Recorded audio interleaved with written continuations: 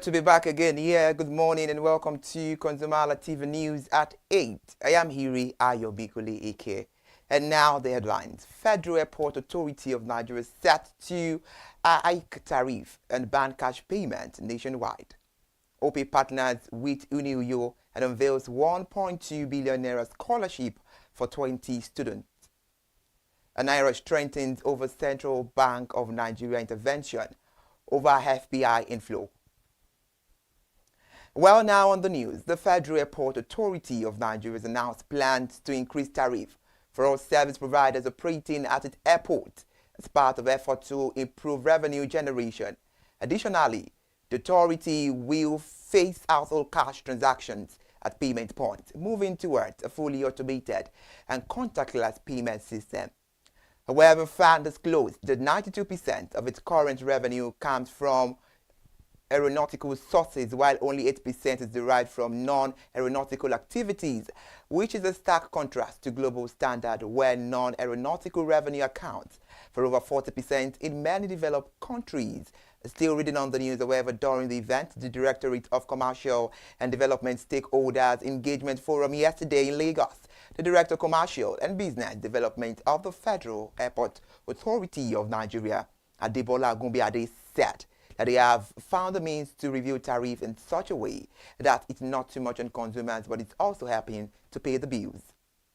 And now let the news take us to Akwa Ibom State, Uyo, the capital to be precise. As 20 outstanding students of the University of Uyo in Akwa Ibom State will be selected to benefit from the OIPay 1.2 billion naira via the 10-year scholarship program for Nigerian universities. And each of the recipients will receive a total of 300,000 to augment their needs in school. This was disclosed at the signing of the Memorandum of Understanding between the OPE and management led by the head of partnership at OPE, Iponwosa Odiase, and the University of Uyo management yesterday. However, during the ceremony and speaking at the event, Iponwosa Odiase said the company in its efforts is to add value to the society, and it came up with its corporate social responsibility initiative to empower the children and the youth who are the future of the country.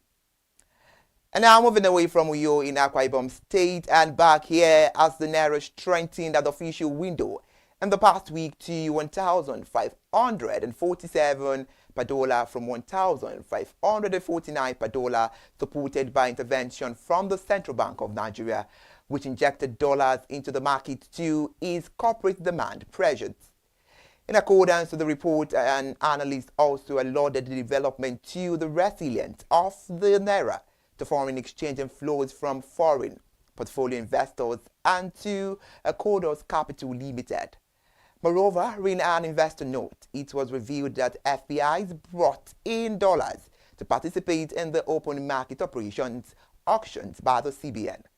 Furthermore, the CBN also conducted an OMO auction driven by its continuous effort to absorb excesses as system liquidity. And the Central Bank of Nigeria offered 600 billion naira across the 155-day and 204-day tenors, attracting strong investor interest, with total subscriptions reaching 1.14 trillion naira. Also, ultimately, the CBN allotted 1.07 trillion naira, with top rate clearing at 24.20% and 24.59% respectively. Let's give you another update as the Managing Director of P1 Plus, Julius Oyedemi, as the bank online claims by real estate critic Scott Iguma, tagging them as a company that lacks proper documentation. The company in a statement noted that the real estate critic asserted that they sold some receipts. Meanwhile, the Managing Director of P1 Plus, Julius Oyedemi, while speaking to journalists, said attention has been drawn to viral video publication by one Scott Iguma on his social media account. In the said video, the claimed P1 never made full payment for those estates, and P1 did not perfect their title, among others, malicious claim. The managing director of the company in a statement made it known that there are challenges as it is expected to be in any line of business, but there is a physical office and proper channels which are open to the public, particularly to clients on how to address their grievances if there are any. and that the public should not believe some yet unverified information just for social media clout. The Civil Defense Correctional, Fire and Immigration Services Board has announced a nationwide recruitment exercise into 4 federal parliament agencies under its supervision. In a statement released on its official website, the CDCFIB invited applications from suitable qualified Nigerians to fill vacancies in the Nigerian Correctional Service, Nigerian Immigration Service, the Federal Fire Service, and the Nigerian Security and Civil Defense Corps. The Civil Defense Correctional, Fire and Immigration Service Board and the Nigerian Correctional Service, Nigerian Immigration Service, Federal Fire Service, and Nigerian Security and Civil Defense Corps are currently inviting applications from suitable qualified candidates for enlistment into the services. According to reports, the recruitment exercise covers 3 board categories: General Duty, Inspectorate Cadet, and Assistant Cadet, with multiple roles listed on the reach. Meanwhile, the CDCFIB warned that multiple applications will lead to automatic disqualification, and applicants must also be fit and present with the certificate of medical fitness from government-recognized hospitals. And also, the CDCFIB reiterated that the recruitment process is completely free. And now let's take a short break. We'll be right back.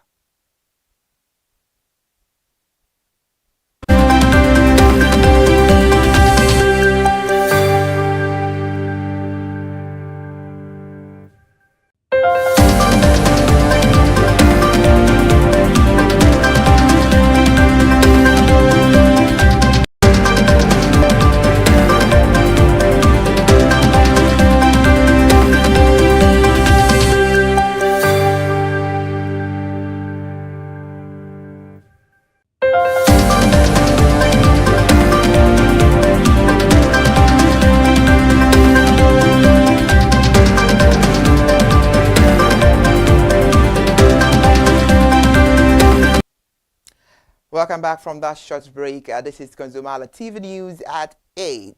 And now, as we continue the news in progress, let's turn your attention to the north, where the Adamawa government in Adamawa State has signed a memorandum of understanding MOU with the World Bank for the construction of a recycling plant in Yola, the state capital. However, speaking to newsmen on the 20th of June, the State Commissioner for Environment and Natural Resources Development, Mohammed said the project is part of its ongoing effort to tackle plastic pollution and improve environmental health in the state. He also said that there is a conclusion plan to install a recycling plant that will harvest plastic waste across the state and convert it into useful products. And some of the items to be recycled include chairs, beds, and interlock tiles, among others. Let's discuss about the federal government matters now. Right now, the National Orientation Agency has said that the Nigerian Consumer Credit Corporation of Nigeria Credit Corps will establish a unified credit system that can access the credit history of individuals. In its weekly publication, the agency said the system would integrate Nigeria's credit score that will their national identification numbers in hand. The report also says, in the pursuit of transparency and accountability following the expansion of the frontiers of credit corporations, and the organization will build a unified credit system that will be empowered to beam its searchlight into the credit history of any individual. It will also include that the credit system will link Nigeria's credit scores with their national identification numbers in hand. The Manufacturers Association of Nigeria (MAN) has called on the Lagos State government to urgently reconsider a REIT ban on single-use plastics, warning that the move could have far-reaching economic, operational, and social consequences for manufacturers, traders, recyclers, and end users. The Lagos State Ministry of Environment had announced that a ban on certain soap will take effect from the 4th of July 2025 as part of a strategy to combat environmental pollution. However, in a statement released by the association, MAN said the ban was not based on credible data and lacked stakeholder engagement and risked the worsening unemployment and poverty.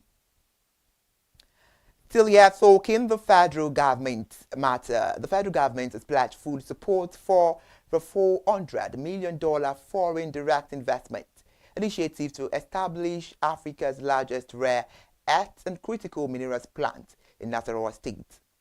According to a statement by Shegun Tomori, Special Assistant on Media to the Minister of Solid Mineral Development, the plant funded by Aston Commodities Limited, a mining company, is expected to create over 10,000 jobs nationwide.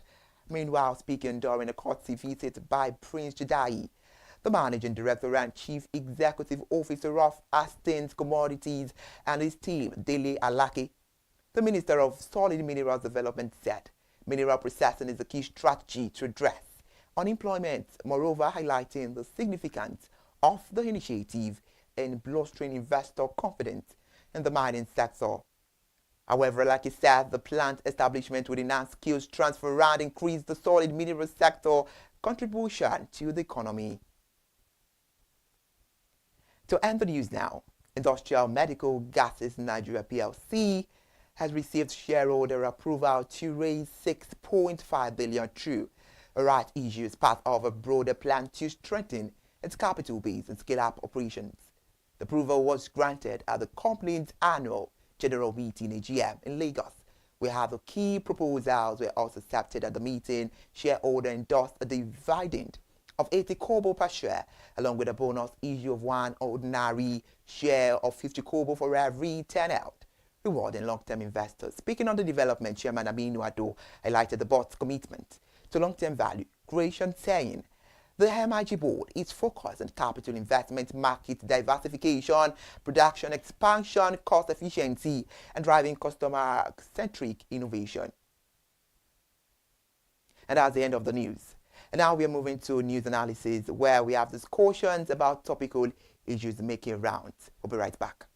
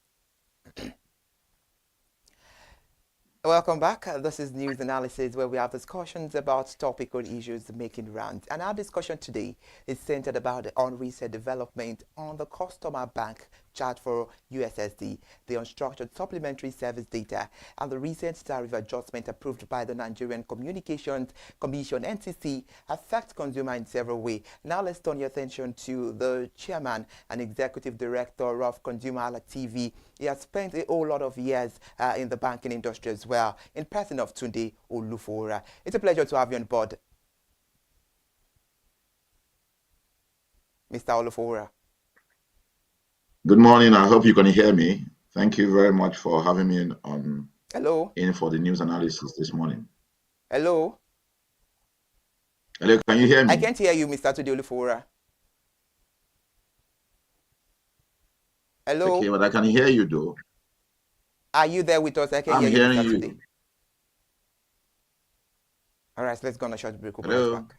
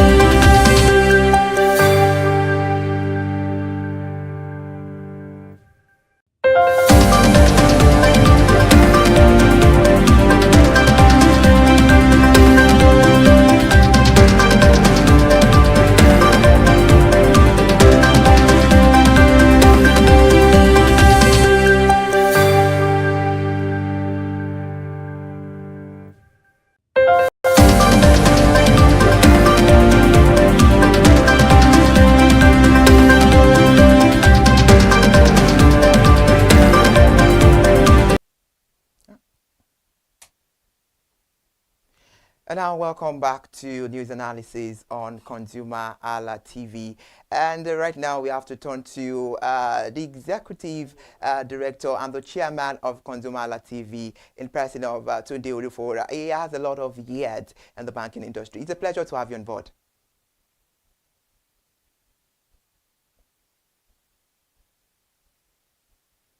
Hello, Mr. Tunde Olufora. Can you hear me?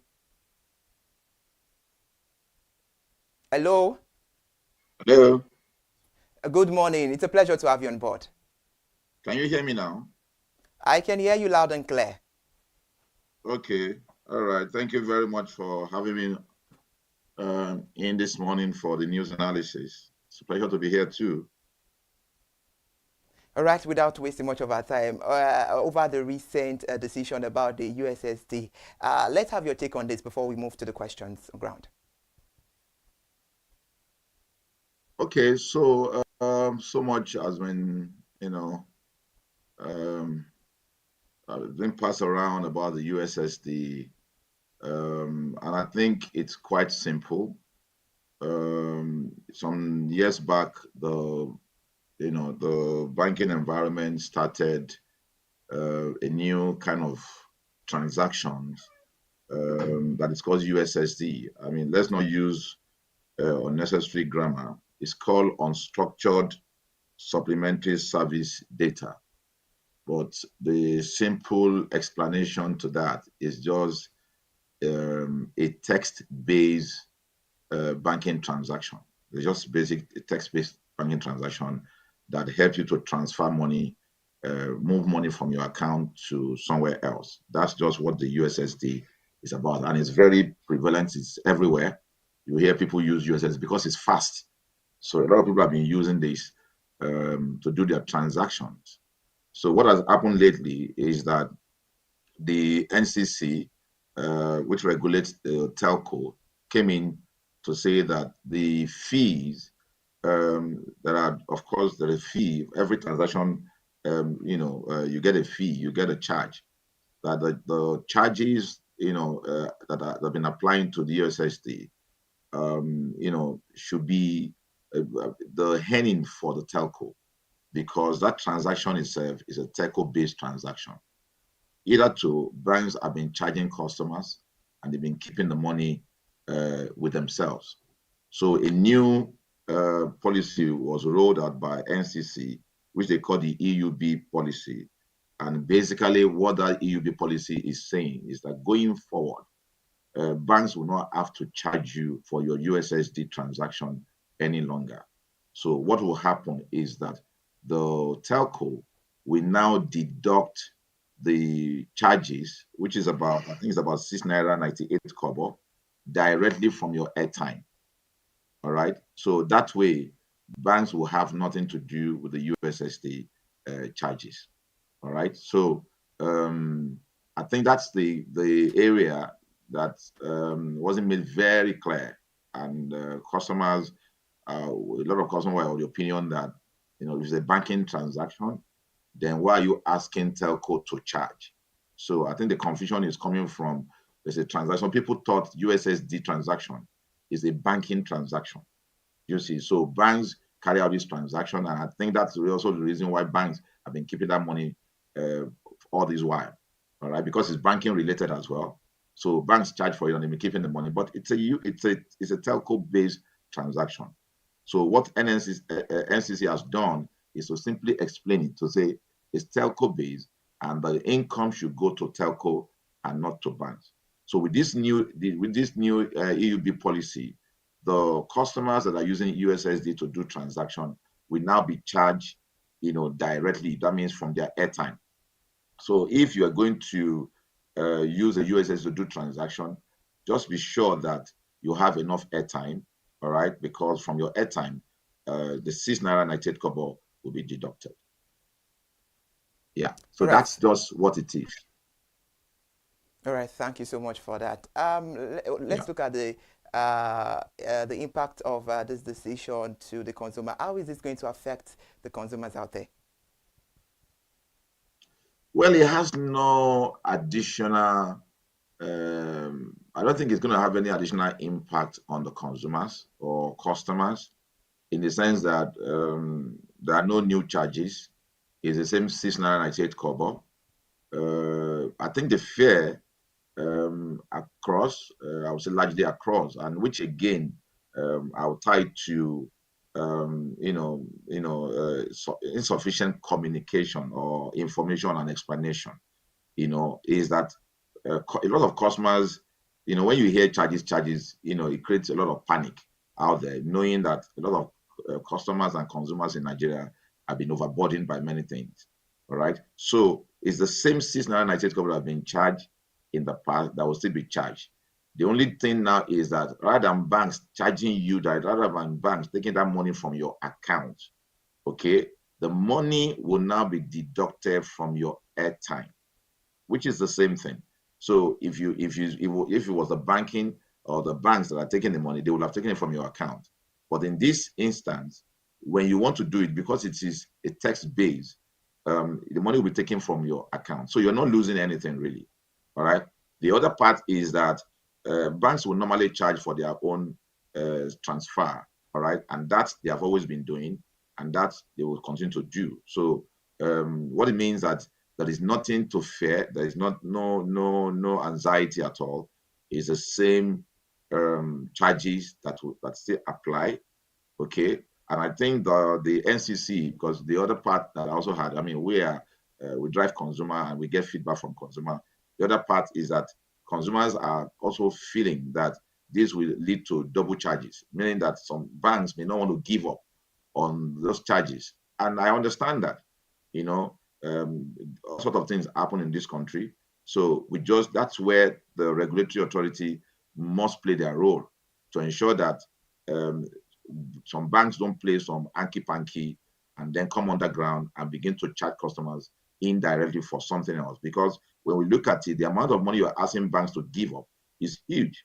It's also going to affect their bottom line, because 6 naira 98 kobo per transaction, all right, multiply that in almost about maybe 10 million in a month, transaction that moves on, and you're asking bank to give up on that amount of money. So that could be the struggle, and I think that is the struggle that a lot of banks had in the past that made them to they held on to that money for this while.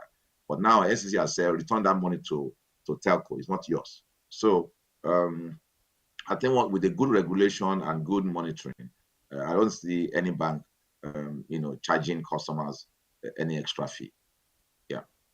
All right, thank you, Mr. Tudulu, for I must say to you, sir, that is a whole lot. Let's take a 1 minute break. We'll be right back. Thank you.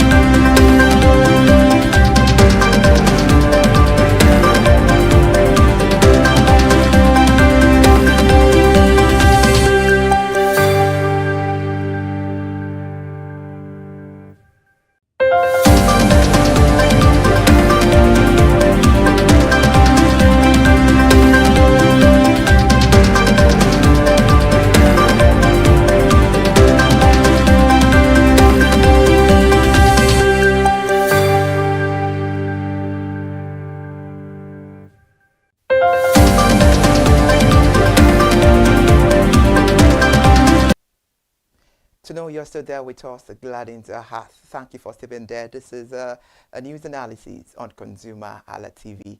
And we are having the chairman and executive director of ConsumerHallaTV in person of today, Olufora, on board this beautiful morning. And we're talking about the recent bank charge of USSD unstructured supplementary service data. Now over to you, Mr. Olufora. Let's ask you this question. Kindly give us a background on the USSD bank charges and how does this affect bank customers in Nigeria? So that's what I meant earlier, that the USSD, all right, when you look at it in the time, what does it mean? It means unstructured supplementary service data, all right? So it's been around for a while. It's basically what it just means is a text-based financial transaction, all right, that allows you to move money from one account to another. It's text-based, so it's really driven by the telecom. All right, so it's been around. You use USSD because a lot of people use USSD to do transfer, all right, because they say it's fast. So particularly those who are in the low end of the market, a large number of people use USSD. I know that about it. So it's been happening, and all that's happened lately was the telco, all right, who are the originators, really, okay, are saying that the fee that is being charged is 6.98 kobo, all right, should be their own income, not that of banks. All right, there have been a lot of argument in the past few years, but now NCC, they're the regulatory authority for the telco. They've come out clearly new policy, and that policy is called the EUB policy. What that policy says is that going forward, this 6.98 kobo will no longer be charged by banks. It now be charged directly from your time. So if you want to use the USSD to transaction, what you need to ensure is that you have enough airtime, because 6.98 kobo deduct from your airtime. So that way, it leaves out the bank from charging you any money, and the telco will be able to earn their own income from it. So that's just what the USSD is about. All right, thank you. Now let's move to this question. Do you think the NCC and the bank did enough consumer education on this? So yeah, that's what I was making reference to that earlier. So I think that's where the gap is. It has always been the gap in our environment. I mean, ConsumerHalla drive a lot of, and that's why the initiative for ConsumerHalla came out, to try and bridge the gap, between consumers and brands. Of communications are not done right. We always assume that consumer understands, or we bring out new policies. We don't spend time to educate the end users or the consumers very well, so that we don't create panic or heat up the system. So I think that's where the big major gap. I don't think the telco or the banks did enough education. In fact, for me, there's not enough education. We should have spent knowing the kind of thing that is involved. We should have spent a lot of time to educate the consumers about this. All right. So, and that's exactly what we're speaking to. They didn't do enough, and it's a simple thing because it's not the additional money away from the customer. Basically, the same 690 that was being charged into your bank account is now what the telco will now collect from your airtime. So you're not losing anything. And the NCC already said, telco must issue an end of session notification to customers, which means that by the end of that transaction, you will get an alert that says to you that 698 kobo has been deducted as a result of your user USSD. So that will come from telco. So you will not be in any doubt about it. So enough education needs to be done to ensure that consumers understand it and that there is no need for panic. All right, thank you so much. Before we stand up from this discussion, let's have your parting shots. So thank you for the good work that you're doing, and I believe that with the era of ConsumerHallaTV, we will do a lot of education around for consumers. So thank you.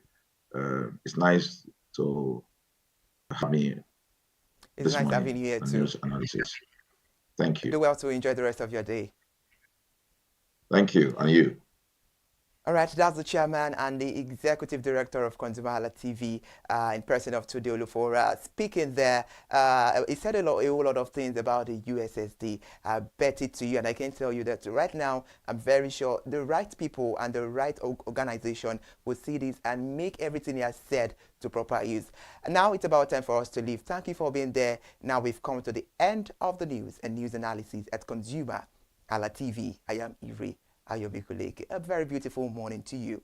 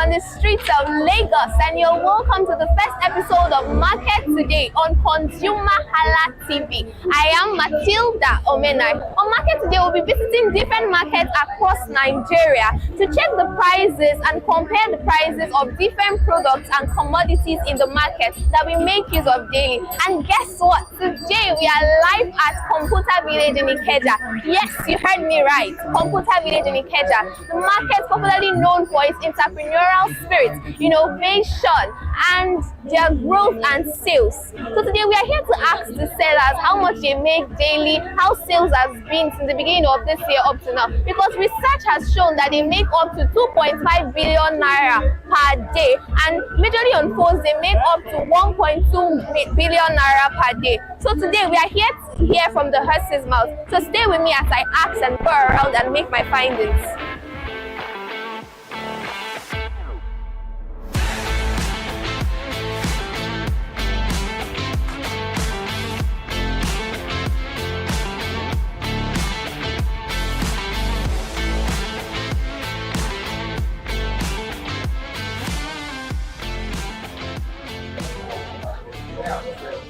Good afternoon, ma'am. Good afternoon. Okay, so what's your name? My name is Cost Favor Forever Communication. Okay, so what do you sell in Ikeja? What do you sell? We sell phones, accessories, and key tablets. Yes. Okay, so how has business been over the beginning of this year? Have you guys made a lot of sales? How has it been? Talking about that one, says that it's kind of dull. It's dull, I'm not like. Compared to last year's sales is more better than this year's sales. It's more better than this year's sales. Okay, so what do you think could be the cause of this low sales and all that? Even though the dollar has actually dropped and the price of phones and tablet has dropped, it is not that effective. So I can't really predict what the exact problem is. Though we know phone is not food. People will actually look for what they will eat before they can be looking for something else they want to get for themselves or for personal use. So I can't really say. Okay, so which brand of phone sells more? The brand phone that sells most is Redmi. Redmi. Yes, it's kind of affordable, and the quality of what they actually produce is on high side. So they have affordable phones. The list, at least, trust me, if I'm talking about list of phone, Redmi is better. Okay. So what do you think the government can do about this? Do you think it's their fault? What do you think they can do to help increase the sales of phones in the market? We all know the current state of the economy. We know that even though people are still struggling, phones are still important things that people need. So what do you think could be what do you think the government could do about this? What could they do to help the sales and also help the consumers on their own? Okay, concerning that, I would say loans. Yes, with less interest. So I think with that it can still help for some areas like that. So you get. So that's what I can say about it. So we've heard rumors that they want to move Computer Village to a different place. Have you heard that? Yes, I've heard about that. So what do you think? You think it's something that can still happen or is in the process of happening? And even if it happens, how do you think you guys can cope with it? Yeah, concerning that, even if it happens, we in Nigeria, they've already know that there's nothing that comes our way that we can adapt with. So it is very easy for us to adapt with anything that comes our way. But being here again is still quite okay than moving us to another place. So I don't know what government sees that they want to try and relocate us from this particular place to another place. Even though if they do that, it will take time. No, if we are talking about distance, for people to come and buy in a long distance, it will still reduce the sales. So it will still take time before everything will still rapture back. So what do you have to say to your customers watching this, or people or your potential buyers? What do you have to say to them? I would say thank you for all the customers that have been patronizing us so far. We love you big. And for other customers too, please, we are begging, I beg with the beg. No, they do shakara. kindly patronize us at Gospel Forever Communication. And trust me, to get your view gadgets or anything you want, we are going to serve you better. To serve you is our own concern, and to give you the best is our own concern. We love you. Thank you so much. All right, thank you very much. Thank you.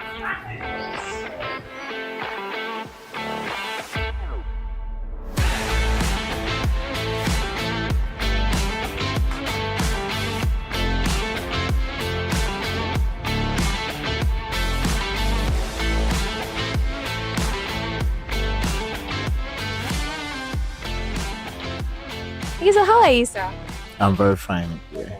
What is your name? Tell us your name. My name is Chidebere Ochoba, popularly known as Obilepo Pungidato. Okay, so what's your brand name and what do you sell in Computer Village? Okay, my brand is Man of God Communication. I do sell phones and solar panels with solar power. That is all these power generator, fuelless generator. That is what I'm into. Okay, so how has business been for you since the beginning of this year up to now? How has business been? Business nowadays is not like before. You understand? Everything is really, really not going the way it was. So, but we thank God that at all we are still doing fine. So do you get what's the amount of customers you get in a day? How is it like? Do you get a lot of customers or you're still struggling with customers as a result of the state of the economy? We all understand that the economy is nothing to write home about. So how has it been for you? Uh, Customers nowadays is not like before because and goods we do have now is not like before because normally before during some years back we do receive goods on credit. Then when we cause you will see an importer giving you goods that are worth over 10 million naira on credit, giving another person goods over 5 million on credit. But all these things now are no more. You understand? Without your cash, you can't get any goods on credit. Okay, now. so why do you think they stopped giving on credit? Because the economy is very hard now. So when you give someone goods on credit now, my dear Najapa in there. You understand? Yes. You are giving that person a room of japa. But then when you give someone goods on credit, you are giving that person courage to work more hard. That when you can deliver these goods of 10 million, that means you can deliver of 20 million and you will see it moving.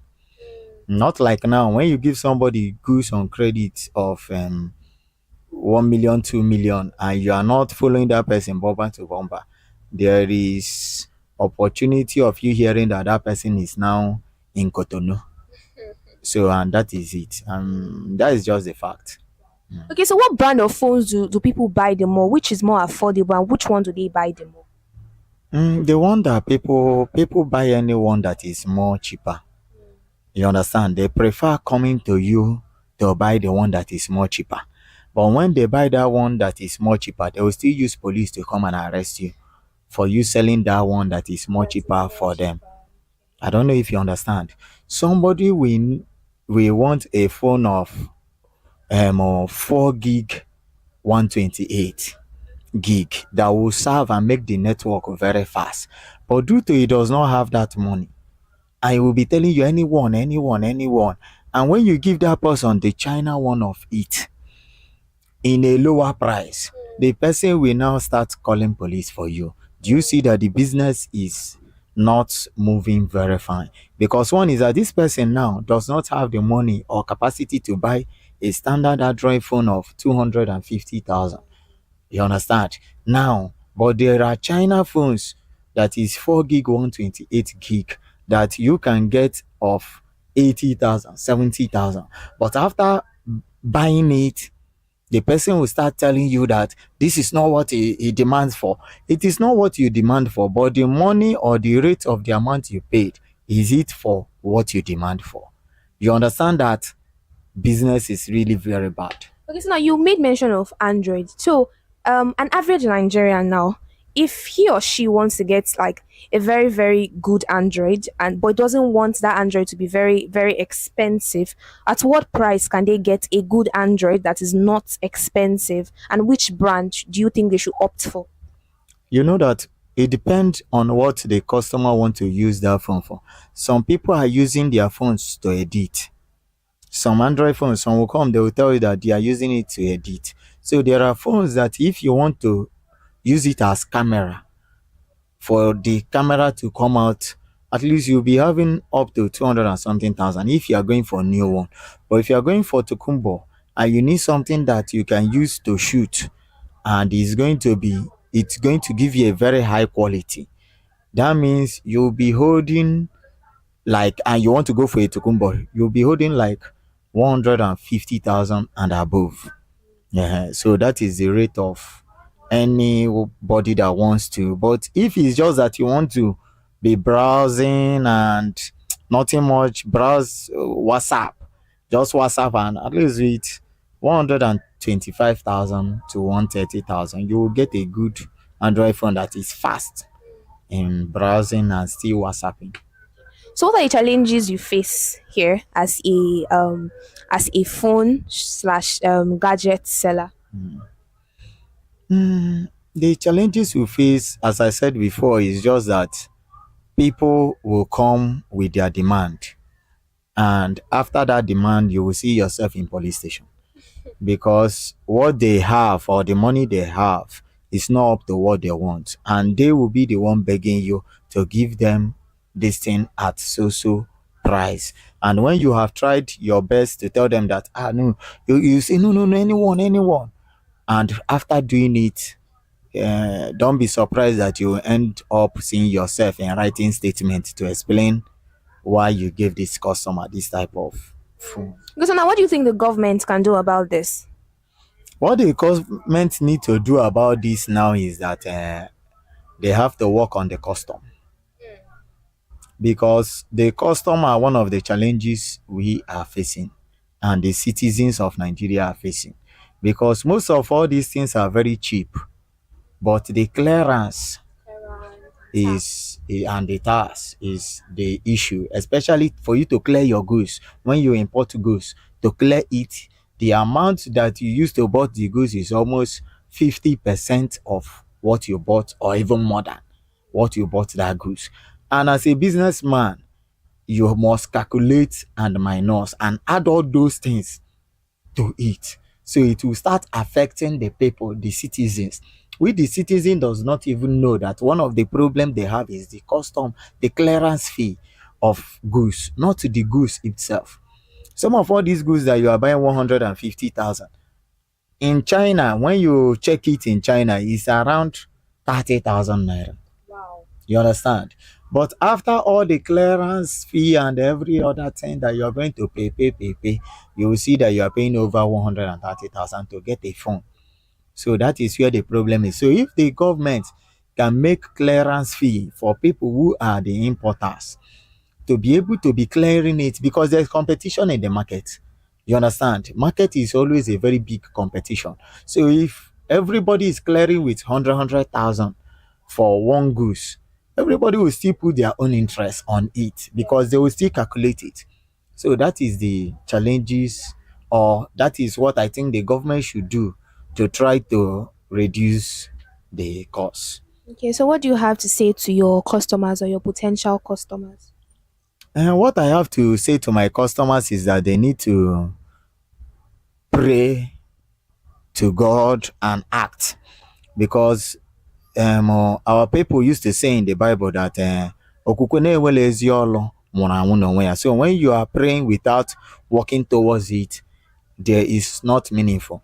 So our people need to try to continue to advise our government in every social platform, reminding them that what they are doing now is triggering the military to take over.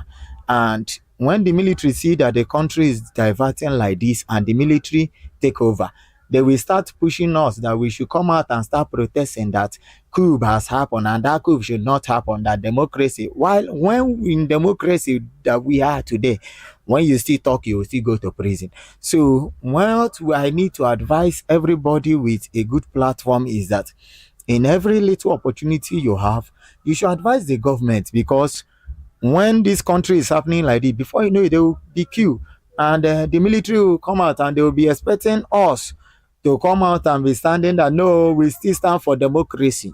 You see that the democracy is not even favorable for us. So we are not going to come out on that very day. But if it's going to happen, if you check other democratic country where military have taken over, is what that is happening now is what happened to them. So that is what I'm going to tell my Right. customers. Eh? Thank you very much, sir. Thank you very much.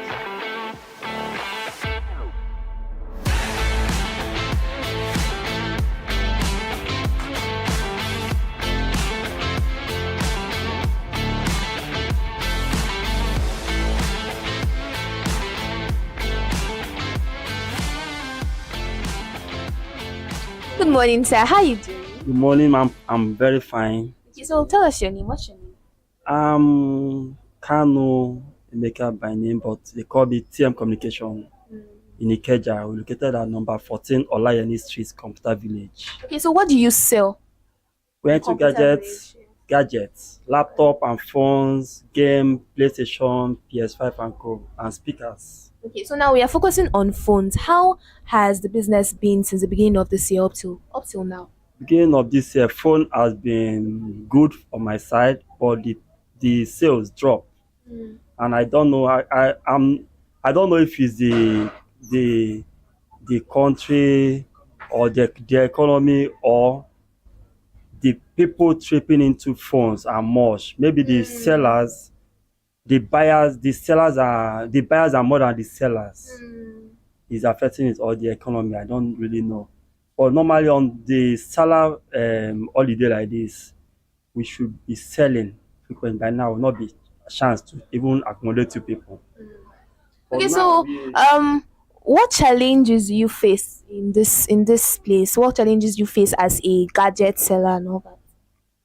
the challenges I face more in this place is the challenges should be maybe because we are looking for customer. We do post on ad online everything, but after pricing online, they will not come. They will not place order. It's a challenge too. So which brand of phone sells more? You know, we have iPhones, we have Android, there are different brands of Android. So which phones sell more here? iPhone is number one sales in Nigeria. iPhone, So when it comes to Android, which brand sells more? Android, Techno. Techno. Mm-hmm. Techno sells more because Techno is affordable for everybody. Samsung is just a phone for the big men, but Techno is for the rich and the poor. Okay, so when it comes to Android phones, which brand do you think that an average Nigerian can get and it's very affordable for them to get? And they will enjoy the work of the phone and gig. Still fall back on Techno or Itel. Okay, so like how much is it? That particular one that's affordable. If you are getting a Samsung phone for 500,000, that will give you all what you want for phones, because you will get it in a Techno phone that is 100,000 naira. Yes. Wow. But just that the durability of Samsung will be more stronger than the Techno. Then the accessory for the Samsung is expensive more than the Techno. The parts. Okay, so what do you think the government can do to help, improve the sales in the market, or I don't know, make phones affordable for the consumers? I don't think the government I don't think government can do anything about it. Okay, so you don't think it's the government's fault that phones are expensive? The only thing government could do is to make the money flow. When it flow, people can come and buy phone and sell phone and get anything they want with the money, with the economy, like I said. Okay, so now we've heard rumors, we don't know how true it is, that they want to move Computer Village to a different location. So perhaps it happens. How do you think that you can adapt to it, or I don't know? Moving Computer Village I don't think it's going to be easy. Because why? Computer is a very general, a central, a worldwide market. Let me put it like that. So, and it's closer to the airport. So moving it from Ikeja to down there, it will be very difficult. Like it's even I believe the Obas here will not even agree that, or the local government chairmen, because they are eating from it too. So nobody will allow you take his sugar from his house to give someone else to Okay, take. so what do you have to say to your potential customers and the customers you already have and the potential ones, the ones that are coming to buy from you? What do you have to tell them? I love them so much because they even till now that up to now that the sales is dropping. My customers for years they still locate me Wow. very well, so they are doing a good job for me. Thank you very much, sir.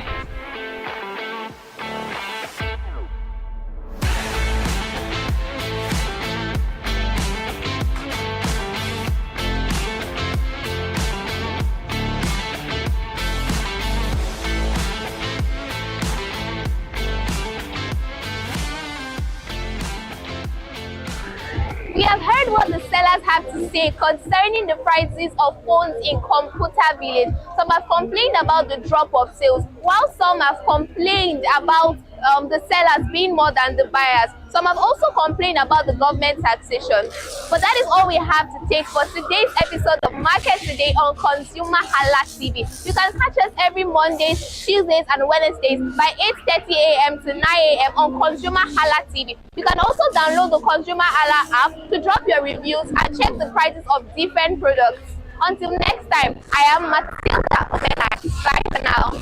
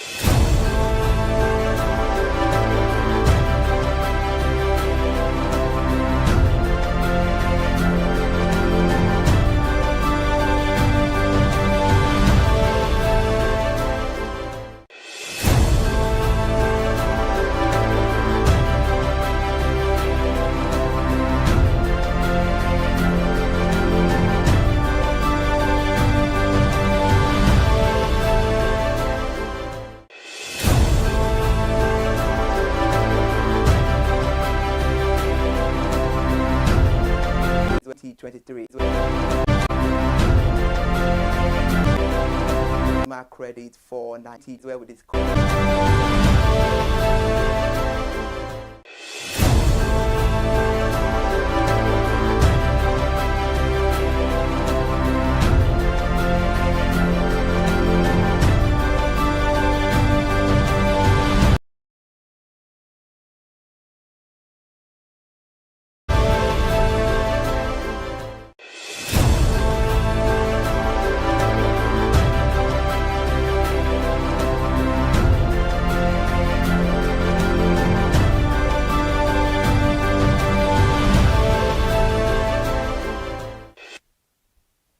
It's a beautiful Monday morning, and I welcome you all to Perspective, the first edition of it at ConsumerHallaTV. This is where we discuss burning and national issues making the rounds. I am Iri Ayomekunle Eke.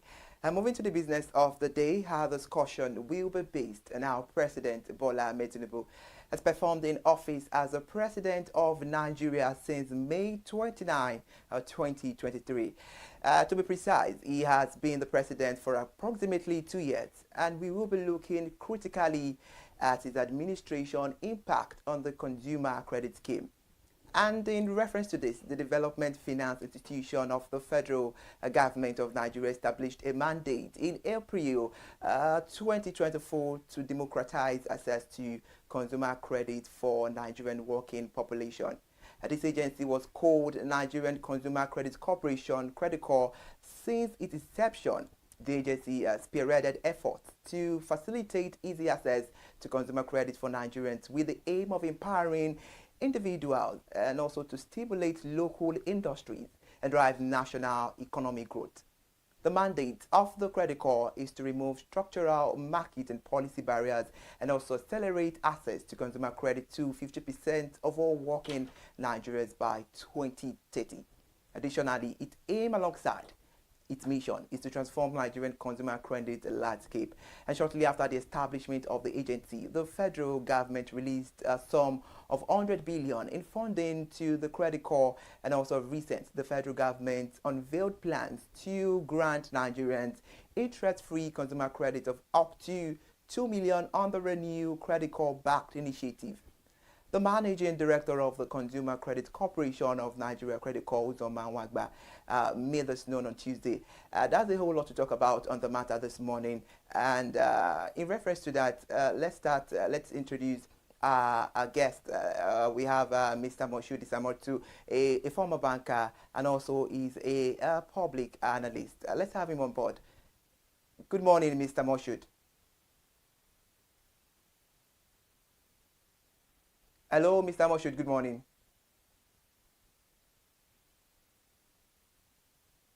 Hello, Mr. Moshood, are you there? Good morning. Hello, good morning. I cannot hear you. Can you hear me?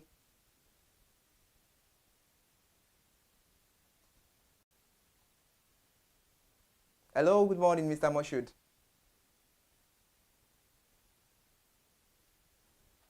Can you hear me loud and clear, because I cannot hear you right now?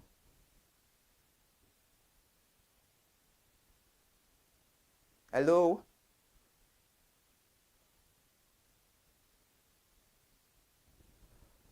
Hello, Mr. Moshood. Can you hear me now?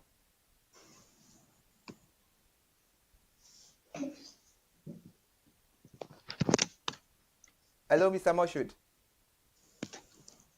It's not Moshood, Marcel Okeke. Oh, okay. And now on board, we have Mr. Marcel Okeke.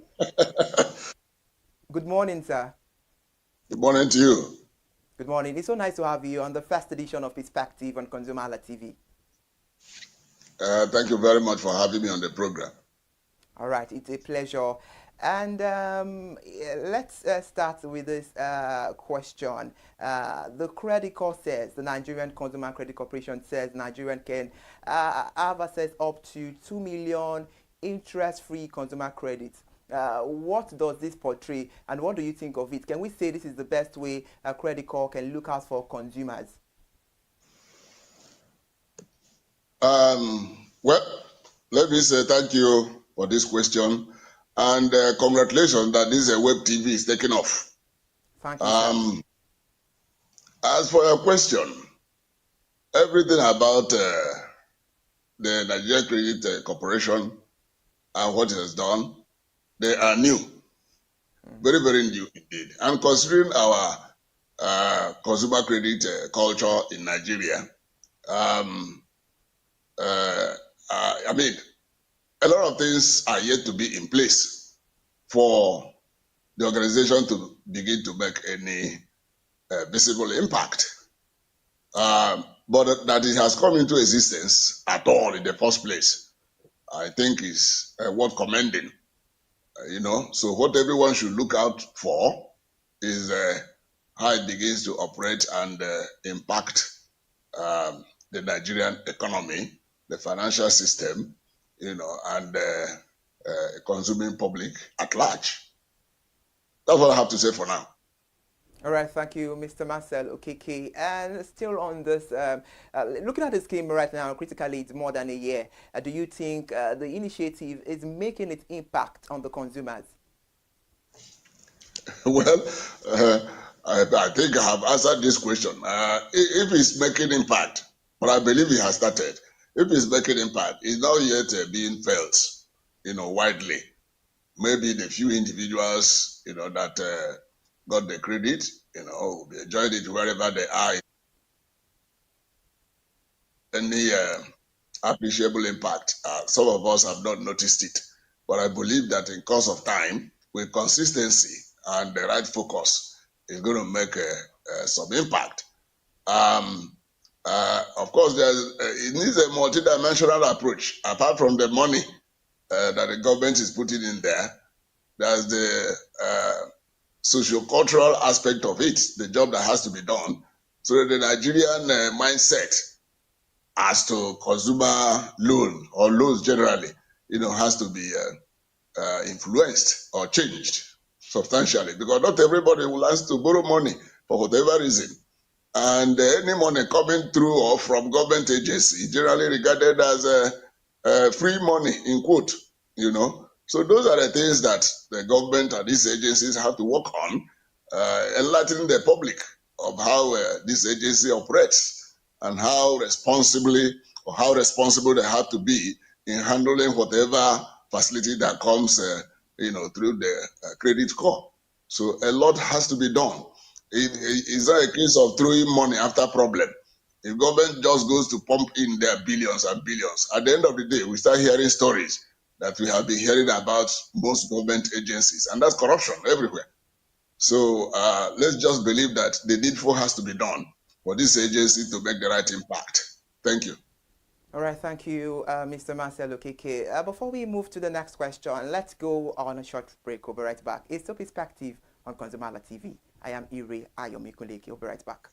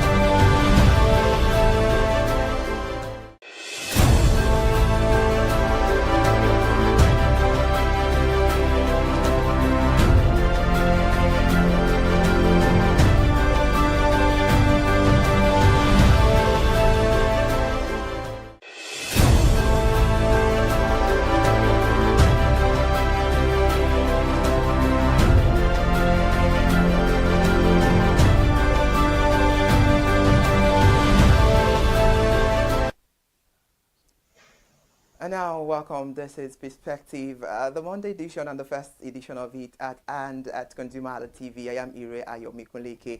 Now, in reference to this, what we're having as conversation today, so much has been said about President Bola Ahmed Tinubu administrative tenure in the last 2 years. While some economic analysts have guidedly commended some of the initiatives brought on board, many others have openly condemned most of the government policies, claiming that they have further stiffed the economic growth of the nation while widening the poverty gap across the country.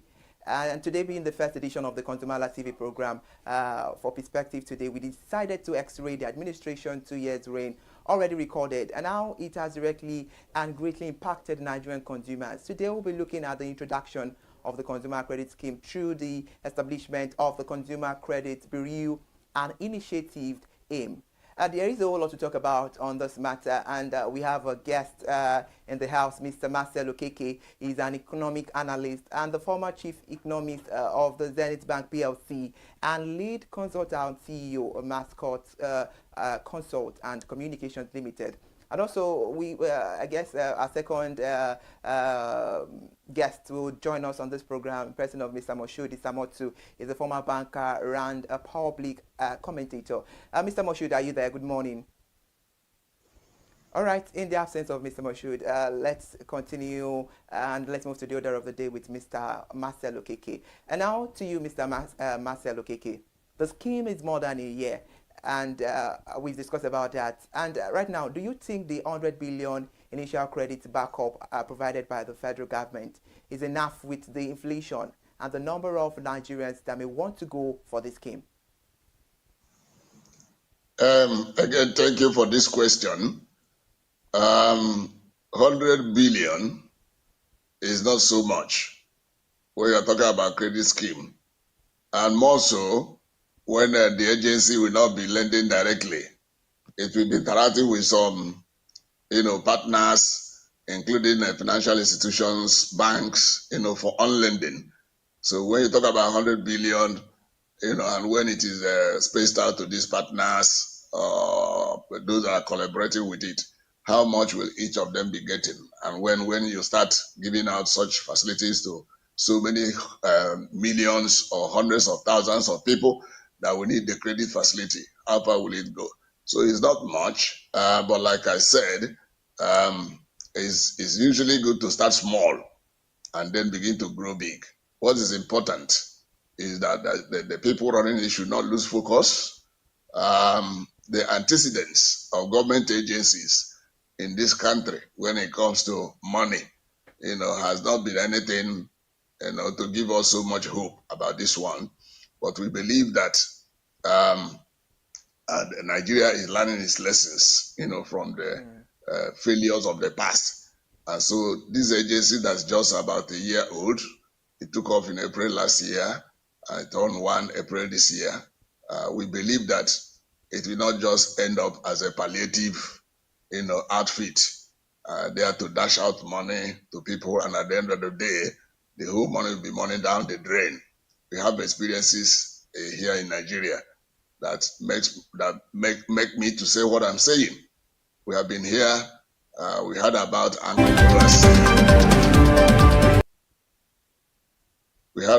Ankobora's scheme and other schemes, to the point that at a point to illustrate their success, you had. I am on. Is there any problem? Okay, sorry. Okay, no problem. Go ahead. Please go on, Mr. Marcel Okeke. Yes, I am giving an example of some of this kind of steps that failed in the past. And I was talking about Ankobora scheme, and I said the celebration of the success at a point, there was a food pyramid that was advertised in Abuja and shown to the whole world. And at the end of the day, the major challenge the country is now facing is food challenge, food insecurity. So this one, they should learn from those failures of the past. That's the point I'm making. So that they make a success of this one by making sure that the facilities are not just for the Christmas, dashing out money to people that at the end of the day, they will not get back or they will not pay. So there is need for that culture to be thoroughly inculcated deliberately so that people realize what it means to get loan from any government agency, whether it is a consumer loan or whatever kind of loan. Thank you. All right, thank you, Mr. Marcelo KK, for that beautiful insight right there. And now on the program, we have Mr. Moshood Isamotu. He's a former banker and a public analyst. It's a pleasure to have you on the program, Mr. Moshood Isamotu. Good morning. Thank you for having me. And I congratulate members of the team of ConsumerHallaTV for this wonderful platform that they are still taking up in Nigeria. Congratulations. Thank you for good morning. All right, thank you so much. Now let's move to the order of the day in reference to the Nigerian Consumer Credit Corporation, the Credit Corp. And we've been talking about this. Let's start from you with this question, Mr. Moshood Isamotu. Gleaning on similar schemes in other countries, what does the government need to do differently to make the scheme as an impactful multiplier effect? Now, principally, all over the world, consumer credit program runs on trust and they're on facilities. Facilities come through different forms. Number one, good policy behind it, institutions and infrastructure. But most importantly, what the government needs to do significantly and very important right now is to how to do profiling. Profiling is very good. It's very good. It's very critical to the success of any consumer credit scheme because individual naturally would like to have something free, especially coming from the government. That is the impression we have over here. But government needs to do principally now is to have profiling, credit worthiness, credit rating for every would-be applicant. As a matter of fact, Nigeria should by this time now have data of every person in a way that somebody can be singled out for good or for bad behavior. So having a secure data that profile people that if they misbehave, they are going to get singled out for punishment is very, very critical. But when it comes to this system now, what is very important right now is Nigeria needs to have a stable environment. A stable economic environment is very, very critical for the success of this program because a situation where we have hyperinflation, it won't do for system. A situation where job security is not there at all. It's very, very bad for the system. So Nigeria the government needs to ensure that we have a stable economy. And of course, we need to have a clear regulation. Clear regulation is very important because this is a new program. If you don't have a clear regulations, I'm telling you, things can get bad. We have witnessed some experiences of a good program in the past that were messed up because there are no probably clear policies and then good oversight. We need oversight functions for this program. This is a new program. We know one of the problems we have in this country is about corruption and then dishonesty in the system. So there has to be a clear regulation, effective oversight, and then not just by the government agencies alone, even by the public advocacy is very, very important. And of course, we need to have a digital, because system has to run through digital system all through, so that there's no compromises in the process. So it's very, very important that we use technology in this area. And of course, awareness and financial literacy is very, very, very critical on the part of the applicant. These are my thoughts for now. Thank you very much. All right, thank you, Mr. Moshood Isamotu, for that beautiful one there. But just before we move to Mr. Marcelo KK, now to still on you, Mr. Moshood Isamotu. I believe the state government are more closer to the people. Can't the state government have a version of this Nigerian Consumer Credit Corporation for their workers to bring the credit scheme closer to the people? Now, see, one of the game changer for this government, and that should be for at every tier levels of government, is the consumer credit system. This consumer credit system is one of the high points of this administration, and if it is well implemented, it can be a game changer because the multiplier effects are just too wide. Just imagine the population of civil servants. Our economy is still largely public sector driven. where we have a civil servant at the federal, state, and local government levels. If all of them have access to credit and then they can equally go further to buy made in Nigerian goods, we can see what multiply effect will be. But most importantly, this is a policy that we need to domesticate at both the federal, state, and government level. But let us not rush it. Let us take the government is doing it at federal level. Let us see how it goes, because this money is not free money. And we know the attitude of our people that everything coming from government should be free. So my take on this is that state government need to learn from experience of the federal government right now, so that they can put policies, put institutions, and put structures and facilities that ensure that the people that actually need the credit actually get it. Because that's one of the experiences in this country, where good policies come up and the people who benefit from such policies are the people who do not even need it. So state government, let us learn from this. Let us rush it. Let us learn from the experience. And by this time now, I expect some state relevant agencies to be understudy this program, so that they can see how we can domesticate it at the state level.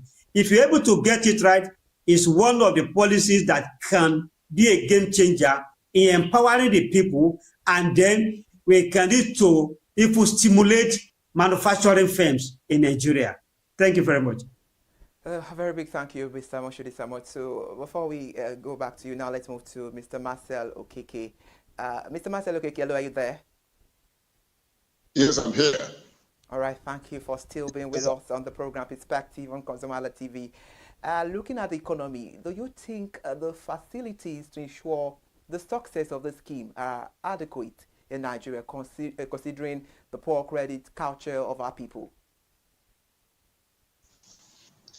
Thank you again for this question. I've alluded to this some point when I spoke earlier on, that there's need for some kind of socio-cultural reorientation.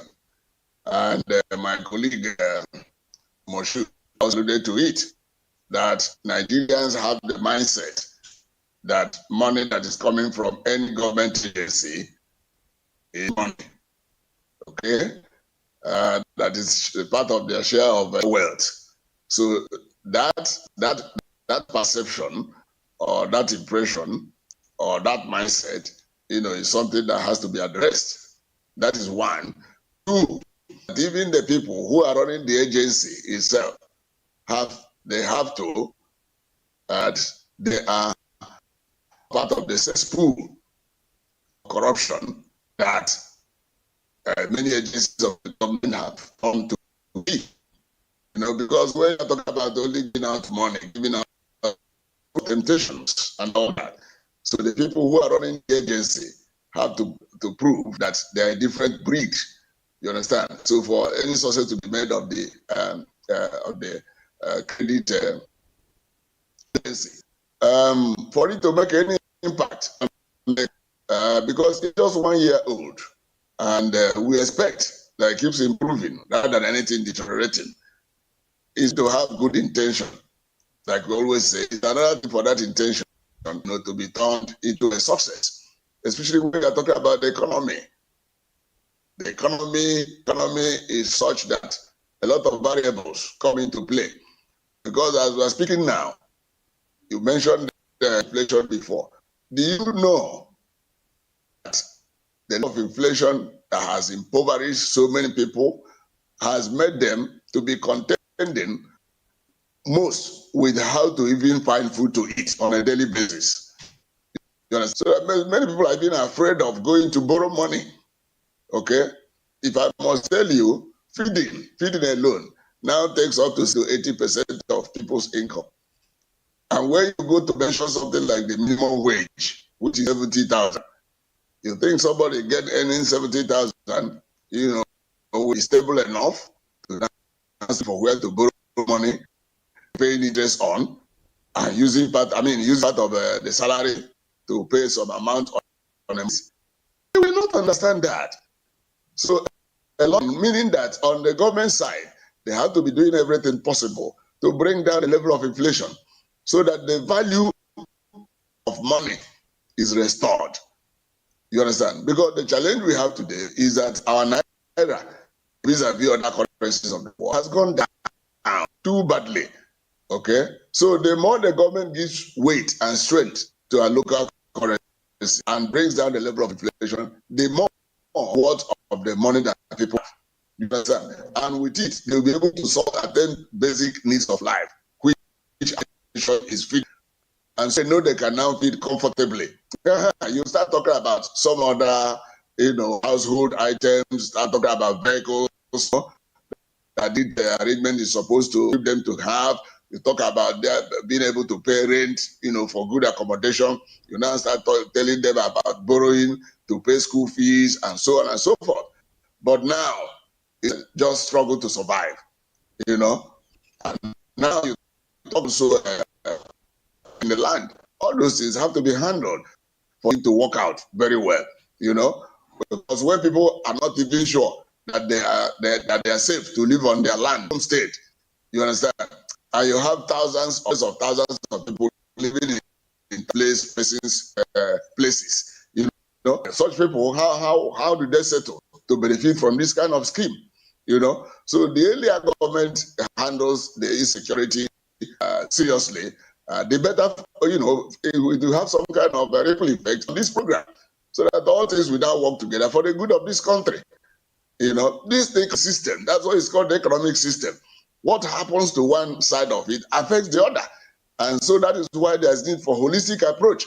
And that is why we always ask for overarching economic, you understand? So if things are done in bits and pieces, like you are now flagging only the credit bureau, other things have to be in place for people to even want to patronize the program. Otherwise, they are all going for it as palliative, and once they grab it, they are ready to run away. You understand? One way or the other. Some can use for my colleague talked about data. Which data do you have when we are still talking about the thing like sensors, so that they have a reliable sensor? We are talking about data. Which data? There's no such data that exists. So they don't have it. And it's one of those things that has to be taken care of, for this program to achieve what is intended to achieve. Thank you for now. Thank you, Mr. Marcelo Keke. Before we pass the mandate and the baton to Mr. Moshodi Samoto, let's go on the commercial break. It's the perspective on ConsumerHallaTV, and I am Iria Yomikoleke. We'll be right back.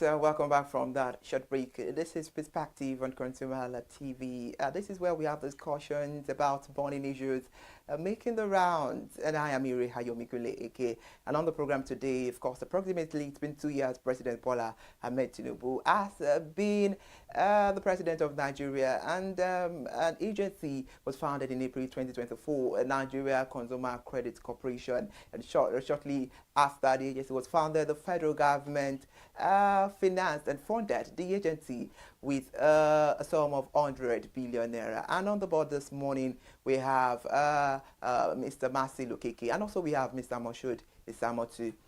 Both of them are our analysts on the program this morning, and they've been answering the question hand in hand. And now let's pass the mandate and the bat to Mr. Moshood Isamotu. Do you see the scheme having impact on the manufacturing sector that is in crisis of poor sales? Yes, thank you. If you get it right, manufacturing sectors will be booming. If that consumer credit scheme is well implemented, just consider the population of Nigeria of 220 million people. If many people have been impoverished that they cannot even afford the basic necessities of life, as my colleague said a few minutes ago. Now, but if you get it right, the multiplier effect principle is on the quality of life of our people, and at the same time, the people that produce those products with manufacturing firms. But two things are very critical before to achieve that. Number one is that because the concept is for consumer credit, meaning you must use to buy some basic consumable things. This is not a loan you get and go and build a house. This is not a loan you get. You want to marry a new wife. No. The issue is that you must get it right to make sure that the system will run in a way that what you stated in the application form you are going to use the credit for is monitored to ensure that there's no compromise in the process. Like some people may collect that money and go and invest in capital market. That is not what it's meant for. It's meant to buy facilities that will improve your standard of living, facilities that you actually need to live. So, but second option is that this product you are going to buy, how many of those products are imported? If those products you are going to buy are foreign products, we multiply the end result of it is going to be in the exporting countries to us.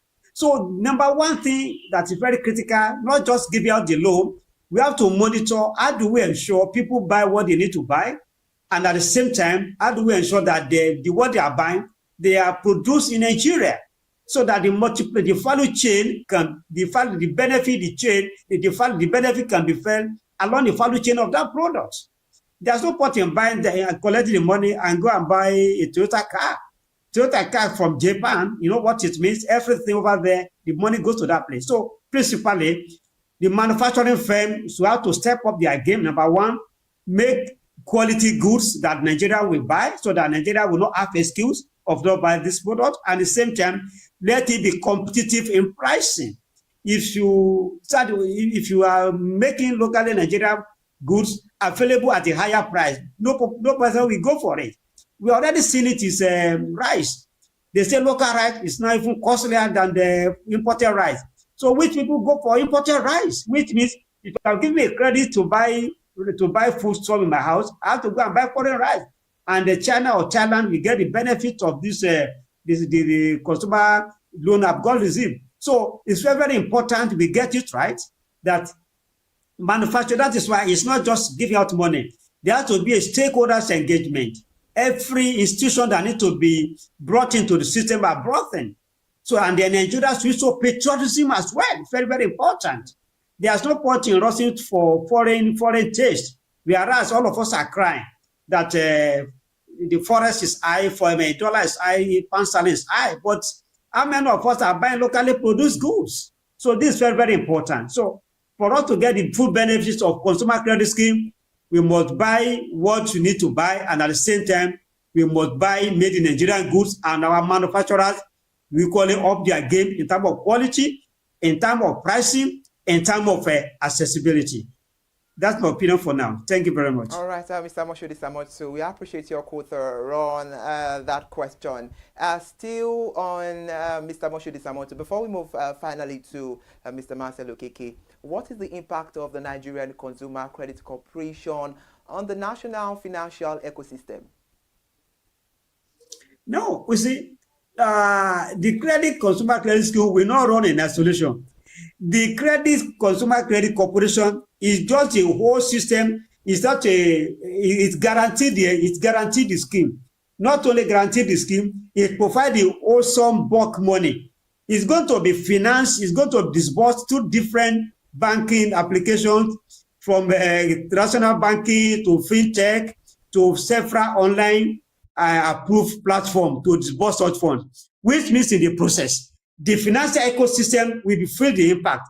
Just imagine the number of, so far now, we heard about 100,000 people benefited from it, and about 400,000 NYC members will equally benefit from this scheme very soon. Now, which means, just imagine about 500,000 dropping into account of different people. That means the money part to the financial system, there's no way capacity will be built by the banking system, facility will be procured, people in one way or the other will be working, will process the transaction, and then of course the facilities to disburse it and monitor it, and then it's going to impact every system, every part of the system. Remind you, some of the software that banks are using today, some Nigerians are developers. So if you use an application that is developed by Nigerians, which means it's getting patronage, there's no way it's not going to impact it's going to be a circle. It's nothing stopped there, from the credit card to different bank to bank applications, because any money drops, naturally there's going to be one charge or the other. And if it's run efficiently, Nigeria are ready to pay for good service. So what we want is quality service, and Nigeria are ready to pay for good quality service. After all, we have been paying for inefficiency in the past. So if you get it right, Nigeria are very ready to take up on. So naturally, financial ecosystem will be impacted, and then it's going to be a good thing, because multiply effect is going to be to every benefit to every person. So it's very good. Naturally, it's going to impact the financial ecosystem. All right, thank you, Mr. Moshood Isamotu. I must tell you there's a whole lot of discussion that is coming from you. On the program perspective, we are talking about the Nigerian Consumer Credit Corporation, the Credit Corp, and we have Mr. Marcel Okeke, economic analyst, and he's the former chief economics of the Zenith Bank PLC and lead consultant, and also the CEO of Mascot Consult and Communications Limited. We also have our analyst, Mr. Moshood Isamotu, former banker and public commentator. Right now, let's pass the mantle back to Mr. Marcel Okeke. What impact do you think the scheme, how do you think the government can safeguard the initiative from making it transcend the present administration? Again, thank you for this question. A lot has to be done, for this initiative to be institutionalized and operate on a sustainable and sustained basis. As we speak now, this agency is a product of presidential executive order. Okay? So one of the things I suggest strongly that should be done is that its existence has to go through the appropriate legislative attention and discussion and approval, so that it gains proper legal existence. Okay, so that should any matter or any issue come up, to back up, whatever argument I put forward. As it is now, it's a presidential executive order that brought it into existence. That is one. Two is that it should begin to arrange to proper structures in place. That things are not done on manuals, not long leg or short leg. So there should proper documentation as to this. What do you do? To get the facility, and the issue of my colleague alluded to earlier on. It's over time. It's something they should consciously and consistently build. Have information exit and prospect fisheries. Okay? Things are not done again, I say, man-no man basis or that kind of dealing or any inside that, dealing. But everything is transparent. Okay? The people running it also have to adopt the policy and put it in practice, being transparent and making the appropriate disclosures, that regulate and general public, so that things are properly, so that they generate the interest and the of the people. So that something the right impact have to be put in place. That's what I have to say. Thank you very much. All right, thank you, Mr. Marcel Okeke, an economic analyst and a former economics and of the Zenith Bank PLC, and also the lead consultant CEO of the Mascot Consult and Communications Limited. Now over to Mr. Moshood Samotu. Let's have your concluding remark on the program this beautiful morning.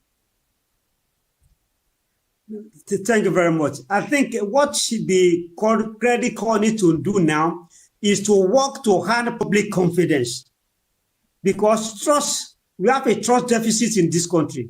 One of the things that needs to do now, in order to outlive this administration, is to earn public confidence, is to ensure to work to love good things. Nigerians love good things when they see one. They can identify one when they see one.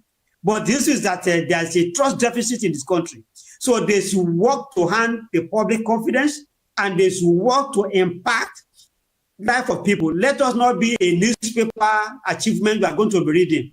Let people talk to 1 or 2, 3 people within their proximity, within their neighborhood. They can talk somebody benefit from it. That is the only way we can earn the public trust, and at the same time, Nigeria will run in a way that corruption, which has been the bane of this country, is that, and they can live above board. Thank you very much. All right, thank you, Mr. Moshood Samotu. He's a former banker and a public commentator. And now we have to draw the curtain on the program Perspective this beautiful Monday morning. Another beautiful edition and episode of Perspective will be back tomorrow, same time, same station at ConsumerHalla. You've all heard what analysts said on the round tables beautiful morning. The Nigerian Consumer Credit Corporation, the Credit Corp, of course, it's a very beautiful initiative. If all the agenda set towards this agency can be truly and well observed. Okay, I think I leave that to the Nigerian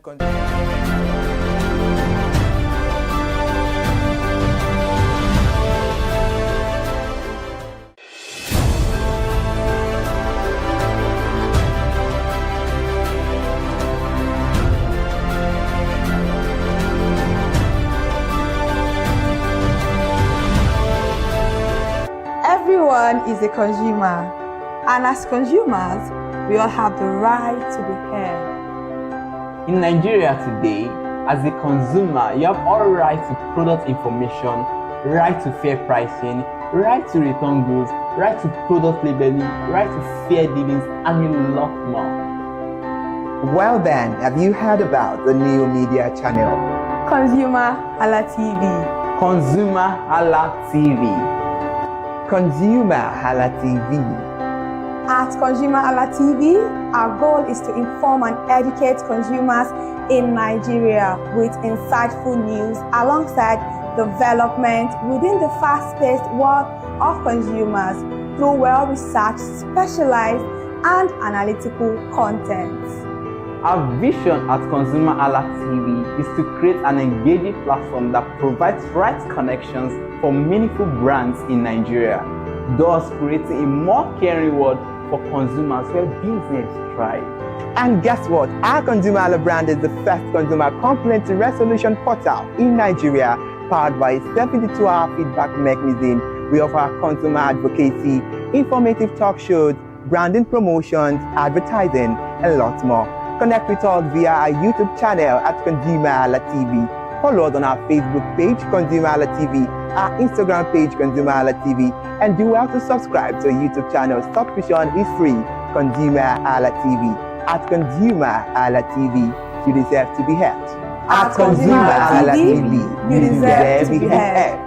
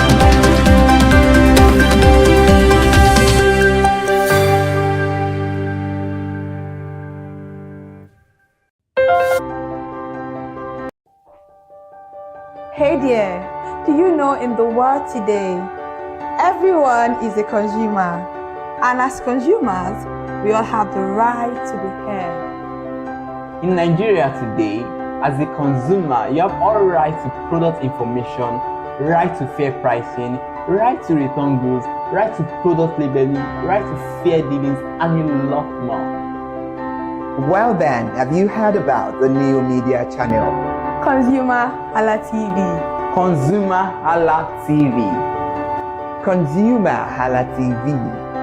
At ConsumerHallaTV, our goal is to inform and educate consumers in Nigeria with insightful news alongside development within the fast-paced world of consumers through well-researched, specialized, and analytical content. Our vision at ConsumerHallaTV is to create an engaging platform that provides right connections for meaningful brands in Nigeria, thus creating a more caring world for consumers where business thrive. And guess what? Our ConsumerHalla brand is the first consumer complaint resolution portal in Nigeria, powered by a 72-hour feedback mechanism. We offer consumer advocacy, informative talk shows, branding promotions, advertising, and lots more. Connect with us via our YouTube channel at ConsumerHallaTV. Follow us on our Facebook page, ConsumerHallaTV, our Instagram page, ConsumerHallaTV, and do well to subscribe to our YouTube channel. Subscription is free. ConsumerHallaTV. At ConsumerHallaTV, you deserve to be heard. At ConsumerHallaTV, you deserve to be heard.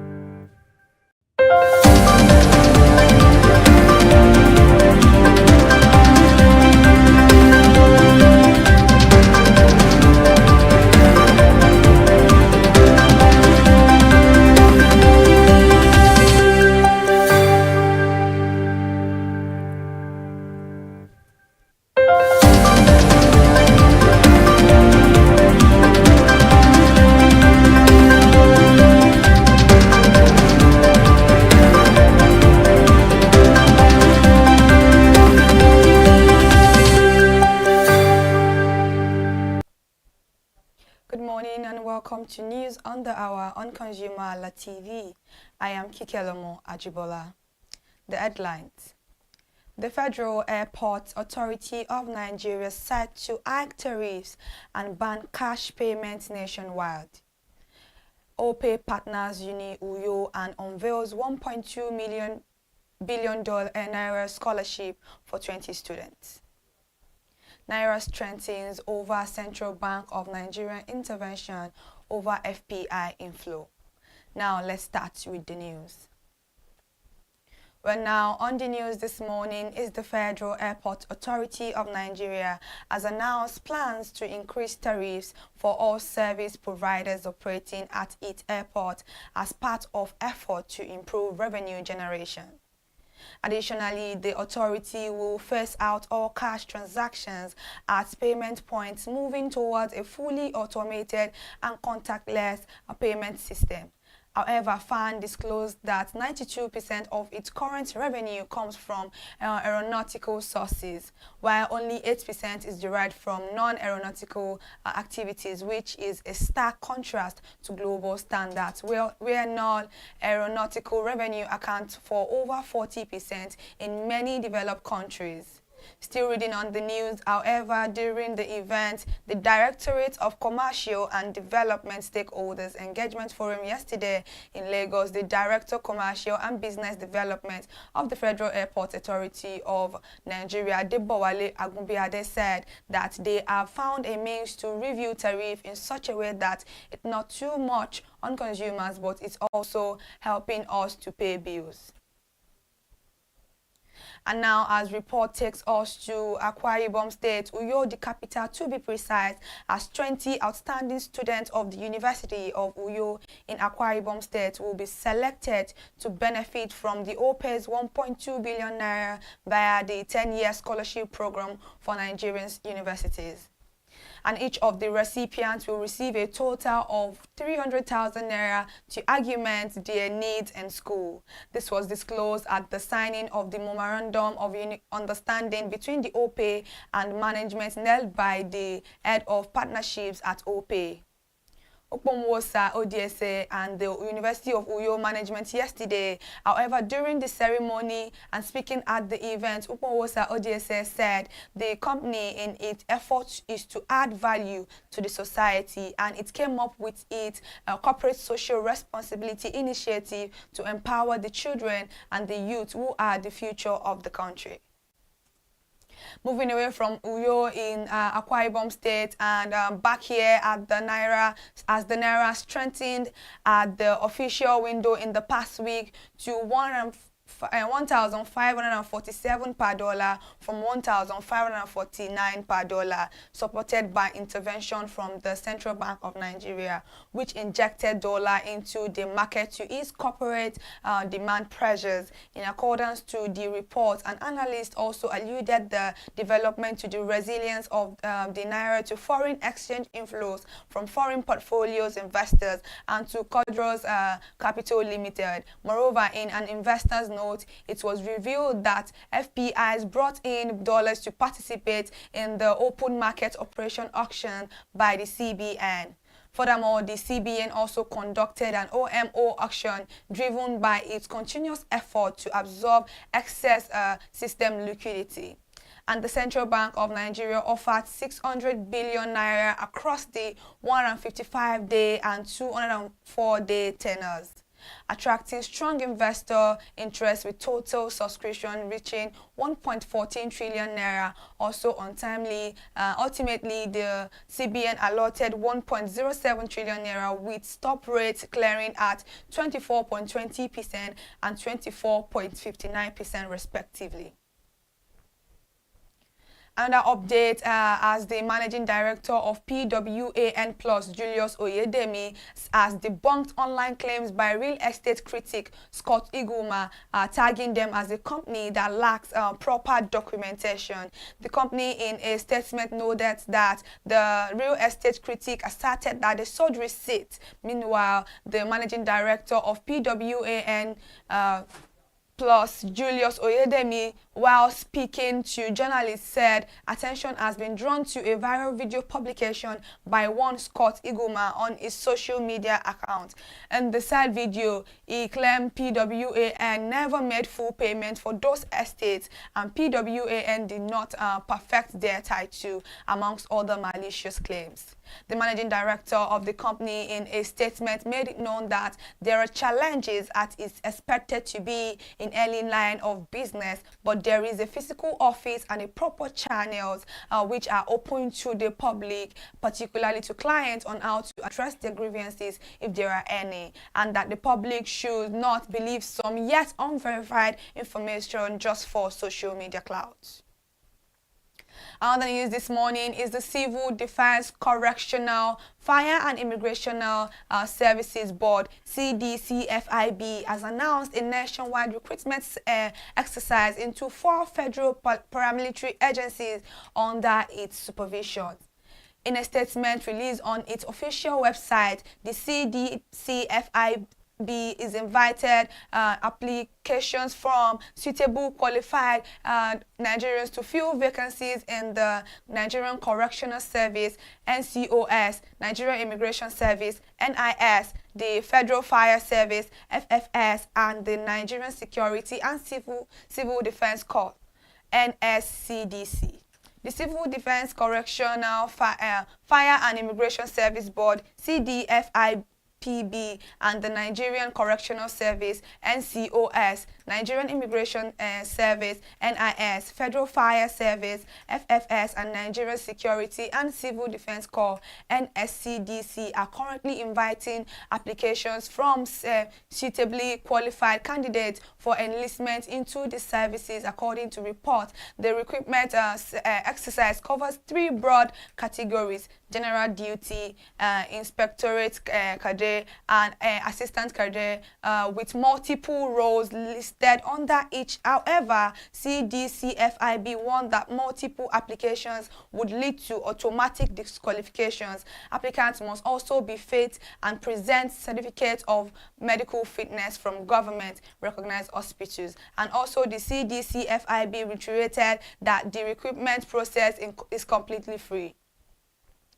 Let's turn our attention to the north, where the Adamawa state government in Adamawa State has signed a memorandum of understanding, MOU, with the World Bank for the construction of a recycling plant in Yola, the state capital.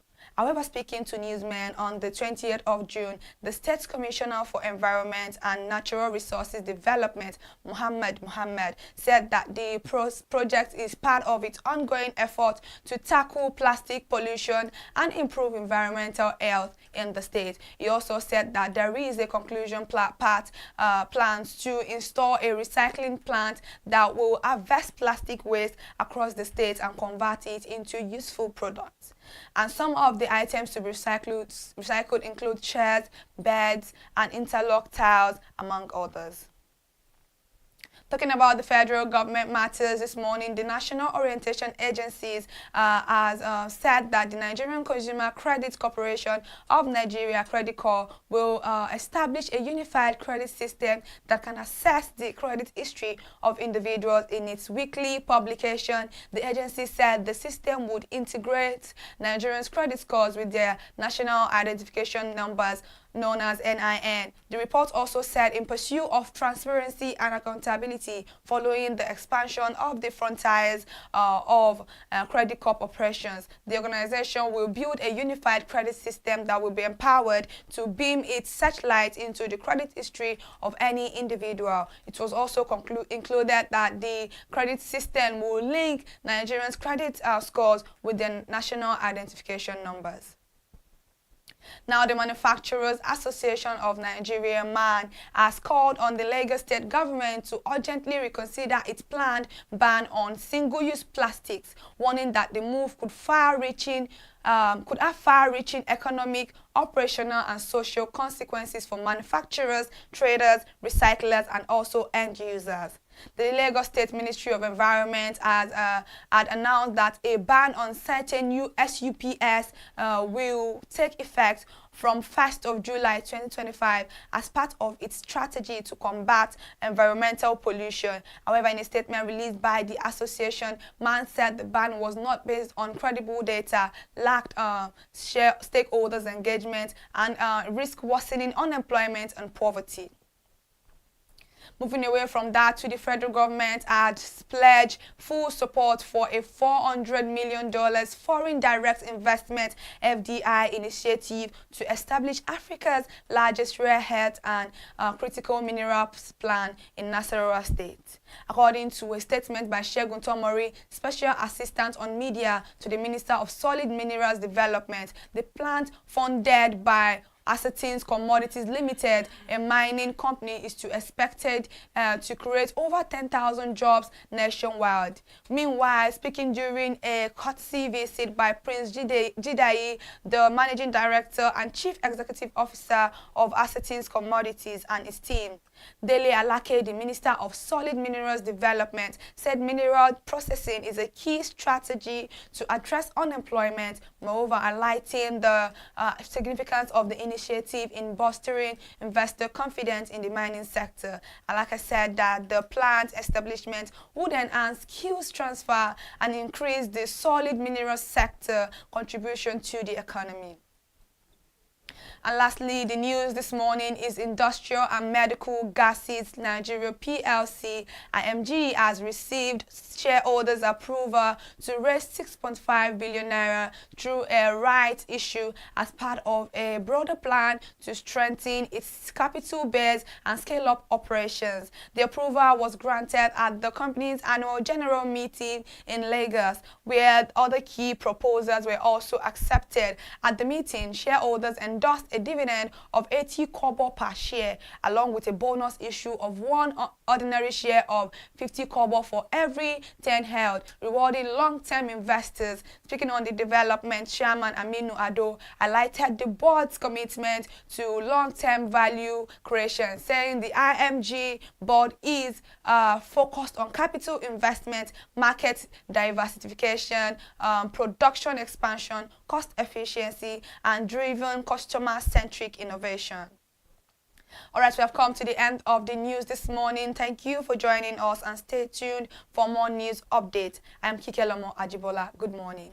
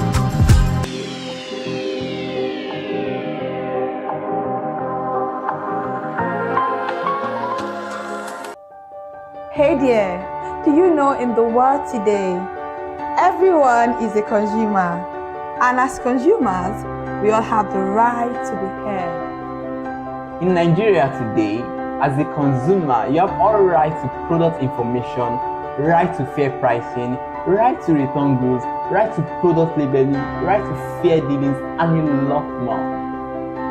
Well then, have you heard about the new media channel? ConsumerHallaTV. ConsumerHallaTV. ConsumerHallaTV.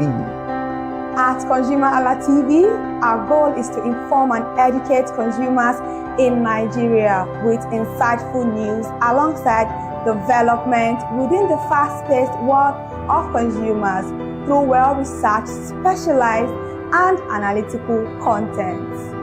Our vision at ConsumerHallaTV is to create an engaging platform that provides right connections for meaningful brands in Nigeria, thus creating a more caring world for consumers where business thrive. And guess what? Our ConsumerHalla brand is the first consumer complaint resolution portal in Nigeria, powered by a 72-hour feedback mechanism. We offer consumer advocacy, informative talk shows, branding promotions, advertising, and lots more. Connect with us via our YouTube channel at ConsumerHallaTV. Follow us on our Facebook page, ConsumerHallaTV, our Instagram page, ConsumerHallaTV, and do well to subscribe to our YouTube channel. Subscription is free. ConsumerHallaTV. At ConsumerHallaTV, you deserve to be heard. At ConsumerHallaTV, you deserve to be heard.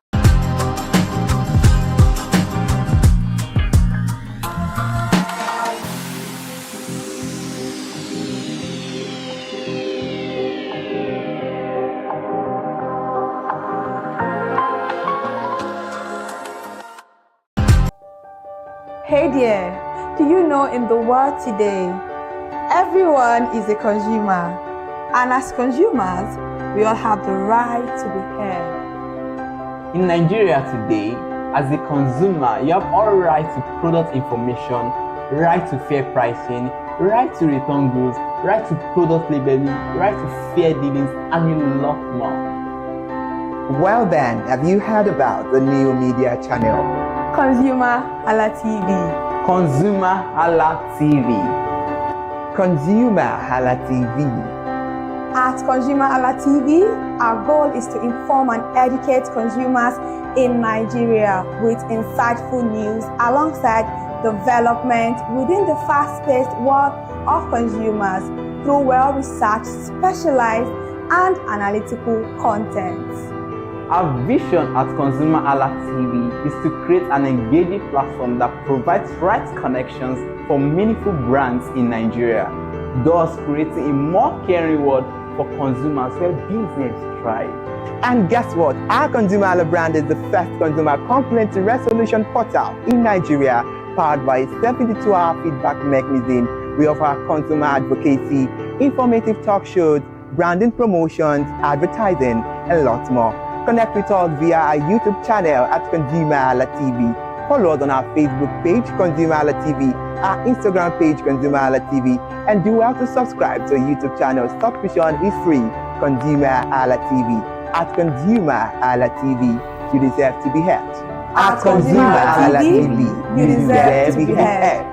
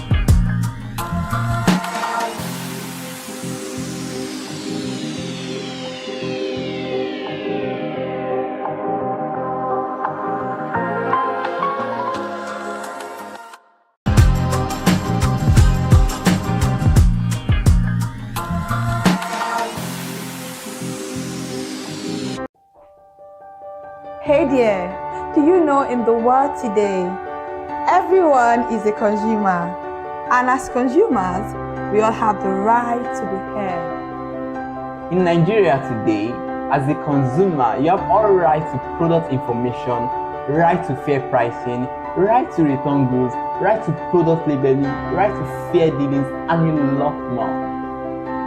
Well then, have you heard about the new media channel? ConsumerHallaTV. ConsumerHallaTV. ConsumerHallaTV. At ConsumerHallaTV, our goal is to inform and educate consumers in Nigeria with insightful news alongside development within the fast-paced world of consumers through well-researched, specialized, and analytical content. Our vision at ConsumerHallaTV is to create an engaging platform that provides right connections for meaningful brands in Nigeria, thus creating a more caring world for consumers where business thrive. And guess what? Our ConsumerHalla brand is the first consumer complaint resolution portal in Nigeria, powered by a 72-hour feedback mechanism. We offer consumer advocacy, informative talk shows, branding promotions, advertising, and lots more. Connect with us via our YouTube channel at ConsumerHallaTV. Follow us on our Facebook page, ConsumerHallaTV, our Instagram page, ConsumerHallaTV, and do well to subscribe to our YouTube channel. Subscription is free. ConsumerHallaTV. At ConsumerHallaTV, you deserve to be heard. At ConsumerHallaTV, you deserve to be heard. Hey there, do you know in the world today, everyone is a consumer, and as consumers, we all have the right to be heard. In Nigeria today, as a consumer, you have all right to product information, right to fair pricing, right to return goods, right to product labeling, right to fair dealings, and a lot more. Well then, have you heard about the new media channel? ConsumerHallaTV. ConsumerHallaTV. ConsumerHallaTV. At ConsumerHallaTV, our goal is to inform and educate consumers in Nigeria with insightful news alongside development within the fast-paced world of consumers through well-researched, specialized, and analytical content. Our vision at ConsumerHallaTV is to create an engaging platform that provides right connections for meaningful brands in Nigeria, thus creating a more caring world for consumers where business thrive. And guess what? Our ConsumerHalla brand is the first consumer complaint resolution portal in Nigeria, powered by a 72-hour feedback mechanism. We offer consumer advocacy, informative talk shows, branding promotions, advertising, and lots more. Connect with us via our YouTube channel at ConsumerHallaTV. Follow us on our Facebook page, ConsumerHallaTV, our Instagram page, ConsumerHallaTV, and do well to subscribe to our YouTube channel. Subscription is free. ConsumerHallaTV. At ConsumerHallaTV, you deserve to be heard. At ConsumerHallaTV, you deserve to be heard.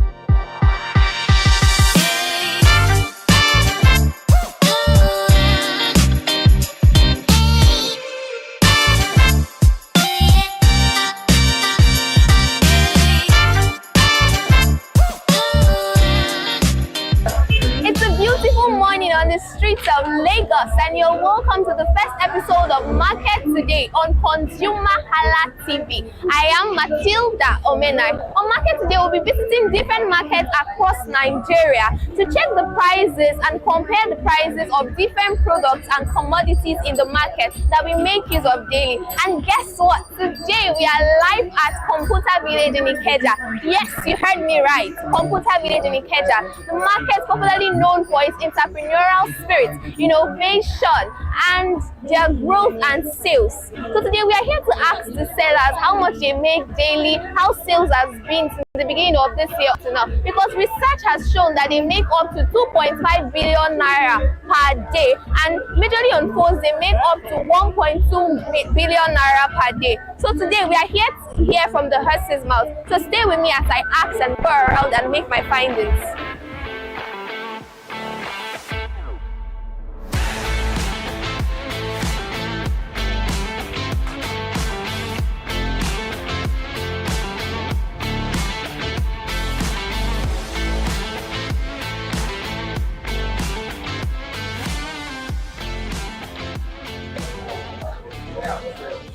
Good afternoon, ma. Good afternoon. Okay, so what's your name? My name is Cos People Forever Communication. Okay, so what do you sell in Ketchup? What do you sell We in sell phones, accessories, and key tablets.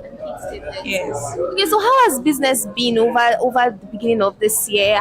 Have you guys made a lot of sales? How has it been? Talking about that one, says that it's kind of dull. It's dull, I'm not like. Compared to last year's sales, last year's sales is more better than this year's sales. It's more better than this year's sales. Okay, so what do you think could be the cause of this low sales and all that? Even though the dollar has actually dropped and the price of phones and tablet has dropped, it is not that effective. So I can't really predict what the exact problem is. Though we know phone is not food.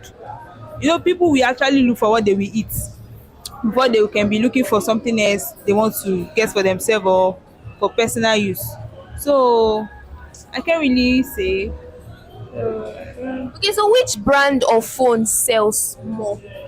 The brand phone that sells most is Redmi. Redmi. Yes, it's kind of affordable, and the quality of what they actually produce is on high side. So they have affordable phones. The list, at least, trust me, if I'm talking about list of phone, Redmi is better. Okay. So, what do you think the government can do about this? Do you think it's their fault? What do you think they can do to help increase the sales of phones in the market? We all know the current state of the economy. We know that even though people are still struggling, phones are still important things that people need. So, what do you think could be what do you think the government could do about this? What could they do to help the sales and also help the consumers on their own? Okay, concerning that, I would say loans. Yes, with less interest. So I think with that, it can still help for some areas like that. Sure, you get. So that's what I can say about it. So we've heard rumors that they want to move Computer Village to a different place. Have you heard that? Yes, I've heard about that. So what do you think? Do you think it's something that can still happen or is in the process of happening? And even if it happens, how do you think you guys can cope with it? Yeah, concerning that, even if it happen, we in Nigeria, they've already know that there's nothing that comes our way that we can get adapt with. So it is very easy for us to adapt with anything that comes our way. But being here again is still quite okay. They're moving us to another place. So I don't know what government sees that they want to try and relocate us from this particular place to another place. Even though if they do that, it will take time. No, if you are talking about distance, for people to come and buy in a long distance, it will still reduce the sales. So it will still take time before everything will still rapture back. So Okay, so what do you have to say to your customers watching this, or people or your potential buyers? What do you have to say to them? I would say thank you for all the customers that have been patronizing us so far. We love you big big. And for other customers too, please we are begging, I beg with the beg. No, they do shakara.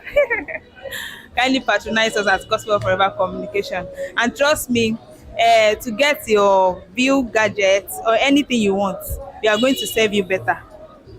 To serve you is our own concern, and to give you the best is our own concern. We love you. Thank you so much. All right, thank you very much. Thank you.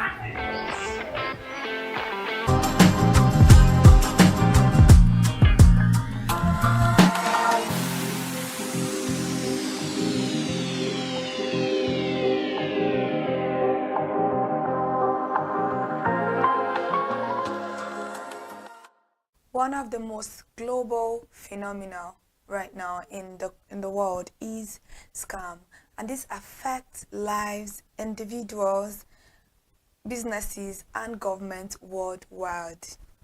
I don't know, scam is a really complex issue at the moment that requires a multifaceted approach to deal with it in prevention and also support from every sector that can help us combat this particular issue.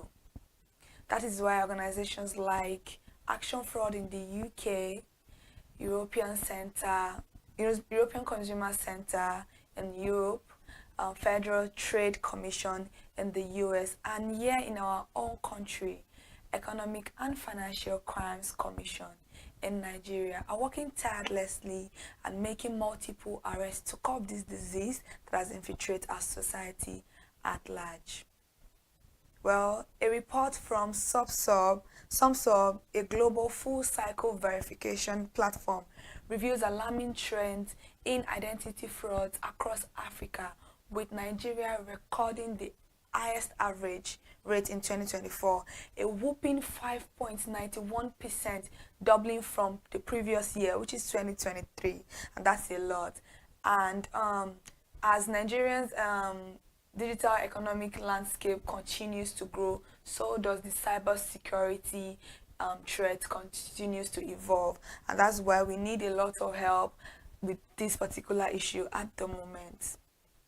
Also, we can also recall that recently Nigeria lost the sum of 1.3 trillion naira to CBEX, a claimed digital asset trading platform that took away money and valuables of people and ran a lot of Nigerians into debt. And we would like to recall the 2016 Ponzi scheme MMM that carted away 4.8 trillion naira worth of people's money. I mean, that's a lot, and we keep falling into this particular scheme, this reoccurrence. It's everywhere. We can see a lot of red flag, but I don't know, maybe we're not just patient, or we are kind of in a hurry to make money, or we are kind of in a hurry to do a lot of things that, yes, our economy is not really going to give us that, and want to go beyond the normal measurative way to just get these things, and then we fall into the wrong hands. And this is very, very sad and disheartening, because people's money and valuables are tied to these things. Financial losses can be crazy. People fall into depression, some people commit suicide, do a lot of things because of the money that was lost in these issues. Well, I am your beautiful host, Kikelomo Ajibola, and good morning to everybody joining us on the first ever segment of Scam Alert on ConsumerHallaTV. On this show, we will be diving into important topics that affect all of us, whether it's online fraud, identity fraud, phone scams, or those pesky emails. Scammers are always finding new ways to trick us. But I would like to let us know that there's literally nothing for us to be worried about, as we have brought to you Scam Alert to help us stay informed and vigilant about these issues that we're tackling at the moment. And also, we will be sharing in real life stories that would help keep us at alert, and tips to also help us avoid and recognize these scams, because together we can always outsmart these scammers. For today's topic, we'll be discussing a very important one that it's very common, but we tend to still fall victim of it, which is the online shopping scam. And as the e-sector continues to grow, so does the issues that we are going to be facing with these scammers, because they have new ways, new tricks up their sleeve every time to just bring to us, to just be persuasive, to be sweet. You know, we all love sweet things, but then these things tend to bite us later on, and we lose our money, valuables, a lot of things go into this. People lose their lives because some people borrow money to do these businesses. Some people use their last savings, you know, my last 2,000 and I used to go and buy something online, and then I can't get what I ordered for. I can't get what I want, and it's very sad, just like I said. And we need to talk about these things so that we can help improve on how we view things and how we do things. And like I said, online shopping scam is a very reoccurring thing. It occurs a lot, and we still tend to fall victim, not because we are stupid, not because we don't know what we are doing. It's just because of the way these people package their lives, they manipulate it. They are so sweet, you know, romantic, but when they get your money, when they collect your money, they are just like hair, they are gone. And sometimes we tend to get inferior goods and services, counterfeits, and all those things that we call what I ordered versus what I got And these things has become a trend in the social media space at the moment, that people will laugh about it, even go under the comment section to berate the victims. Just because you haven't fallen a victim doesn't mean that you're perfect or you know what you're doing. Because trust me, some of these people have said it before, that nobody can ever scam me, nobody can take my money away from me, nobody can do this, and they still fall victim. It's not because they are stupid, like I said. It's not because they are not wise. It's not because they're not intelligent. It's just the way these people are very persuasive in how cunning they are to get our money and valuable away from us. And that is why we need to not laugh at people, judge people. Because when you go under the comment section, sometimes you'll be like, okay, why are you accusing this person? Why are you doing this to this particular person? Why are you doing this? And then we tend to say, oh, why would you buy this kind of thing for this so type of price? The price is too much the price is too low compared to the value of what you want. That serves you right. It doesn't serve anybody right, because the financial loss attached to this thing can be very disheartening. And please, let us refrain from doing that. Let's target the particular culprit and leave the victim out of it, because the victims already, they're already talking to themselves. They're already like hard on themselves enough just for you to come and contribute to it. Let's all be very empathetic towards one another, because when they bring these things on social media, most times it's not for clout. Most times it's not just to make trends, to have conversation. It's also a form of awareness, because if nobody is creating awareness for these things, we will not know about it, and every other person, one day at a time, will keep on falling victim for these particular people. And before we continue on the show, I'd like to go on a short break, because it is a very lesson-filled one that we'll be talking about on Scam Alert today, particularly online shopping scam. But before that, have you downloaded our ConsumerHallaTV mobile app, where you can lodge complaints and also take surveys on every product that has served you, or you have little issues, any issues, you just come to us and we would help you resolve it. And don't forget that we will respond to you in 72 hours. Trust me, your response will be there. Just go on the app and type in your complaint, and you can find the app on Play Store, App Store, any of your phone. Just go to where you can download something and get ConsumerHallaTV mobile app. Have you followed us across all social media platforms? Twitter at ConsumerHallaTV, Instagram at ConsumerHallaTV, Facebook at ConsumerHallaTV, and on YouTube, subscription is free at ConsumerHallaTV, where you can join our live broadcast every day to enjoy news and interesting talk shows just like this one. So let's go on this short break, and we'll be right back into online shopping scams, where we divulge a lot about these particular issues.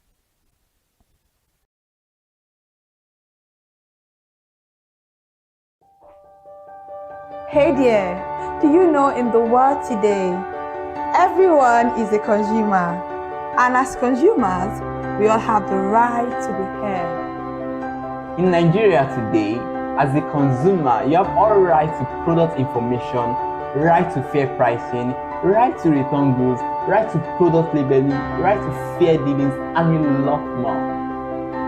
Well then, have you heard about the new media channel? ConsumerHallaTV. ConsumerHallaTV. ConsumerHallaTV. At ConsumerHallaTV, our goal is to inform and educate consumers in Nigeria with insightful news alongside development within the fast-paced world of consumers through well-researched, specialized, and analytical content. Our vision at ConsumerHallaTV is to create an engaging platform that provides right connections for meaningful brands in Nigeria, thus creating a more caring world for consumers where business thrives.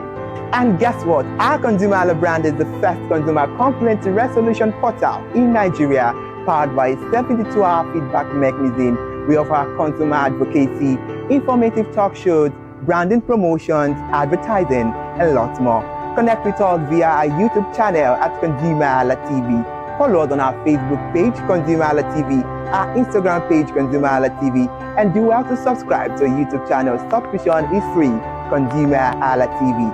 At ConsumerHallaTV, you deserve to be heard. At ConsumerHallaTV, you deserve to be heard.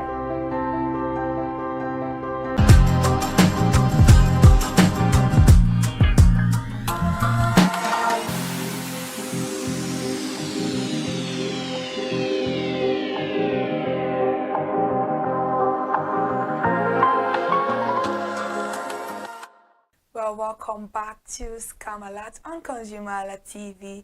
And if you are just joining us, don't panic. You haven't missed anything that much because we are just getting started on the topic of online shopping scams. And online shopping is the new way, the convenient way that everyone wants to shop right now. I mean, who doesn't want to sit in their house and get goods and services rendered to them from the comfort of their home? With this sunny sun, everybody wants to just be in their house and have goods and services delivered to them. But with this particular convenient way and popular way that we all are shopping these days and going about our businesses for services and goods, comes with greater risk, and this is the online scam, and that we are actually simplifying today and bringing into a box of online shopping scam, because we shop online. Most of these things are very rampant. People tend to fall victim of it, and we don't know how they do it every time, because people fall victim of a particular type of scam like multiple times, thousands of times. And trust me, there are always red flags. There are always loopholes that we can always pick on. Sometimes we just don't sit down to verify the kind of thing we are buying or who we are buying from, because trust me, we are dealing with people that we don't know about. An online shopping scam, these scammers, they hide under the anonymity of the internet to scam unsuspecting shoppers, unsuspecting consumers that are just going by their own day to buy whatever they want to buy. But then they come and cut away our money. I don't know. We don't know what we have done to these people. But in the way they will tell you they are making a livelihood from these things, but you're hurting people. You're taking people's money away from them through giving that by taking away their money totally, or also giving them goods that they did not require, for counterfeit, inferior goods.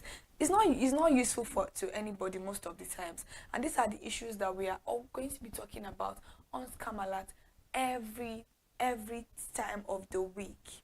Trust me, you would always enjoy Scam Alert. And Scam Alert will come your way every Tuesday of the week by 10:30 a.m. to 11 o'clock a.m. where you'll be joining us for us to share tips on how to avoid and recognize scam. And I would highlight some few ways that I've noticed that we tend to get scammed a lot. The first one is the fake e-commerce sites. These people create fake listings that mimics legitimate retailers. Like I said, they'll create a professional looking website that looks exactly like these people. I mean, with the brain that you are using to create all these things, you can easily just create something and start doing things for yourself. But because you're a cunning person, you think you can get away with people's money, you just try the amount of effort that these people put into creating fake websites is alarming. And then you're not using these things to create something for yourself. Please, if you are a scammer and you are tuning into today's episode, stop whatever you are doing and look for something good doing with this skill that you think you have.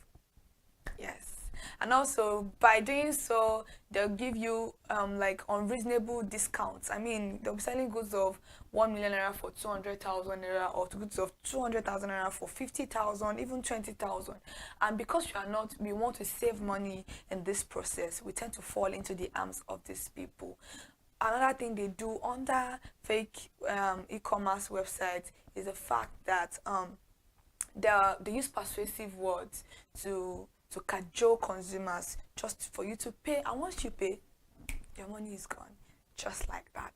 So please, let's all be very, very careful and always verify what you are buying from online and who we are buying from. There was a time that if you go on Instagram and you want to purchase something from an online vendor, you click the three dots button on the left, I think the left corner or the right corner, click it and you can check about this particular vendor's page. Once you see they've changed their page, their name like 5 times, 4, you know, please be careful, because if somebody can change their name multiple times, if you are very legit, if you are real, if you're a legitimate person, I don't think you will just be changing your name like that, because you want people to know that this is you, this is your name, and this is who you are. But if you keep on changing your name, it's a red flag.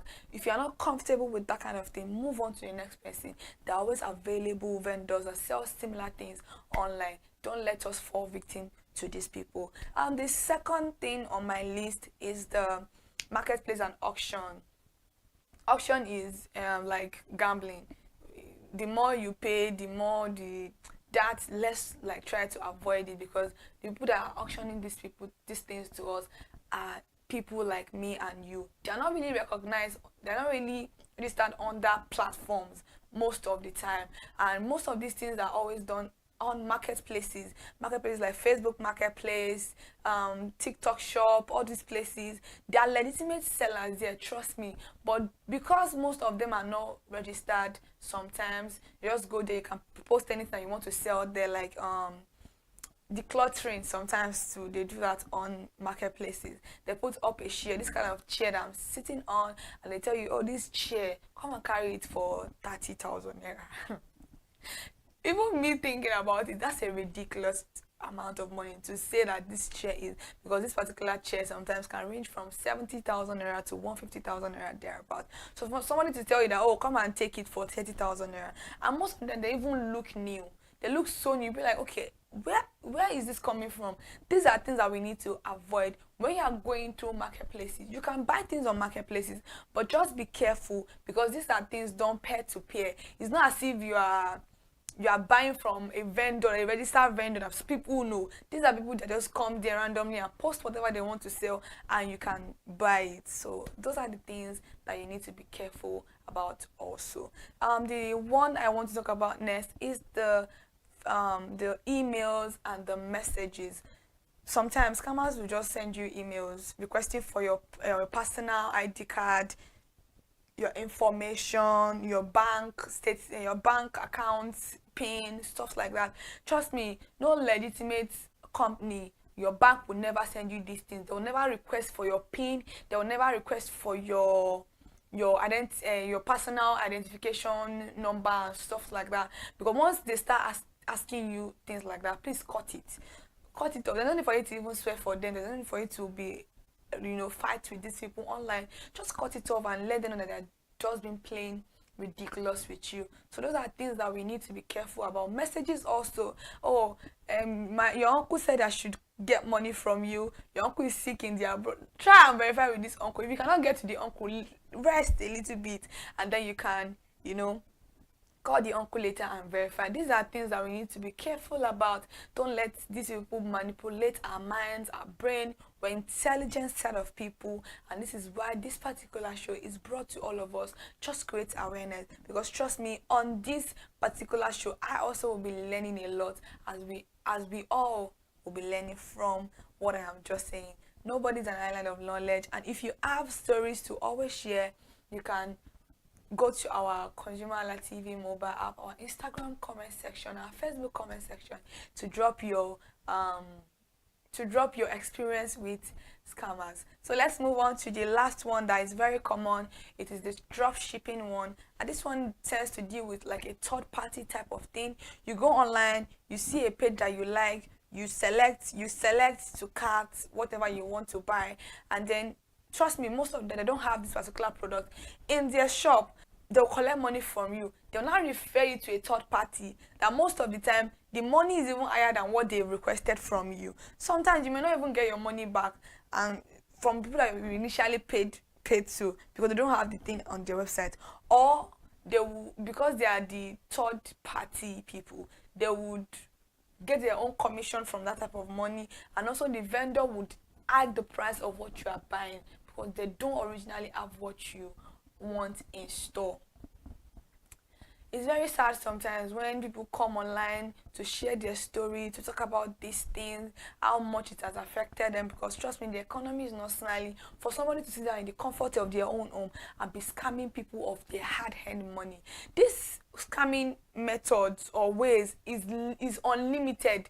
There is a lot of ways, but these are the ones that are very rampant, are very common, that we can always find red flags in, and that we can always try to put two and two together. Okay, is this person a good is this person a real person? Is this person a this? I was watching TikTok which day like that, and a girl came online to say, oh, a brand reached out to her for her to advertise their product, and in the dealings they offered her a juicy, I'm telling you about discount and juicy prices this people can give you. They offered her this is online also. This is not shopping, but this is another experience that can let us know that they will offer you a juicy offer that you will not be able to not want to do business with these people. So she was like, okay, I think she said she was with her fiancé or her boyfriend in the house, and the girl was like, okay, you're giving me $2,000 per video and I have access to your product. So what's going on? What's the catch? What do I need to do? She was very excited. Oh, this is my dream come true. My content creation job is paving ways for me, this and that and that and that. So they asked her to pay $140 something dollars or euros or something, I don't know, for her to be able to them to be able to bill whatever they want to bill to her. For a particular company that is offering you $2,000 per month or so, or per video that you're paying them, for them to be requesting you for such an amount, such a ridiculous amount for transportation of the goods. So she said that was like the first red flags, but she wasn't really paying attention because the money that they were calling was very juicy. She was happy, she was excited. So she was reading the contract, and that was in the contract that they put all those stuffs. So she had to tell her fiancé, and her fiancé, read through. It was like, her fiancé was like, I don't think this is true. How would somebody like this, tell you that this is a very big brand? I don't think they need to collect money from you. She was like, oh no, my friends that are content creators has told me that they do these things, they do that. Just because she was excited for the money, not because she's the fool, but because the money was juicy. She was very excited for the money, so she wanted it. So she told her friend, okay, don't let me just discard this guy. Let me ask one of my friends. And the friend wrote, scam, run, no. That this is a big scam. So she immediately blocked them off, and she had to send a message to the real company. And when they checked the email that they used to send to her, they sent the particular scam people use. It was kind of different from what it has to be at particularcompany.com. Them they were using at email.com. So those are the red flags that we always need to look out for. Little things. 30 minutes, 1 hour of our time will not take us anything compared to us losing money, valuables to these people. Let's try to always verify platforms, websites, emails before we just press our money. And let's avoid all of these things, because if we don't avoid it, trust me, our money is going. We'll be going on a short break because this is getting interesting. And when we get back on the episode of Online Shopping Scam, we'll be discussing what ways can we use to recognize, and also avoid these particular scams. You'll join us shortly after this short break. Hey there, do you know in the world today, everyone is a consumer, and as consumers, we all have the right to be heard. In Nigeria today, as a consumer, you have all right to product information, right to fair pricing, right to return goods, right to product labeling, right to fair dealings, and a lot more. Well then, have you heard about the new media channel? ConsumerHallaTV. ConsumerHallaTV. ConsumerHallaTV. At ConsumerHallaTV, our goal is to inform and educate consumers in Nigeria with insightful news alongside development within the fast-paced world of consumers through well-researched, specialized, and analytical content. Our vision at ConsumerHallaTV is to create an engaging platform that provides right connections for meaningful brands in Nigeria, thus creating a more caring world for consumers where business thrives. And guess what? Our ConsumerHalla brand is the first consumer complaint resolution portal in Nigeria, powered by a 72-hour feedback mechanism. We offer consumer advocacy, informative talk shows, branding promotions, advertising, and lots more. Connect with us via our YouTube channel at ConsumerHallaTV. Follow us on our Facebook page, ConsumerHallaTV, our Instagram page, ConsumerHallaTV, and do well to subscribe to our YouTube channel. Subscription is free. ConsumerHallaTV. At ConsumerHallaTV, you deserve to be heard. At ConsumerHallaTV, you deserve to be heard. From all our discussions, we can all agree that to fall victim of online shopping scam can be very severe because of the emotional, financial losses attached to this particular topic. And also for consumers, they can lose trust, loyalty in businesses, in individual, even in online shopping altogether. And for businesses, they can lose their own consumers, they can lose their customers, they can lose trust, people trusting them with their money, and this can lead to decrease in sales and every other thing. But trust me, the e-commerce sector are scrutinizing a lot of online shopping platforms that are available right now. They are not sleeping, they are working tirelessly to make this particular platform a safe space for every of us. But they are doing their own job. What is our own job? How do we recognize and how do we prevent these things? I spoke about the way we can recognize them, the fake website, the emails, the messages, the excessively discounted product, and also the drop shipping aspect of it. But the first thing about prevention is to always have patience.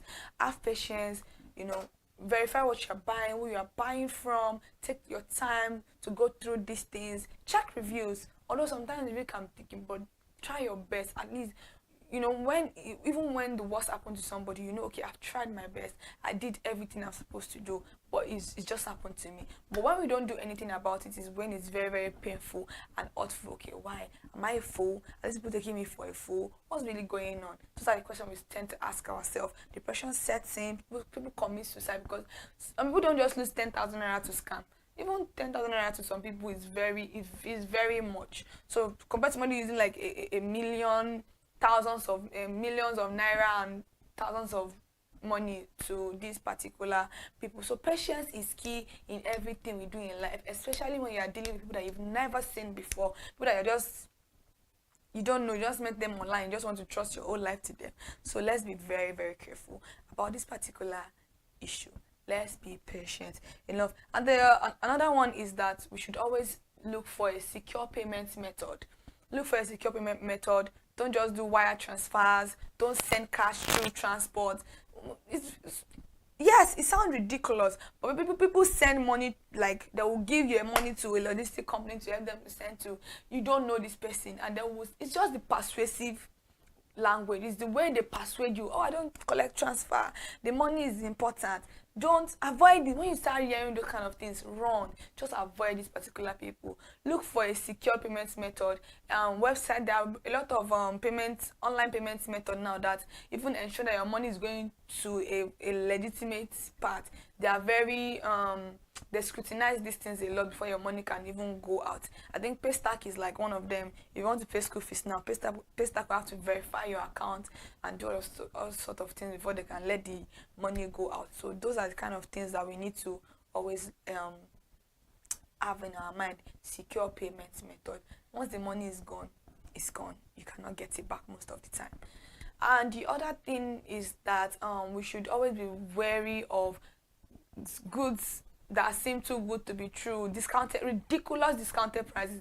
Yes, there are discounts, don't get me wrong, but when you are seeing that this discount is a huge gap, approach this particular type of thing with skepticism, because it is crazy most of the time if you just because I want to save money, I want to do this, I want to do that. Yes, you want to save money, but in the process of saving money, you can lose money if you are not careful enough. So those are the things that we need to be careful about also. And the last one on my list is to always check out for URL website that starts with HTTP most of the time. Take your time to know that these are the websites that are verified, they are good websites, they are not mimicking anybody, because a lot of websites these days are mimicking the original retailers. If you cannot get this website online, DM those people that are if you go there, they verify people. These are on Instagram, on Facebook. Try and look for the ones that are original one. Ask them to give you their website. I don't know the code of how you can get to their website, and also you can go to their bio. Most of the time, most of the people put their email and everything on their bio. Just click on it from there. Don't let somebody send a fake website URL to you. These things doesn't work for anybody most of the time, because if your money is lost in this particular type of way, it's very, very hard for you to get it back. What are you going to tell, and how are you going? Because even if you want to get your money back, you're going to spend a lot of money, sometimes more than the money that you even lost. That's why most of us just get tired of this particular case. And that is it for online shopping scam on Scam Alert on ConsumerHallaTV. And I told you earlier on, this is our first segment of Scam Alert on ConsumerHallaTV, which will be airing every Tuesday from 10:30 a.m. to 11 a.m. You'd always find us here and join me, because I will be bringing to you juicy tips, amazing tips that would help us stay alert and vigilant, and also to avoid these particular issues from happening to us. But before we go, have you downloaded our ConsumerHallaTV mobile app, where you can lodge complaints and also take surveys on every product that has either served you or you have issues about? And don't forget, we would respond to you in 72 hours. Trust me, we would respond to you. Have you also followed us across our social media platform, Facebook, Instagram, Twitter at ConsumerHallaTV.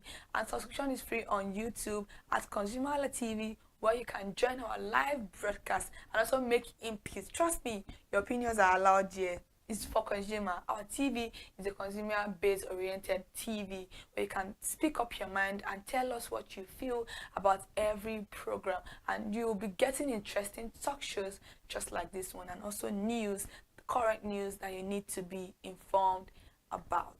Well, I am your beautiful host, Kikelomo Ajibola, and you would always meet me here, same time, same station, every Tuesday by 10:30 a.m. to 11 a.m. And this is where I draw the curtain on the show today, and I will see you next time. Trust me. Goodbye for now.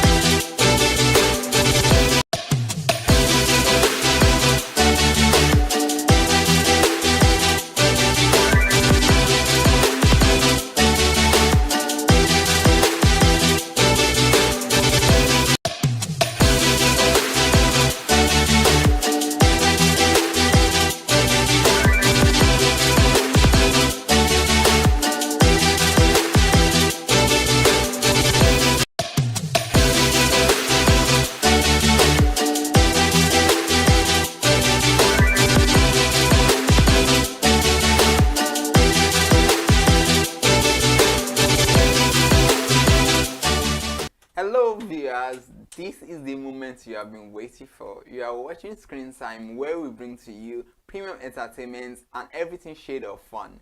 It's time to relax and enjoy some vibes on ConsumerHallaTV every Monday 12:30 to 1:30 p.m. Yes, for the next 1 hour we shall be discussing the transition of Nollywood, old Nollywood versus new Nollywood.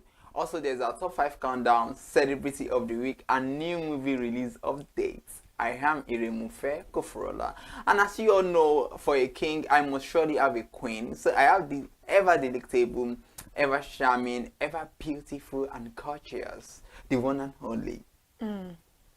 Good afternoon and welcome to Screen Time on ConsumerHallaTV. And this is the show where you enjoy premium entertainment and everything that concerns the entertainment industry, movie release, countdown. Sometimes we'll actually do a little bit of reviews of this movie, the one that we feel are very, very amazing. Although all movies are amazing, trust me, but there's some that, you know, are up there than the other. And also we'll be looking through the comment section to see the one that captivates your mind and soul for the week. And welcome once again to Screen Time. Trust me, you're going to be having premium fun on the show. Premium fun, as she said, premium fun. And I just want to say, you're so gorgeous. Tell me the secret, please. Sleeping, no. Sleeping. Although I rarely sleep actually, because this is Lagos State. I know the secret anyway. So what's the secret? It's because it's old Nollywood for you. So. Oh, okay. Yes, I am team old Nollywood actually. Yeah. I'm proud to say that. Yeah, new Nollywood is nice. Obviously, yes, it is beautiful, but I just feel like the old Nollywood tells more compelling stories than the recent one. The recent one, although they have been trying to, you know, change how the dynamic of it, because before it was just about romance, sometimes not really like robbery. Every time it's that somebody is robbering somewhere, like hooligan movie, you know, thuggery has become something like they want to replicate. Not really stories that touch the soul, you know, get you thinking that what's really going on in this country. So these are the type of things that I really do not like about the old Nollywood at some time. But I think now old Nollywood are finding their feet and they're doing better and better. They are writing good stories. We have many, many movies that if we name them, I'm very sure they're going to ring a bell and they're going to evoke emotions. Obviously, Finding Me is an amazing movie. Mogeto the Saga, an amazing movie. Anikulapo, King of Boys. Who wouldn't love King of Boys? And the storyline, the plots, the characterization, they are actually very, very nice. And also the new actors and actresses are killing it in the industry these days. But for me, it's still the old Nollywood because the stories still resonate with a lot of people 30, 40 years after the movie has been out. Yes. Interesting one. Interesting submission from Kikelomo. And I just want to say that there's just a thin line between old Nollywood and new Nollywood, and this is not to compare or to downplay anybody's effort in the industry, because we know that without the effort of the legends, without the effort of the trailblazers in the industry, Nollywood wouldn't be standing today. So kudos to you all for all that you've done. We really appreciate you, whether you belong to the old Nollywood or the new Nollywood, as it were. All they are just saying is that Nollywood has come a long way. And before, it used to be the case that we were known for our crude oil, but these days we are known for our entertainment. Now we can export a lot of our entertainments, a lot of our movies, our music, our fashion, everything art. Anything work of art, we can now export it, and we are known globally. And it's so interesting that even in the face of it all, now women and men generally, but we are being recognized internationally. Recently, Hollywood reporters recognized two the amazing duo of women, Abudu and Funke Akindele. And whether we want to say Funke Akindele belongs, Funke and Mommy Mo, they belong to the old Nollywood, whether any way you want to put it. So it's still the same people that have been there, because you look at their relevance over the years. They have been in the game. I mean, recently I was watching some of Auntie Funke's old movies, Ekuro, Maku, Agbifu, Bantale, Jennifer's Diary, you know, all of those things. Jennifer itself before Jennifer's Diary. Yeah, and so that's interesting that Eternal was like 20 years ago, and that was the peak where Nollywood was just picking up. And I looked at the storyline, because sometimes for me, I really don't know how to place it. I don't know if I belong to the old Nollywood. Like I said earlier, we are not comparing. We are not comparing, but we are just looking at the transition. I see you. So I don't know where I belong to. Whether I say old or whether I say new. But I was looking at that particular story, Esanu for instance, and I was like, look at the way everything was there. They paid attention to the storytelling, and it was captivating, and very captivating. The way it was. And I would just say I really don't know the one that is better, seriously, because I look at some stories now. for instance, Baby Farm, which was a Oh series, my God, you Baby Farm is understand? amazing. And earlier you mentioned KOB, King of Boys by Kema Adesiba. We have a lot of these amazing movies. And you look Yeah. at their storyline. Brotherhood, Gangs of Lagos, a lot of them. A lot of these movies, and when you look at their storylines, you begin to like give applause to them that these guys are doing fantastic hard work. And same way we have those ones that you be like, what is this again? You know, the usual boy meets girl on the road. You know how many people went through this script and you people still sit down to produce it. The reason why I don't really talk about these people that much is because there's a lot of work that goes into production. So whenever somebody put out something, be very, very sluggish to, you know, condemn the production, because one thing, money, sweat, you know, blood and stress have gone into that thing. So that first thing is what is going to make you give applause to that person, whether you like the story, whether you don't like the story. Trust me, we have issues with stories like Boy Meets Girl. Some people love boy, like me. I'm not even going to lie to you. I love me some Boy Meets Girl type of story. But I mean, the storyline is all matters now. It's all matters. Like the storylines really matters. Just like this movie, I can't remember the movie about that Timini and Bimbo Ademoye did. Okay. Todowede. Breaded Life. Bread Life. Yeah. That's like a Boy Meets Girl. Even this movie that Timini and Bimbo still did, that I think Sheyi was the one that impregnated and then the cousin did whatever, and they met in a GTB setting. Is it love something? Yes. Oh, love, is it? No, that Big Love. Okay, Big Love. Big Love. Big Love is a Boy Meets Girl, but the story is what tells it apart. And I think that's why I would say that the storyline, then the cinematography as at now is better. Obviously, the props as at now is better than then, but the storyline as at then is still very, very more compelling, and they need to catch up with that. The props, the editing, the end credits, even till now, they still make mistakes on some end credits. Well, I think end credit is better now, because I mean, when you look at the end credits now, you can agree with me that, you know, we now have the moments whereby you appreciate crew members more. Or like those days whereby you just have the director. Yeah, not even the wardrobe person, the lights. They don't really put all those no stuff. Gaffer, and also, no spark, nothing. Yeah, and also they make mistakes with the names, the spelling sometimes. Even till now, there's a little bit of mistakes here and there, but I think, they've done better. The makeup, and the most important one was the subtitles.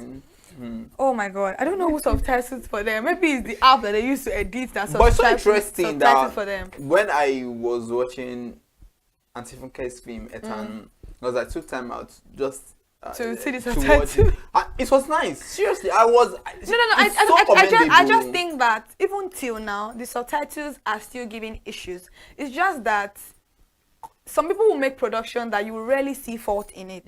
There's a movie I watched yesterday that would still be rating in the comment section. I would not say the movie, but we will still rate it as part of our top 5. This movie, I don't know, is the continuity, and continuity spoils a lot of movies these days, and they really need to question them and look at who is doing your continuity for you. This particular movie, I replayed this scene, I'm not even exaggerating, like 20 times, like 20 different times.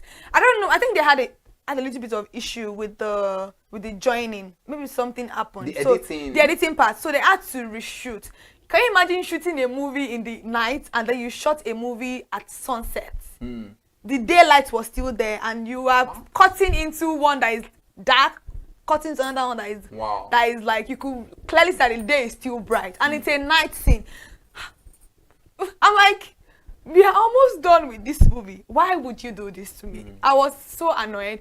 And I think people like us that really watch film like in toto, like we watch this movie, I watch the back and the front of movies. I always spot mistakes, and if I see mistakes, sometimes it just throw me off. I'm like, okay, what are you doing? I'm just pissed at this moment. So these are the things that we still need to work out on, and also, you know, take into action, because you don't know who is watching. Many people still have issues about this thing, so you don't know that. You don't assume that your consumers are not smart enough to notice your little errors. It's a little error. Let's omit it. Why would you spoil a beautiful movie like that because you just want to say, okay, you can pass? And this person is a big person. I love her so much, and I love the movie, obviously, but that part, he just threw me off. So yeah. Well, as much as we can all agree that there's no 100% work of art, and this is just a clarion call on filmmakers that there's need for improvements. And as we are saying, the evolution of Nollywood over the past years, it has been amazing. And as we all know, that it used to be from the days of the Alarin Joe Theatre group, that we're always going from one community to the other, trying to showcase, you know, different stories and all that. So it's moved from there to the age of DVDs, home videos, and now we have this cinema culture that Nigerians are beginning to imbibe. They are inculcating that cinema culture, and you can see that Nollywood has indeed transitioned over the years. You know, people were always dancing back then, you know, a lot of stage plays. You know, you remember National Theatre, people were always, you know, eager to watch all of these films.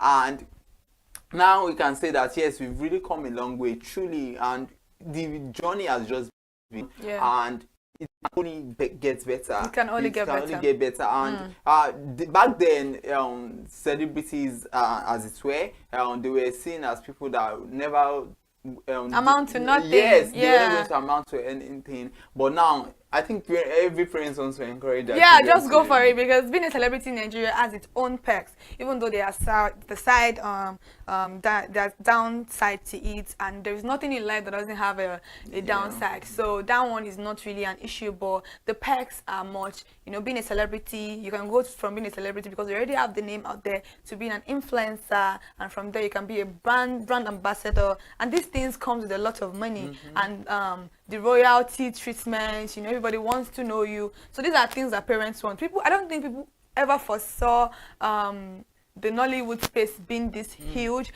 and also the unity that comes with it now, because as then it was just the Igbo, the Yoruba, and the Hausa. Even now, some of the Hausas are coming into the movie industry. The likes of Ram Asadeo, Ali Luhu, Uzi. Uzi is not an Hausa person, but he is also a Kannywood person. So there are lots of them. Sunny Danger. There are lots of them that actually come, like at least 10.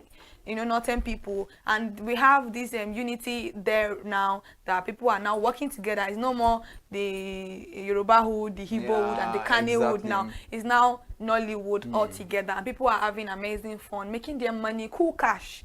It may not be that much, but the perks that comes with it is amazing. And it is no doubt that in few years to come, Nollywood become the oil and gas of the economy, and you can all agree with me that even the economy, Nollywood is really adding so much to it. It's boosting the economy, because we all go to the cinemas to watch one film or the other. The music industry, the fashion world, every industry is contributing greatly to the economy. And it is what is to know that relevance matters. Beyond the glam, beyond the showbiz, how well are you willing to tell extraordinary stories? And you know, it's a whole lot to really picture. So old Nollywood, new Nollywood, all that matters is what is the storyline like? The costume, I mean, it's better now. The props, the editing, the VFX, a lot of details that you now pay attention to, and you know that yes, because you know that you are making movies for smart audience, and your audience determines what you produce. Yes. Because if you respect your audience enough, you get to know that you have to do something very time, and it's so. I mean, I believe we should always consider something timeless. It's all about, even if you have gone, what would your work, it's just because we don't have that library or archive where we can keep a lot of movies in this country. Yes, and that's that. I don't know. We need to work something out from there.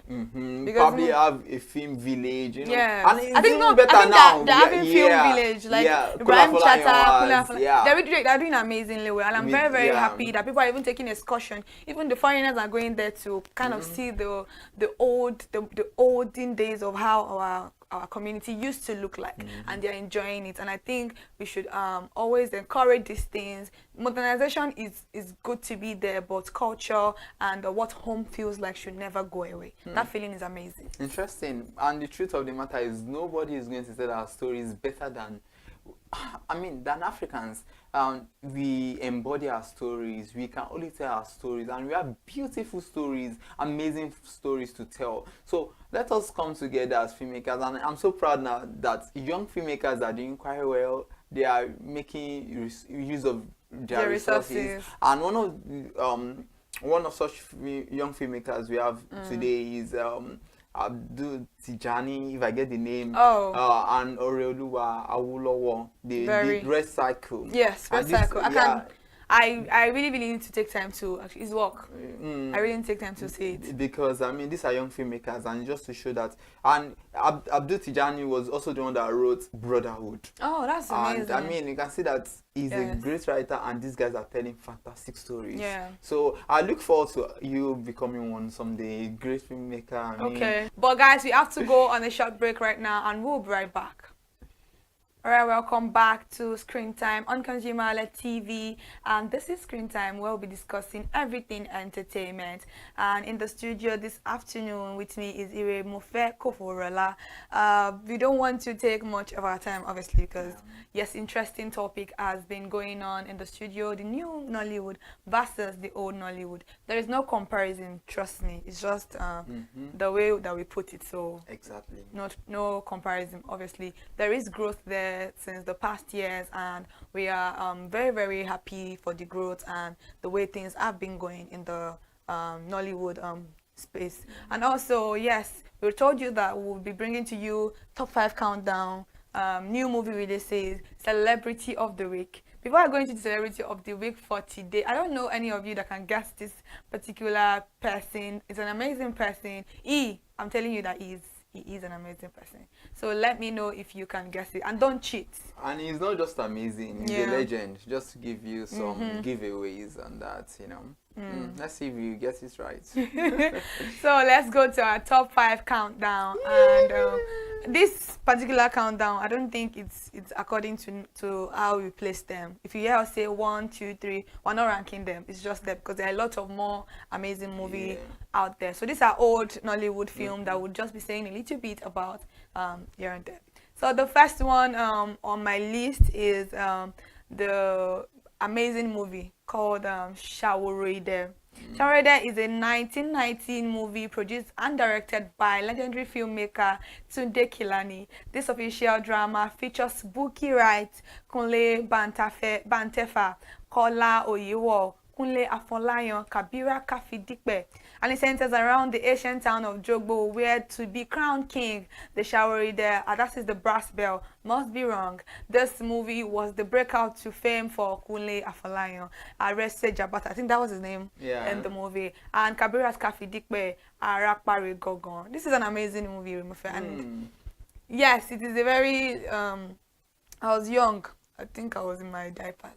No, I was over diapers, but like, yes, the movie, I could remember watching it when I was much more older, because as at then when the movie came out, if you had watched something like that, the that kind of powerful movie, you may not have understand what he was talking about. And I love the fact that it is still relevant to you today, that karma is always there to play, no matter how fast or how smart you think you are. So it's something called karma, and everybody that does good or evil has to go through that. And I love the movie. And this movie really clearly brings a kind of nostalgic feeling in me, and I remember that Shaworide still remains relevant and one of the top 5 movies to, for a countdown today. And like she said, there are other movies, but I mean, this is still applicable in today's society. I just don't want to go into details because it's just playing in my head, watching the movie and all of those things. And I mean, back then we had people who were really professional with that. Very, very professional and passionate.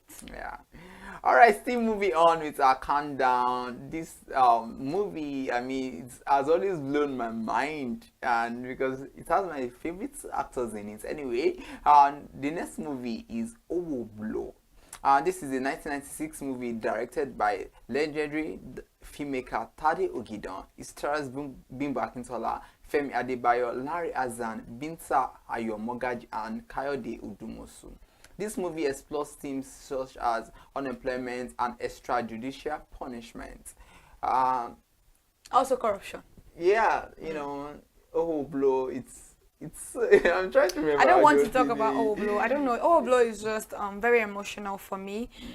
Till today, it's happening. And for a movie that has gone and come, and the years have passed, and this particular type of thing is still going on, it's very, very sad that we are not looking deeply into ourselves as a society and a community. And I don't know, it's just very, very sad that these things are much more relevant, if it's not even worse, than the time they produced this movie. And it's best for the question, where did we go wrong? Exactly. If movies of like over 2 decades can explore such themes of what is really happening in our society, then it's really begs for a question, have we truly become better as people? Blue is such a very powerful movie. And the other one on my list, the third one today, not by number, trust me, is Sakaba. This is an action movie. Can you even think about action movie as a then? I don't understand. I can't.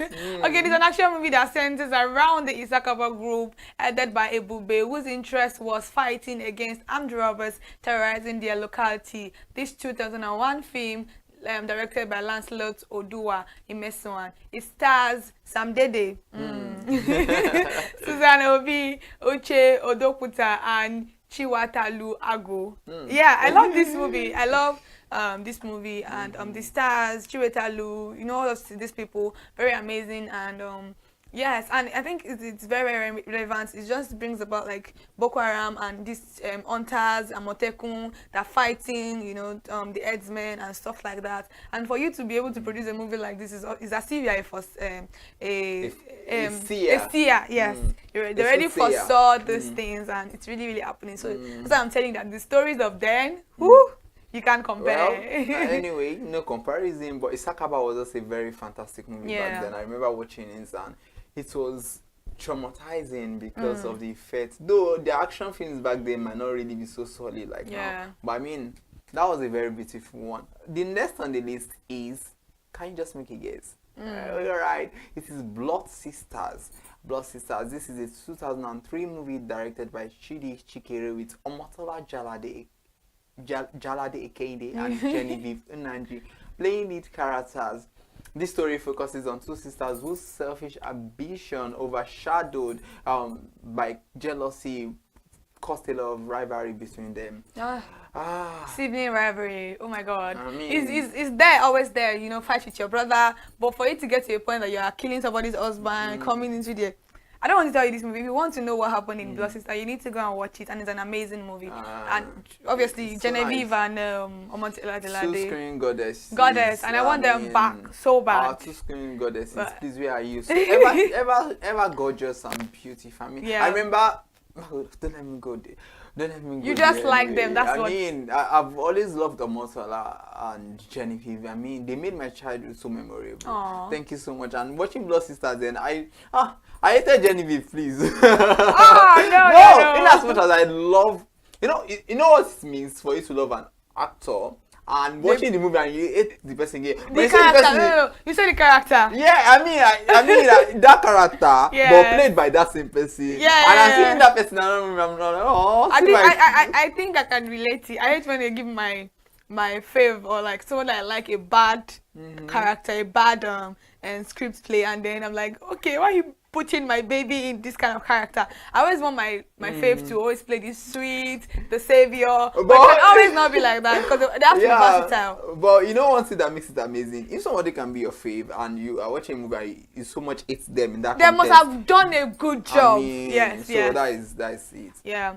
The first one, I don't know if you guys can guess this. This movie made a comeback in 2019 and it came back huge. Like very amazing. This movie is called Living in Bondage, and it's a drama thriller produced by Ken Inebue and directed by Chris Obirapo. It stars Kenneth Okonkwa, Bob Manuel Oduku, Rita Unzelu, and Kanayo Okanayo. Who better act a ritual movie than Kanayo?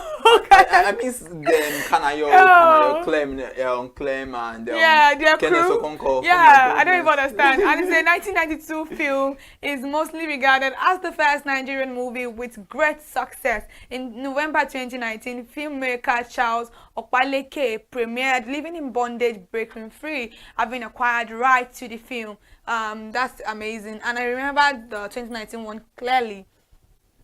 I don't know how these people do it, and for a movie that did amazingly well and still came back, I think he won AMVC. AMVC. I mean, 2-time success. That's something to and so just remember. Like a breakout for Nollywood, and there's no way we want to talk about Nollywood today, whether old or new, that Living in Bondage would not be mentioned, because I mean, it was traumatic watching. I mean, yeah. But I mean, yeah, we are today, and it's not just Living in Bondage that is traumatic. Well, I'm not saying traumatic in a negative way, but trying to bring this nostalgia in you. That I remember watching Kotoye, all those kind of movies. Don't even remind me. I think if you watch Kotoye as that, when we watch Kotoye, you will not be able to sleep for 1 week straight. It's not even exaggerating. Those movies are very traumatic, and they made this this superstition very, very believable.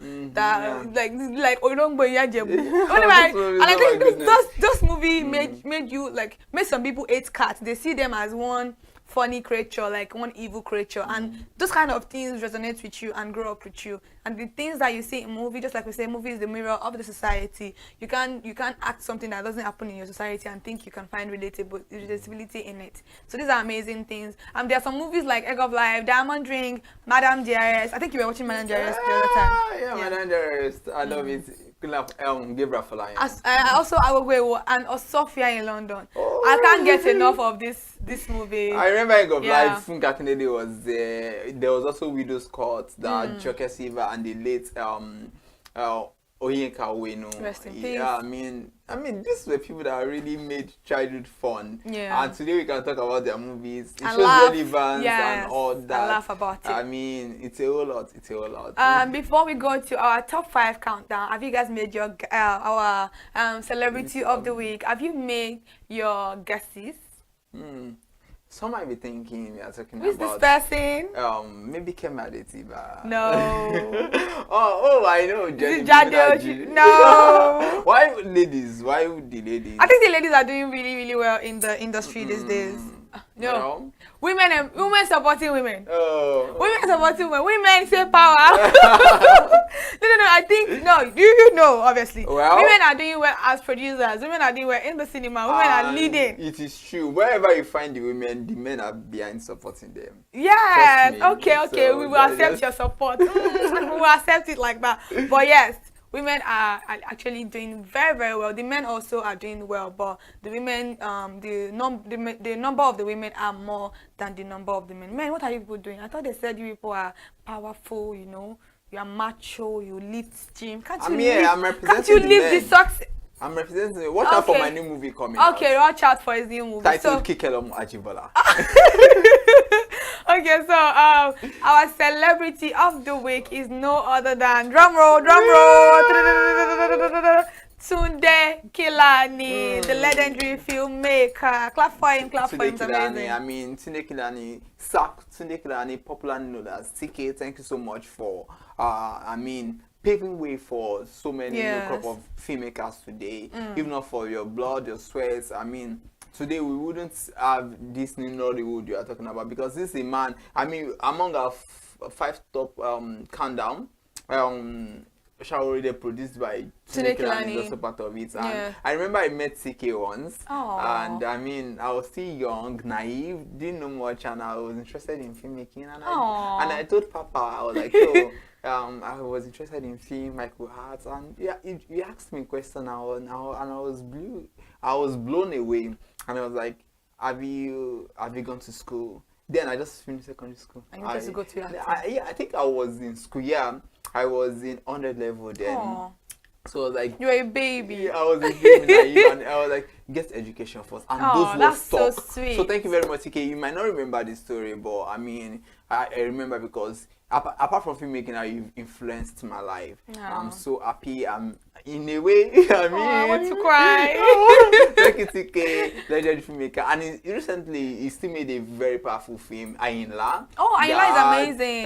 Lateef Lateef Adedimeji, you know. I think Lateef Adedimeji is actually a very, very good character cast for that particular role. He killed it. He chopped it. A nice he biopic, yeah. You know, 8 plus 8 is equal to 8. 4 plus 4 is equal to 4. 8. So he actually killed it. Yeah. So now let's move on to the new movie releases update that is coming up right now. And this movie, we watched them recently, and they're really, really amazing movie. Anyone that you think we did not give the accolades to, you can tell us in the comment section. We are here to, you know, receive opinions, and your opinions count. And this is the show for you, so you have the will. Yeah, you have the steering. So steer us anywhere you want to steer us to. But don't steer us into the bush, oh. So these are the movies that we actually watch this week. I personally saw a movie on Uchenna Obunabo TV on YouTube called Ashes and Lights. I think Erica, Lewedim, Clinton Joshua, and this Ghanaian guy was in the movie. And it was an amazing movie. It's a movie that really talks about betrayal. Can come from anybody, and it can be very hurtful when it comes from the close within. And then you not really understanding what's going on, the fear of being a single mother, and then your family, you know, family always think in Nigeria that, oh, if you end up being a single mother, you are likely, or if you give birth to somebody and you want another person is coming to take care of your child, they can never ever act like the real father of the baby, which I think is a very huge misconception. The people that you would meet in life, and they're going to take care of your baby like as if it is their own, and they're going to love you and love your child. I pray everybody find this real love and true love, and it's an amazing thing to feel, because if you don't feel this particular true love, and then I can understand the fact that if you are a single mother and you marry a man that doesn't love your child, it can take a toll on everybody, and you don't know what to do. So these are the things that this movie highlights. It highlights a lot of struggles, and it's very, very relatable. So and Erica, she's amazing for emotional movies. That baby can cry like a baby. So yeah, this movie is amazing. Interesting, and you know, we are looking at so many movies here. And none of such movies that we'll be looking at is Girls in the Hood. Girls Destiny in the Hood. Yeah, this is on available to stream on Destiny. It equals on TV. I mean, it has Clinton Joshua. Clinton again. Oh wow. And on Destiny Etiko herself. I mean, it's a very fantastic movie, and it's just showing that actors have range, and Clinton Joshua brought his A game. I mean, you see him play another character, not the usual lover boy, you know, the sweet boy persona that has been given to him. This is really nice. I know I love Clinton Joshua. I mean, that boy, have you seen his face? Oh. Well, have you seen that boy? Well, I've only seen my face, so no, nobody can replace you in my heart. But yeah, Clinton is top there, and I loved Clinton so much, and I like the fact that movie brought out a new dimension that it could you know, do better and also portray. Because I think some people are saying things I don't understand. I don't know what people are saying, but yeah, this guy is actually growing, and I like the growth, and I've seen him evolve over I don't think it's even up to a year that he has been acting. Like, I have seen him act. I don't know if he has had other movies, but I've been watching his movie, and then he has been doing amazingly well. And it's very amazing that you can get to see this kind of person, their growth, their significance and value, and every other thing. Yeah, so and apart from that, he is doing quite well, and still on this movie, because people can watch and learn when you talk about Girls in the Hood, because it talks about a lot of things, because people get to know that our actors are not being stereotyped. I just want to lay emphasis on that, because over time people have said, okay, Clinton, Joshua is this, is that, and you know. But until when you see this movie, you would really appreciate his craft. I don't hear what you're saying though. So the next the next one that I've been talking about today is Wrong Door, and this movie is streaming on Movie City HQ. This movie is hilarious. It is hilarious, it is funny, it is annoying. I don't even know. It evokes every part of emotion. Bam Bam, Achalugo. Achalugo herself, and the ever soft-spoken, what's his name? Do you know the person I'm talking about? Very soft-spoken. Chi something. Chiwakama. No, A guy. A guy. Chi. That's soft-spoken. Yes. I'm trying to make a guess. I know the person. Yes. One of my favorites. You like him? Oh my goodness. How come I don't know? Chike Daniels. Oh! Come on now. You should have just said CD. Chike Daniels, I know. Yeah, Chike Daniels is very oh my god, he's a very fantastic actor. And I love him too. He's up there. He's up there. But Timini is never ever replaceable. But you like... I'm beginning to yeah, we're doing countdown, but you see the way you always talk about all these fine guys, eh? Okay, should I like the ugly ones? Nobody's ugly in Hollywood, but should I like the ones that... No, this one. No, I actually like Chike Daniels. Chike Daniels because he's very soft-spoken, and the person that is also paired with is soft-spoken. Achalugo, Bam Bam. Oh, soft-spoken. Yes. Soft-spoken. Yeah, they're very... Like both of us. And then he played a very, very... Is he annoying? It was kind of annoying, but it's kind of understandable. You know when a girl gets drunk and then she enters your bathroom in the night, that's why it's called the wrong door. Oh. She enters your bathroom in the night, and then you and your girlfriend, you are sleeping in the room, and then you wake up to somebody showering, smiling, dancing. What will you tell your girlfriend? That you don't know the person. Hey, and she's a lady that is well endowed. She understands. You go and watch it to find out if she understood or not. But this movie is amazing, and it's on Movie City HQ on YouTube. So yeah, go there and watch it. It's really really nice. That is a very good one, and that's nice. And Nollywood is trying, and it gives us to the fact that there are fantastic movies to see on different streaming channel on YouTube. This one I want to talk about is a very nice movie, so dear into my heart. It is titled Voice in the Room. Voice in the Room. The title is very nice. It is streaming on Sonia Uche TV, and it stars Sonia Uche, Tema Chukwuyem, and it explores the theme of motherhood. It explores the theme of pain. It's a movie that centers around hope, drama, and redemption from the past. You know, when the past comes knocking, what do you do? It's a whole lot. You know, it's a story about a mother, Sochima, a struggling mother who tried to, raise her son despite every financial pressure. I know when stories about mothers, when these stories are being told, it evokes this emotion in you. So it's a very nice Voice in the Room. Kudos to Sonia Uche. Thank you for telling this beautiful story. Even you need to see it. It's streaming on Sonia Uche TV. I think Sonia Uche is doing really well for herself, and she's carrying the family name Uche Nancy's family name, just like her sister Chineye. They're doing amazingly well. I mean, Chineye is one actress that would connect you emotionally. She's really really good. Especially this one. I mean, when there's a struggling mother trying to raise her son, and her past then knocks on her. Oh my God! And you are trying to seek redemption. You have the pain yet healed in you, and all of those things. So many things. And also, there is a movie that I saw, and that's the last one for today, guys.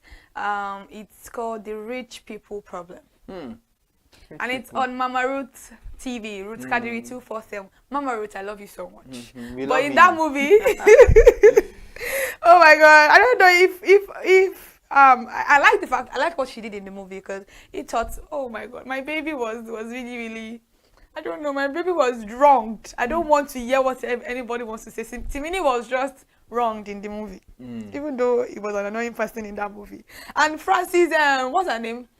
Francis, this lady Francis Unwe Bukwe or something. Yeah, she she just tolerates his excesses too much. I felt like entering the movie and slapping her face. You know, when a character evokes this kind of, what are you doing, girl? Girl, pack your bag and leave. Like, why would you have somebody that does that to you and then you are still going back and saying, you know, it's the person I love, oh, it's do or die affair, oh, nothing you want to tell me, I must die here. And it's not as if she was there for the money, she was there for the love, like love. But I want to ask no, you, no, in the light of it, don't like ask for me. you, is this love or money, or which one for you? No, I think love comes before money for me. Interesting. No, obviously, seriously, because money can finish. There are a lot of things that comes before love. For me, love is not sustainable for a relationship. If you're a wise person, there's understanding. There's friendship. There's communication. There's a lot of things that comes when it comes to a sufficient relationship. So if you think love and money is the real deal, you're deceiving yourself. Also, attraction. The sexual attraction should come before these things, because friendship will help sustain when love runs out. Because love is a feeling. It's what you feel at the moment. What if you don't feel it anymore? You say you want to pack your bag and leave your husband's house, or you want to leave your wife, and this is what caused many men and many women to go out there to look for things that they're not having that spiciness in their relationship. Then you hear, no, let's spice it up. Something is wrong. Watch out. You just preached. And remember is angry because he doesn't have this type of knowledge that I'm bringing to you people right now. If you have this kind of thing, why would you? You are angry that I've said everything. I was even trying to. You said I've preached. You're not saying. You said I've preached. You don't even allow me to learn. I was going to say you've preached and you've actually produced a movie right sitting right now. Which so, movie? I mean, that is a storyline on it. So do you know? I am not. Yeah, it is actually. I would always want to be a crew member. For now. It's all the same now. But you want to be an actor.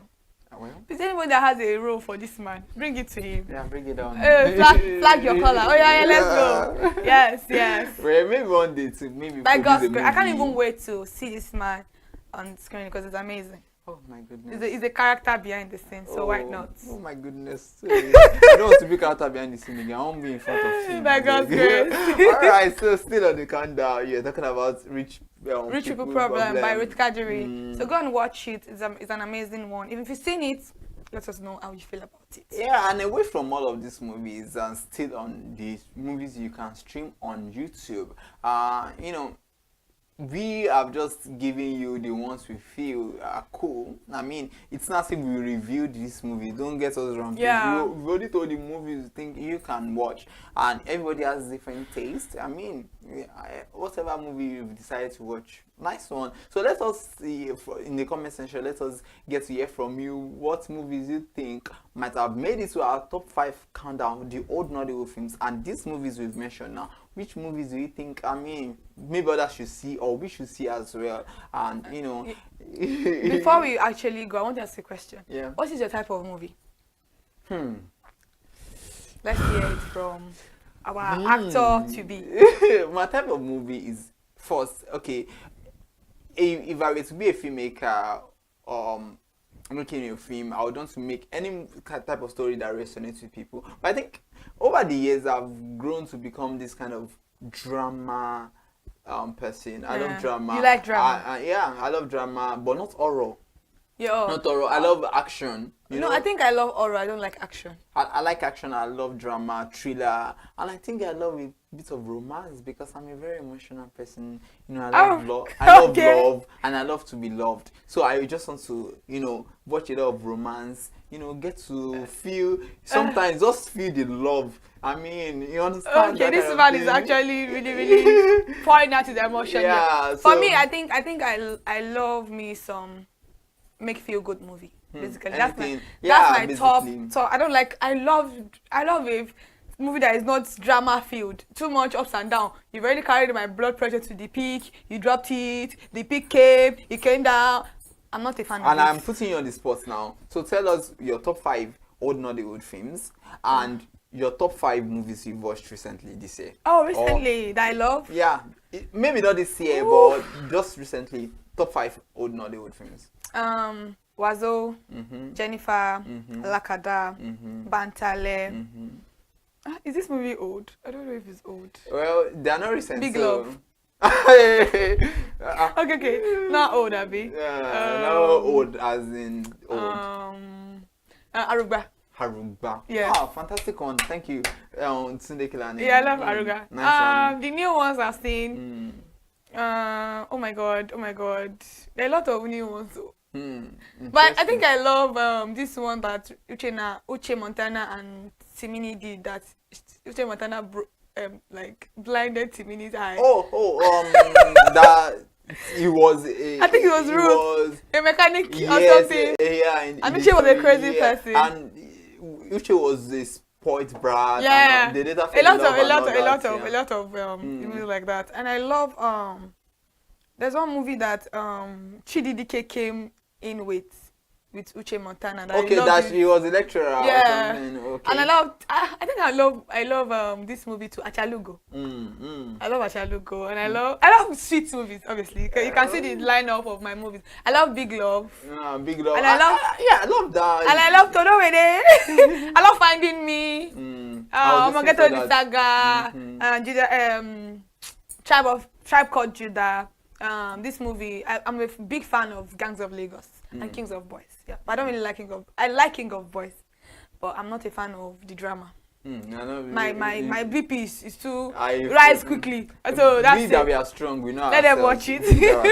Anyway, for me, even having all this top 5, it's not so easy. But for me, I would say, Madame Dearest is one of my, old Nollywood films that I was like, can you imagine, see the way Gabriel Afolayan killed his role? Madame Dearest was nice. Then, Aruba, like you mentioned, it's not even easy putting up all of this. Eternal from Kakindele's movie and all of these movies, it's not easy. But recent movies that I've watched, I would say, Finding Me. Finding Me is nice. I love Black Book. Oh, I love Black Book too. I love Breath of Life. Breath of Life. I'm not a fan of Breath of Life. Oh, too dramatic. I love it. I've seen it, but very dramatic. For me, because I just believe all these movies that are breath of fresh air. Yeah, and this movie, Oloture. Very, very compelling story. Oloture. I love Wedding Party. Oh, Wedding Party. Baby Fan. Oh my God, these are amazing movies. King of Boys. Any day, anytime. KOB. I didn't actually want to see Baby Fan because of the drama that I've read about. I take my time to read synopsis so that I can mentally prepare myself. I love movies. Trust me. All of these movies, I'm not a fan. I've seen them. They're amazing storylines, but they just they're just too dramatic, and I'm always scared to watch films like that because I feel like these are real life things. So when somebody that I've been watching gets hurt, it's like they are hurt physically. So I think I'm more engrossed in the movie, and I don't pull myself out. So when I get so engrossed, I get so emotional. So and I love Brotherhood too, and Battle of Booker Street. Yeah. So a lot of movies and all of that. And everybody's doing well in their own right. We are not trying to compare and all of those things, but we look out for more stories, more compelling stories, more captivating and gripping stories that will really, really, really, make you sit at the edge of your seat. Yeah, exactly. Any passing words before you go? Nothing that much. Just the little things that we spoke about. The VFX. Yes, we didn't really speak about that, but they're really, really doing amazingly, but they need to do better. Some few films are trying. I think God Calling and some of these. And also, these Funkakleri movies have good VFX. She tries with her VFX. Yes, because I think she even won sometimes like that. She had won an AMVCA for, I think, was it this movie that they killed somebody in the. Is it A Tribe Called Judah? Not A Tribe Called Judah. One of our productions. Timini was there. Yes, I think she won for that. So these are kind of things that we're talking about, and also the subtitles and the end credits. So those are every other thing you guys are doing amazingly well, and it's all love here. Love. Yeah, and I believe we can all get better at Nollywood. I'm rooting for you because we are all part of this story. We are all included. So, we can go on, and thank you for making our childhood, our daily lives memorable. It's so good to, see that you guys are doing beautifully. This is all we can take as we draw the curtain on screen time. Before we go, do well to download our mobile app for product review and complete resolution. Also, follow us on all our social media platforms, Facebook, Instagram, and YouTube at ConsumerHallaTV. You can also drop your comments as you share and like this video. Till I come your way, same time, same station. Next week, I am Iremufe Kofoworola. There's no child clothed with wealth and honor. I am the man, always clothed in wealth and honor. And I am your beautiful Kikelomo Ajibola, and you would always meet us here on Screen Time every Mondays, and it's always going to be an amazing one in the studio. Yeah, thank you so much. And guys, this is where you say bye for now. Bye.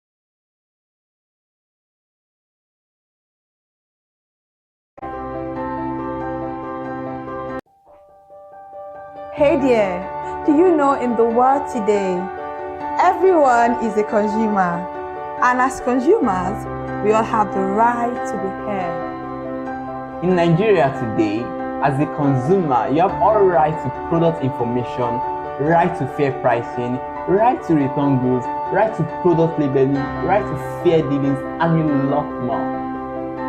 Well then, have you heard about the new media channel? ConsumerHallaTV. ConsumerHallaTV. ConsumerHallaTV. At ConsumerHallaTV, our goal is to inform and educate consumers in Nigeria with insightful news alongside development within the fast-paced world of consumers through well-researched, specialized, and analytical content. Our vision at ConsumerHallaTV is to create an engaging platform that provides right connections for meaningful brands in Nigeria, thus creating a more caring world for consumers where business thrive. And guess what? Our Consumer Hala brand is the first consumer complaint resolution portal in Nigeria, powered by a 72-hour feedback mechanism. We offer consumer advocacy, informative talk shows, branding promotions, advertising, and lots more. Connect with us via our YouTube channel at ConsumerHallaTV. Follow us on our Facebook page, ConsumerHallaTV, our Instagram page, ConsumerHallaTV, and do well to subscribe to our YouTube channel. Subscription is free. ConsumerHallaTV. At ConsumerHallaTV, you deserve to be heard. At ConsumerHallaTV, you deserve to be heard.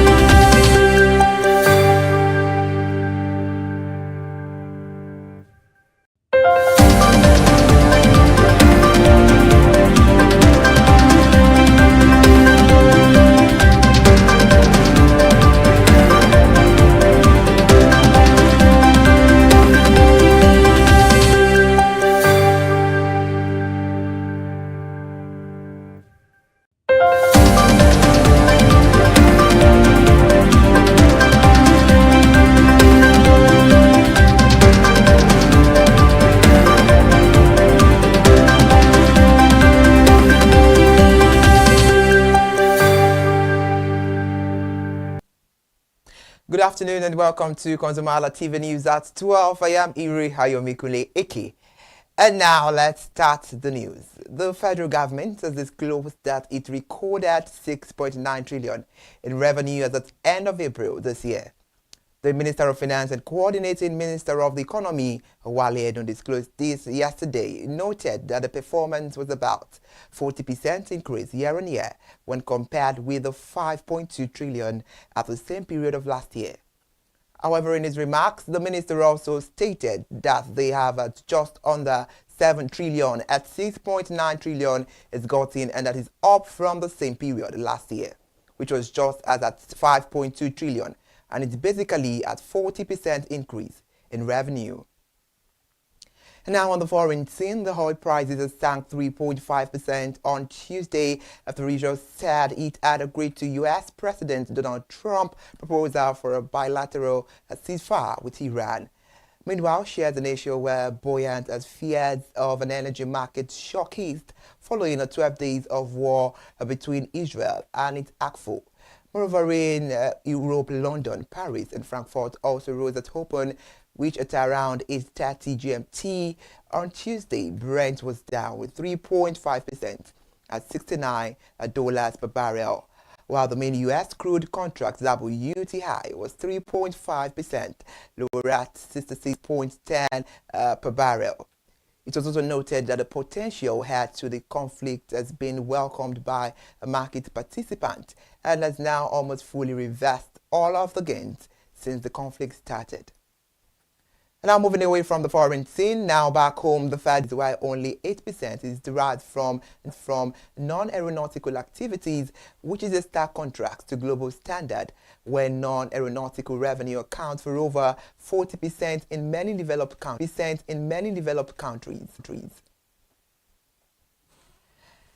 And now let's move to Akwa Ibom State, Uyo, the capital to be precise. Right now, as 20 outstanding students of the University of Uyo in Akwa Ibom State who were selected to benefit 0.2 billion naira and will receive a total of 300,000 to augment their needs in school. This was disclosed at the signing of the Memorandum of Understanding between the OPE and management led by the head of partnership at OPE.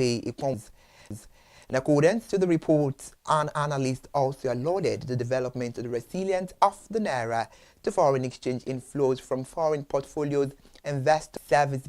In its weekly publication, the agency said the system would integrate Nigerians' credit score with their national identification numbers. The report also says, in pursuit of transparency and accountability, following the expansion of the frontiers of credit corporations, the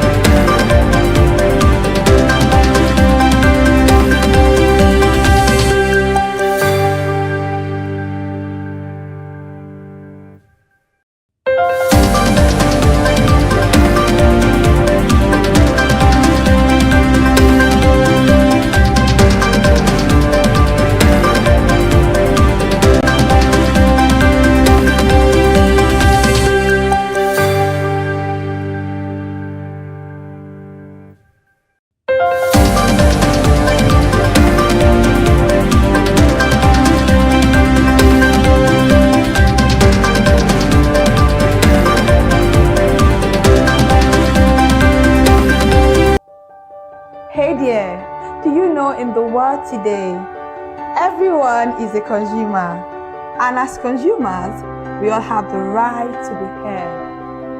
In Nigeria today, as a consumer, you have all right to product information, right to fair pricing, right to return goods, right to product labeling, right to fair dealings, and a lot more. Well then, have you heard about the new media channel? ConsumerHallaTV. ConsumerHallaTV. ConsumerHallaTV. At ConsumerHallaTV, our goal is to inform and educate consumers in Nigeria with insightful news alongside development within the fast-paced world of consumers through well-researched, specialized, and analytical content. Our vision at ConsumerHallaTV is to create an engaging platform that provides right connections for meaningful brands in Nigeria, thus creating a more caring world for consumers where business thrive.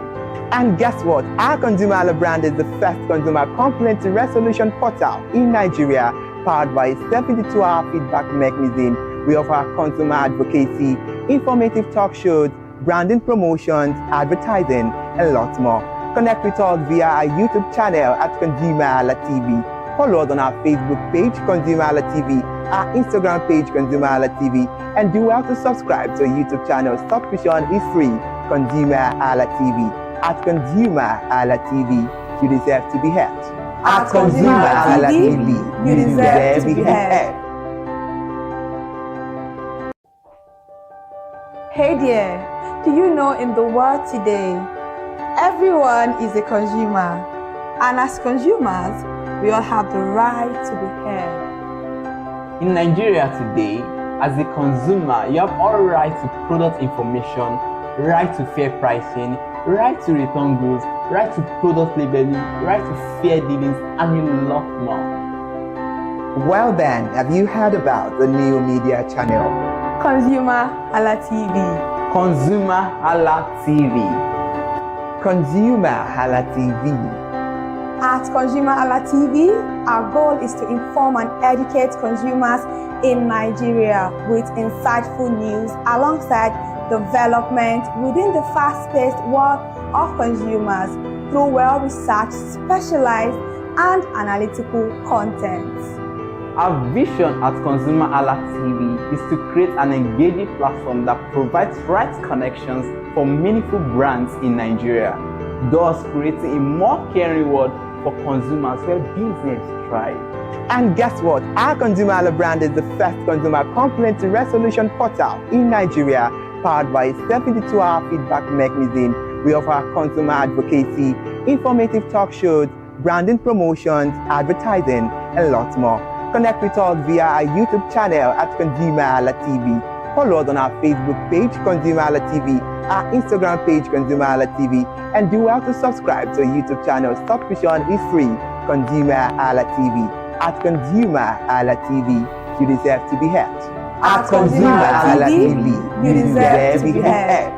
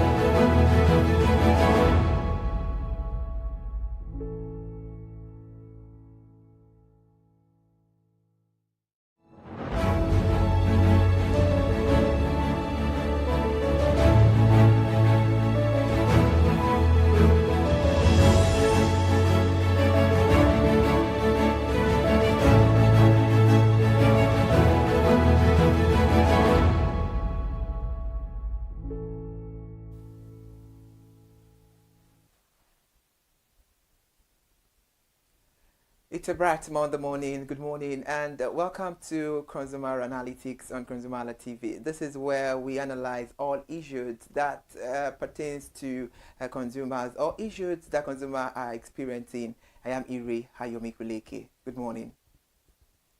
And this is Consumer Analytics. It is a program that helps consumers gain insight about goods and services preferences and needs. This program helps to enhance customer experience, increase loyalty and retention, drive revenue growth, and also improve the marketing effectiveness. I am Ajibola Kikelomo. Good morning.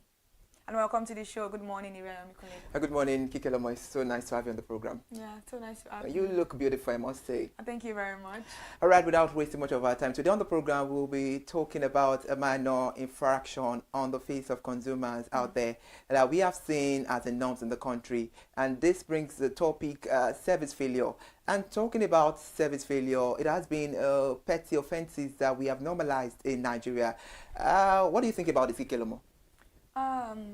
Service failure is something that is actually very normalized, even though it's not supposed to be because of the inconveniences it brings. Sometimes you're making a call and then very, very important conversations. It may be an interview, it may be something that deals that is like it's related to emergency, and then you're talking to the person, the phone just drops on you, and you're trying to call the person again. Immediately the phone drops. It's telling you pum pum. I don't know that pum pum sound. The funny sound. It's it's kind of annoying sometimes. You just want to probably okay, what's going on? And then sometimes when you reach out to these people to complain to them, they always tell you, we are so sorry. The sorry is like sorry, let's say we've lost count of the stories they said. I'm sorry for the inconvenience. You're inconveniencing me. I don't need you to say I'm sorry for the inconvenience. Tell me you're going to fix my problem immediately. They can't give you a reason to say, okay, we're going to fix it, because they're not even sure if they're going to fix it. And sometimes also in Nigeria, we may have a complete blackout from maybe MTN service or Airtel service for 2-3 days.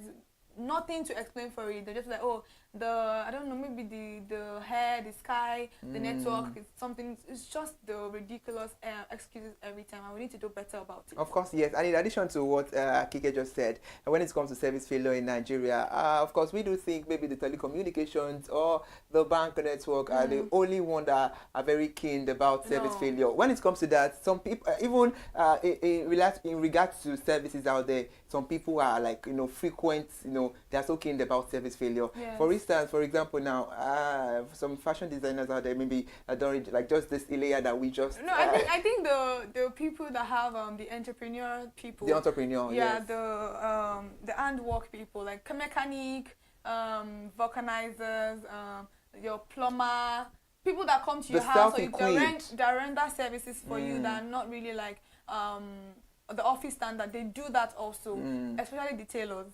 The fashion designer. The disappointment. I can't imagine taking my layer outfit to somebody and then they're disappointing me. Even though you have taken it to them 2 months prior, they still have excuses for why they have not done it. And to them, they might not know that is a customer dissatisfaction. Because the moment you tell consumer or your customer that, okay, I will meet the deadline. Away from those particular people that are causing this discomfort. Because they're already used to it and they feel like, of course, a lot of times. I can imagine me having, I think there was a time, I think last week, me and you were having a conversation on the phone, and then the phone just drops. And I think I called you like 4 times after that. It wasn't going through. And it was work-related issues. And so imagine me having that kind of discomfort. I'm not done with having this conversation with this person, and then this. And there was a meeting yesterday that I had to join, and my line kept dropping. My own call kept dropping. Sometimes I can't hear them. Sometimes it's there's this this buzzing sound going around that you can't even hear yourself. And also the fact that wherever you are, the sound also pick everything. So if everybody's mic is on, it's like a disruption to the service also. It's very sensitive. So those are the kind of things that we really need to work on as people in the country, because of these are people that patronize you.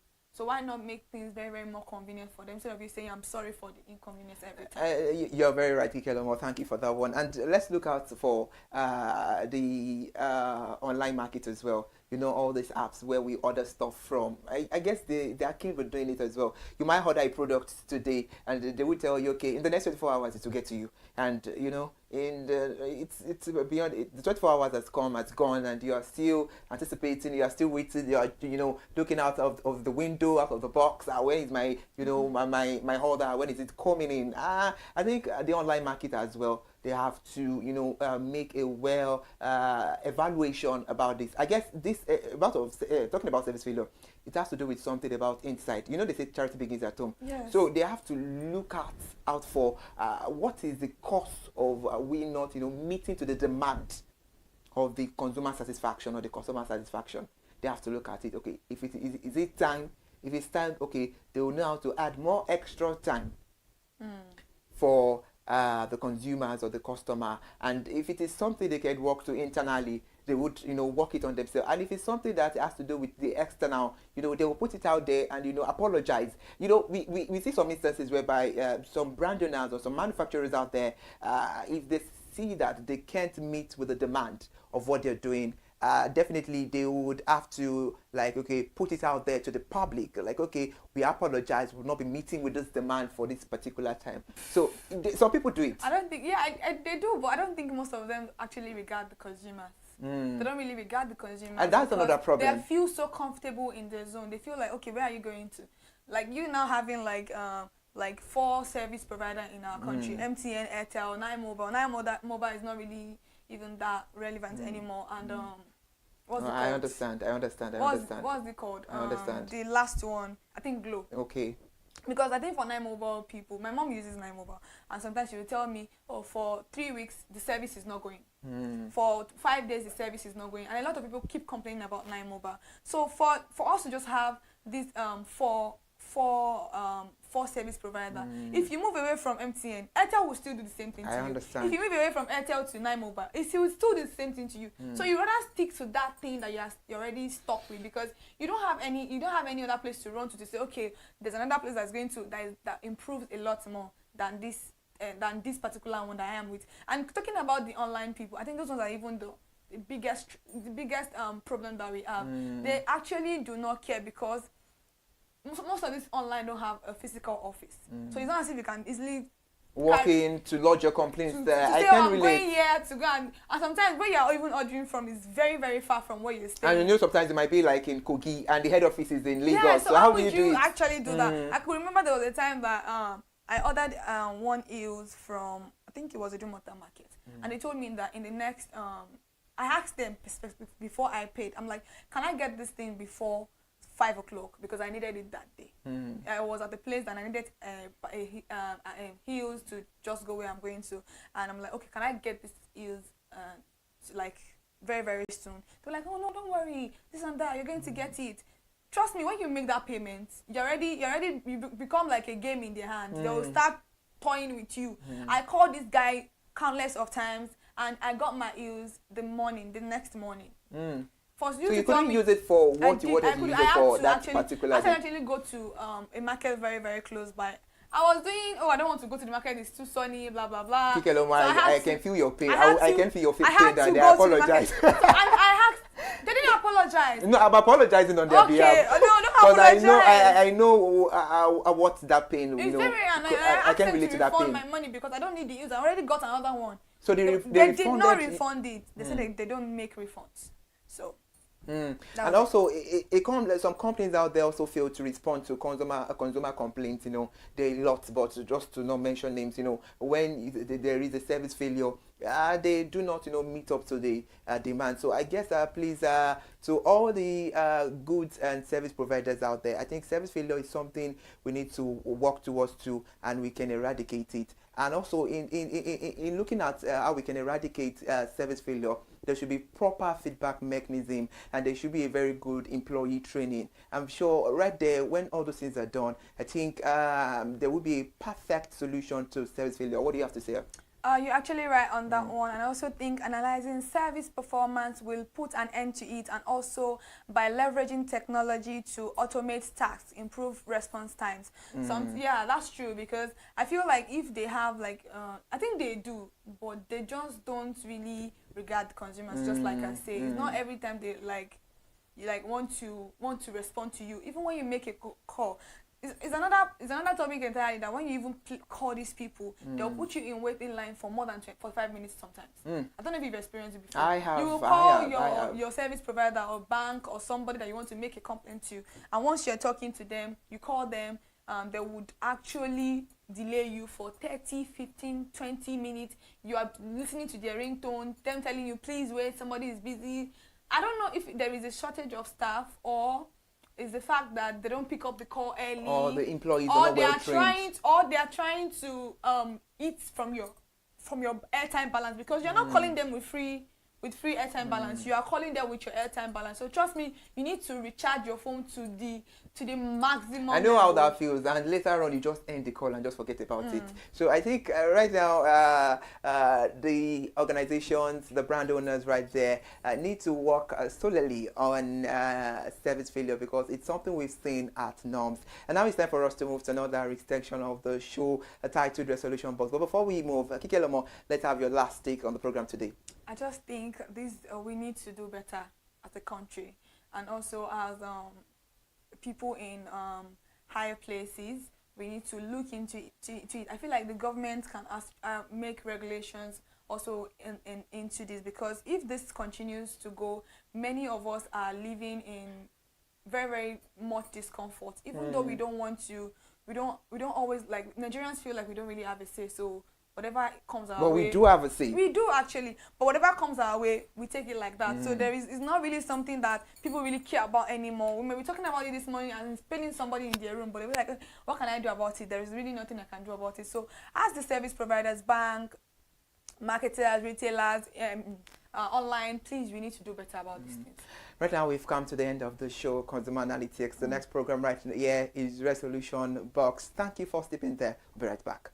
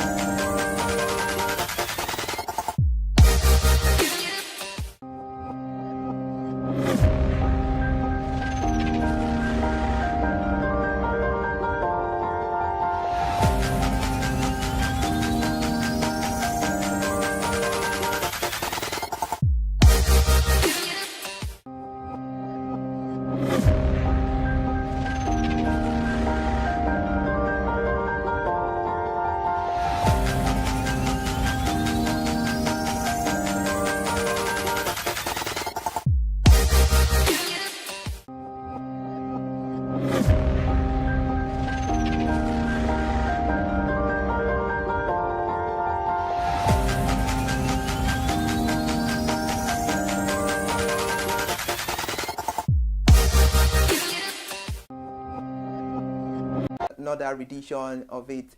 And now welcome to Resolution Box. I am Ire Ayo Mikule Eke, and also I have with me Ire Mufe Koforola. Oh, it is let's say Ire Square. Yeah, sure. It's time for the both Ires to shine. Yeah, you're looking good. You know.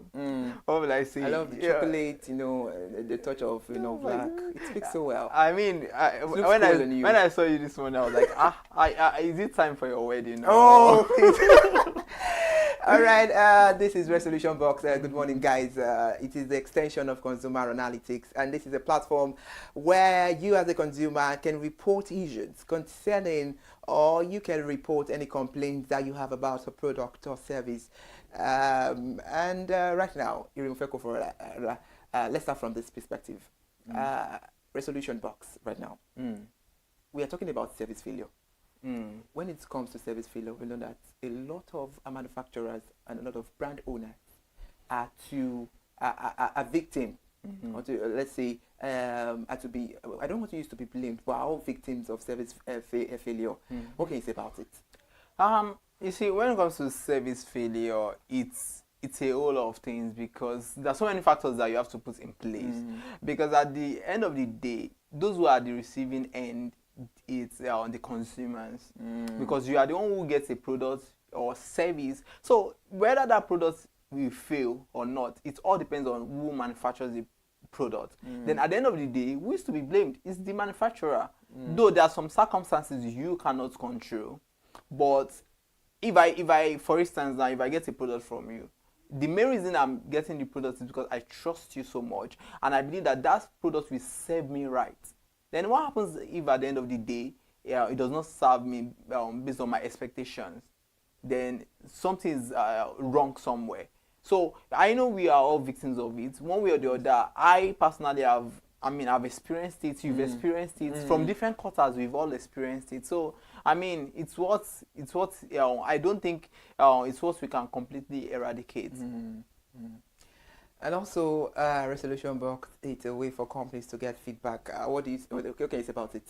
Yeah, this is Resolution Box, and from the name, you get to know that it's basically all about providing solutions to problems or challenges or problems that consumers might have experienced in the course of getting a particular product. So our duty here is to ensure that companies are able to get feedback of what consumers have complaints about, and in the process there is resolution also. It's not it's common in Nigeria, but you get feedback as a complaint, or whosoever is getting the feedback, but most times you don't get resolutions to these problems.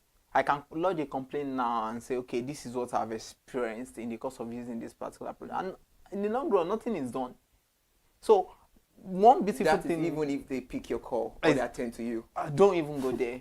There are times you even call, you make several calls, nobody is picking up, and at the end of the day, even if the call is picked, there's this nonchalant attitude of you understand. So it is not just you complaining now, you get resolutions to your problems, because Resolution Box, one thing we do is that we follow through and we ensure that yes, we bring justice to whatever the issue is. All right, the program is just getting started, and in addition to all our viewers right there, you as a consumer, you have the right to lodge all your complaints on this program, and you can be a partaker. You can be a partaker of this conversation, and this is the way companies can get feedback to address problem. And the main motive behind Resolution Box is to resolve any inefficient, dissatisfaction that consumers are getting. So let's go on a commercial break. We'll be right back. It's Resolution Box on ConsumerHallaTV.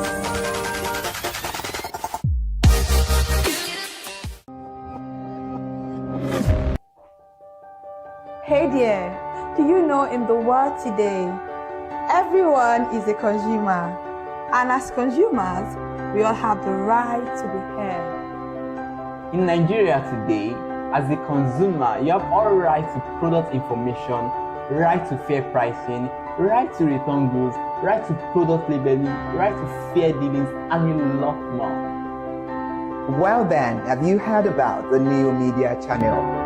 ConsumerHallaTV. ConsumerHallaTV. ConsumerHallaTV. At ConsumerHallaTV, our goal is to inform and educate consumers in Nigeria with insightful news alongside development within the fast-paced world of consumers through well-researched, specialized, and analytical content. Our vision at ConsumerHallaTV is to create an engaging platform that provides right connections for meaningful brands in Nigeria, thus creating a more caring world for consumers where business thrive. And guess what? Our Consumer Hala brand is the first consumer complaint resolution portal in Nigeria, powered by a 72-hour feedback mechanism. We offer consumer advocacy, informative talk shows, branding promotions, advertising, and lots more. Connect with us via our YouTube channel at ConsumerHallaTV. Follow us on our Facebook page, ConsumerHallaTV, our Instagram page, ConsumerHallaTV, and do well to subscribe to our YouTube channel. Subscription is free. ConsumerHallaTV. At ConsumerHallaTV, you deserve to be heard. At ConsumerHallaTV, you deserve to be heard.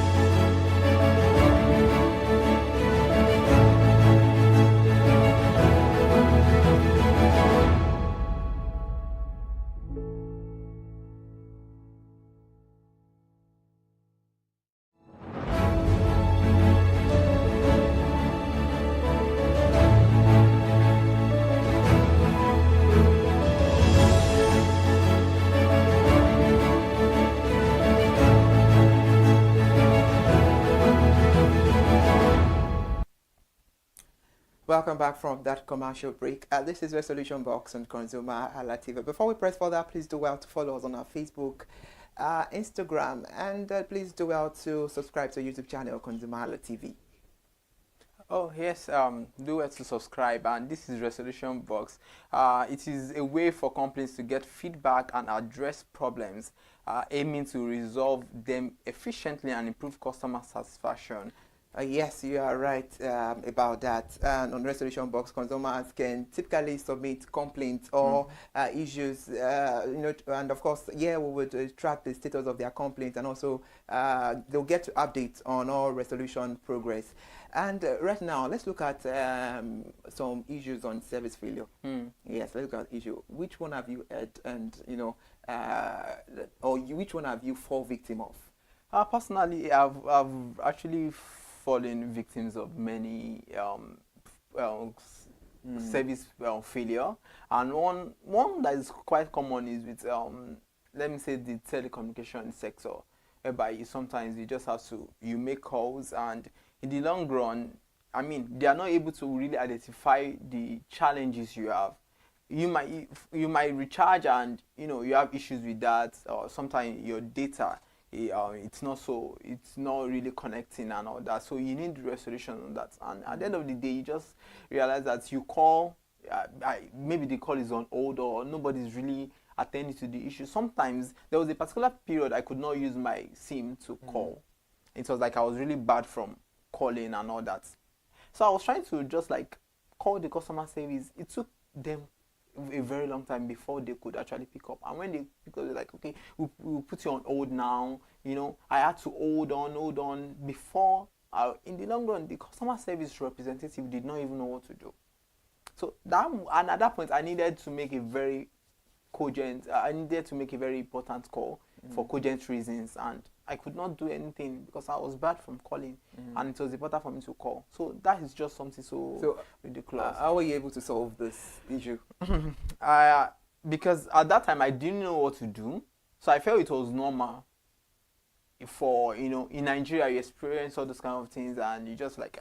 I think that is the issue. We consumers out there, we've normalized service failure as something that is bound to happen, and we do not pay attention to all these things, which is not meant to be actually. I guess we consumers, we have a lot of work to do ourselves. We are meant to start taking all this the satisfaction up, and take it up squarely until they do something about it. Yeah, that is why our resolution box here, we identify challenges, and it's a great opportunity for us to throw it out there, and it's a way for companies to just improve on their product. Nobody's throwing shades at anybody here. It's just to understand that, okay, as consumers, even being on this show, we are consumers. We consume different things, and it's for us to know that one way or the other, probably you being the manufacturer or brand in question might not know what your consumers are facing out there. And so when they face these things, you get to know, and not just the issue is you don't just know. How do you prefer solutions to these things? So, like now on this show now, there have been many cases that we've been able to highlight. You understand? Please bring it on. Yes, we highlighted them, and we, through our help, consumers have been able to, get that preferred solution. It's not just you preferring solution now. What they preferred, because in long run, for instance, now, at the time somebody was meant to travel, and the ticket, there were issues with the tickets, and there was no communication from the aviation company, the traveling agency, and all of those things. So, I mean, she kept reaching out. Nobody was doing anything. Then in the long run, she got to know about how we help to resolute issues and all of those things. So she reached out to us. So the first thing we asked for detailed information about how everything, when she purchased the tickets, when she was meant to travel, and all of those things, the steps she had taken. Because you don't just come and just say, okay, these are the issues. We get detailed information about it. Then in the long run, we started processing it. We reached out to the complaint, and it took them like 72 hours to respond. And because they know that we were just like an intermediary between them and their customer, so they had to spring into action. So they decided they had to track everything, and in the long run they had to refund our money. So that is one of the important things we do. They refunded her money, and she was able to, she got satisfied.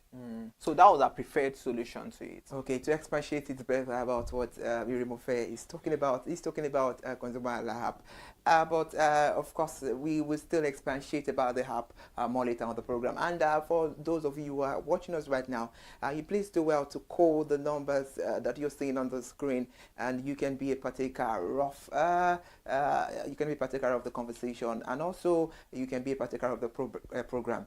You've heard it all on Resolution Box. This is where you as a consumer lodge complaints, and we make sure your complaints are heard.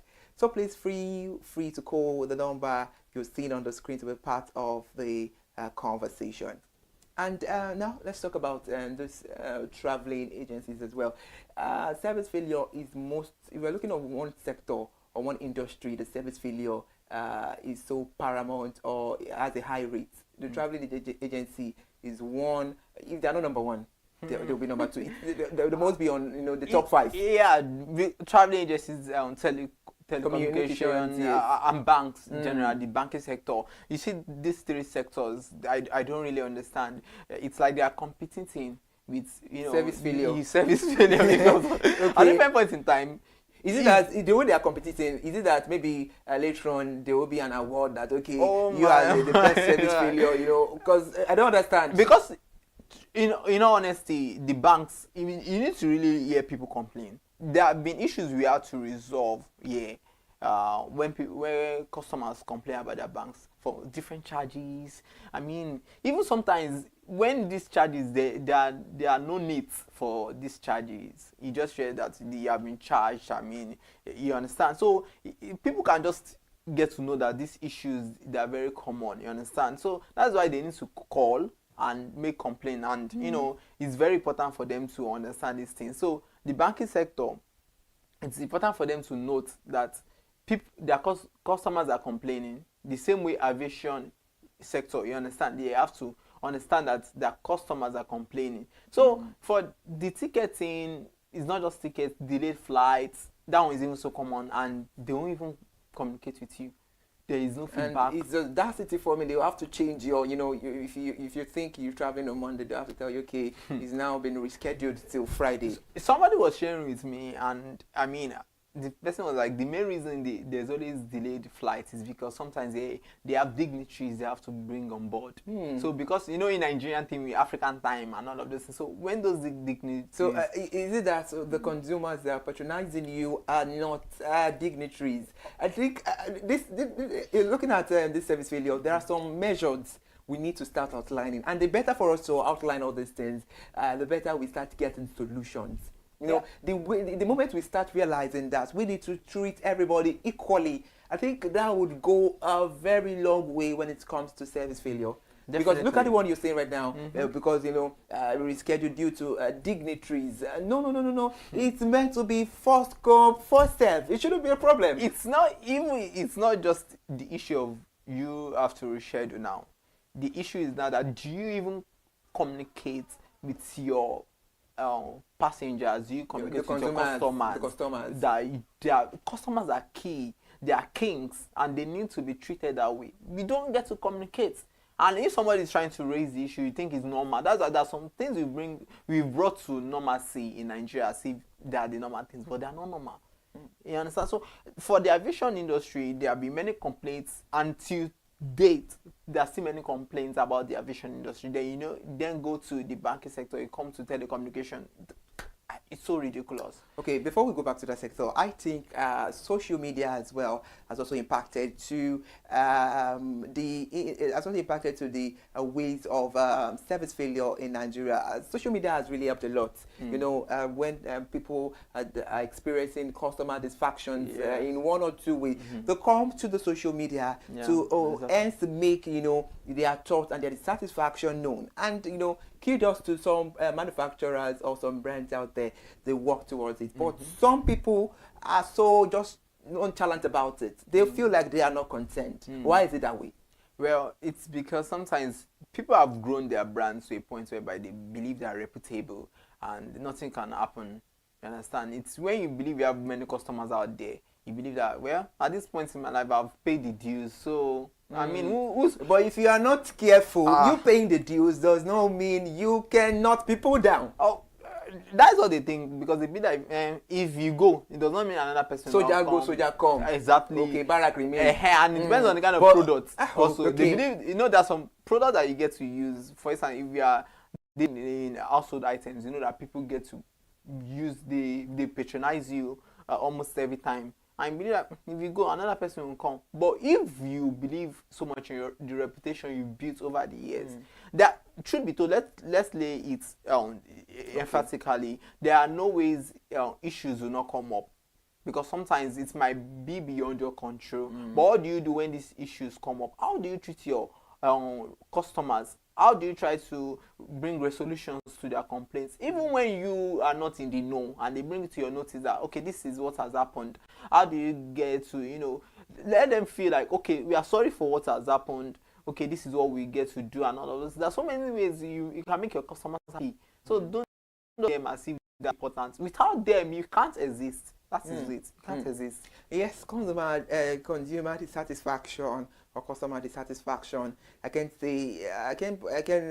critically term it as critics. And the moment you, as a brand owner, you work on your critics, of course, you're going to be better. Exactly. And in the kind of a situation whereby you have tried to lay out, you as a consumer, you've tried to lay out your dissatisfaction, that you're not getting the pleasure you've paid for, and you've cried out on social media, and hence you're not still getting the proper result, then I think a resolution box is for you. And that is where the numbers on the screen you're seeing right now is very important. You can please call in and let us know where you are getting that dissatisfaction, be it any field, be it telecommunications, banking industry, be it the traveling, aviation, what have you that you are having a dissatisfaction from. Please do well to call the numbers on your screen.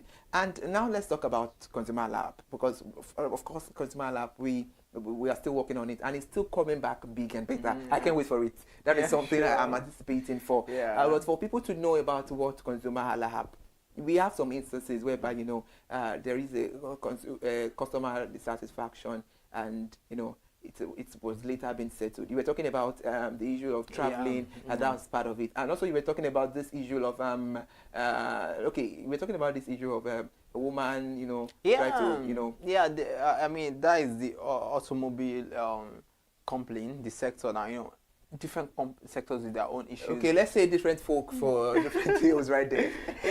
So the woman purchased a brand new car from a particular company, of which I don't want to mention. Of course. And she normally when you purchase a product, you get to read all of those things, the agreements and all that. She was using the car, and it wasn't up to 2 weeks, the car started developing faults. And she reached out, she complained. Initially, they didn't come to pick up the car. Okay, but before we go there, why is it that when a consumer, is sensing a dissatisfaction at one point in time, and you reach out to the customer care service online or what have you, or they put maybe on the label of the brand or something, why is it that when customer calls, they do not get the, attention as at that point in time where the consumers need the attention? Why is it that way? I think it's basically training. One of the problems is training, because I don't think these companies have really taken out their time to train their employees, because they are the first contact of your business. They are representing you, so whatever treatment they get, the customers or consumers now, whatever treatment they get from them, it labels you.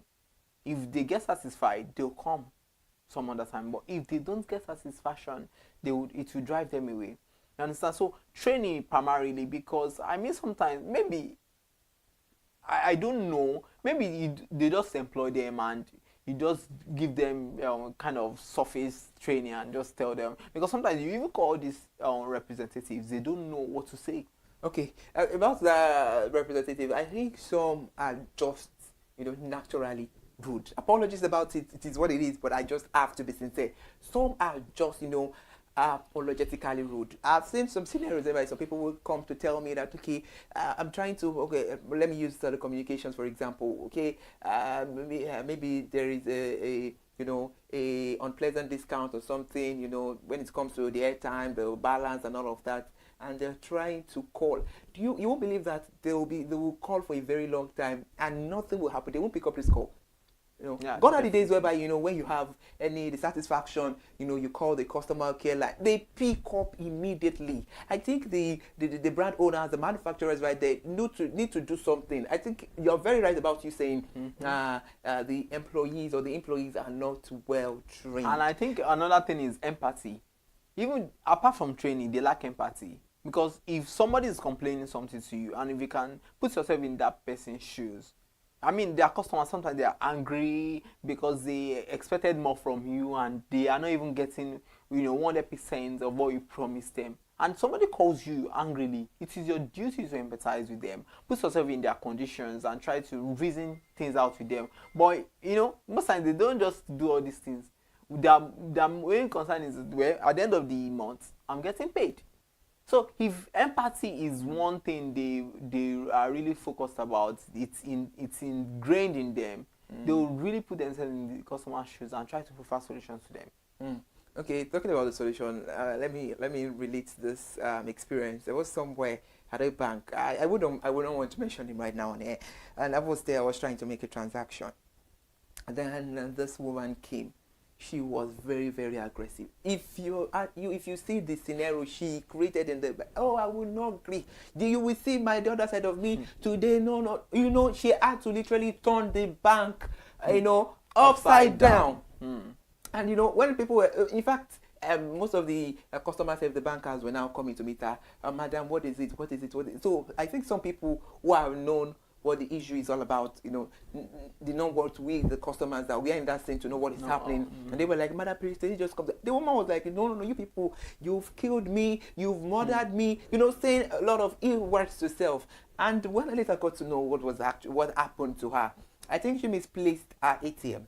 Oh. And immediately she did that, she came to the bank. The first step she did, and the woman was right there, was she entered into the bank. She made an approach and lodged all the complaints. That, okay, my ATM, blah blah blah blah, please do block it and all of that. I think she misplaced it, and misplaced is better. It's better to put it that she lost it as well. She misplaced it. She couldn't find it. So and they said, okay, we'll get to work about it. You will believe that this bank did nothing, and the people who had access to the card were deducting money. They started with 10,000 naira. The moment she saw that 10,000 naira, you know, she has lodged the complaint.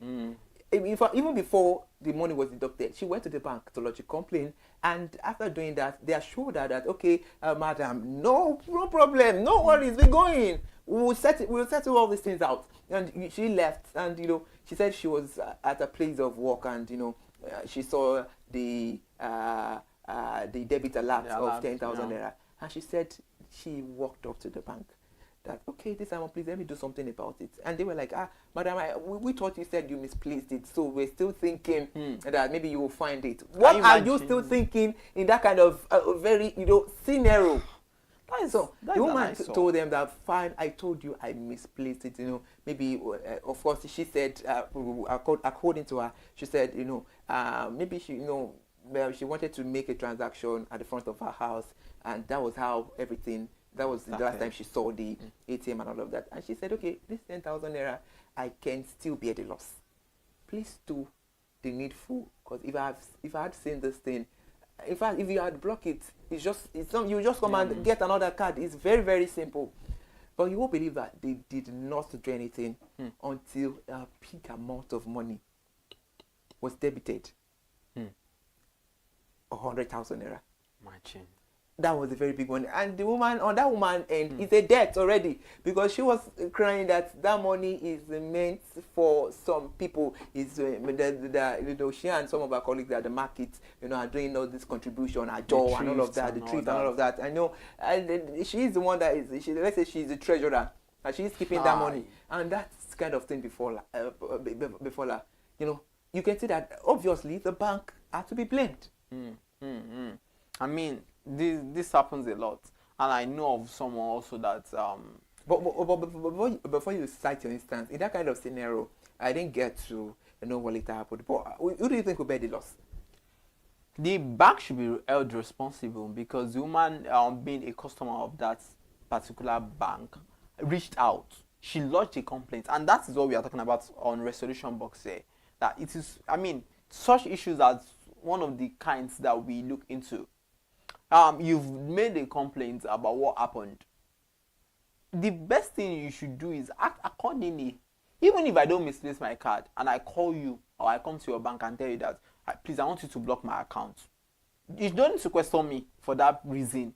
I must have had reason for telling you to block it. Okay, let me give you an insight. This is what happened to me. You know, I was somewhere and a cousin of mine had to borrow money from all this loan app and all of that. I never knew she dropped my name as maybe the next of kin or collateral or something or what have you there.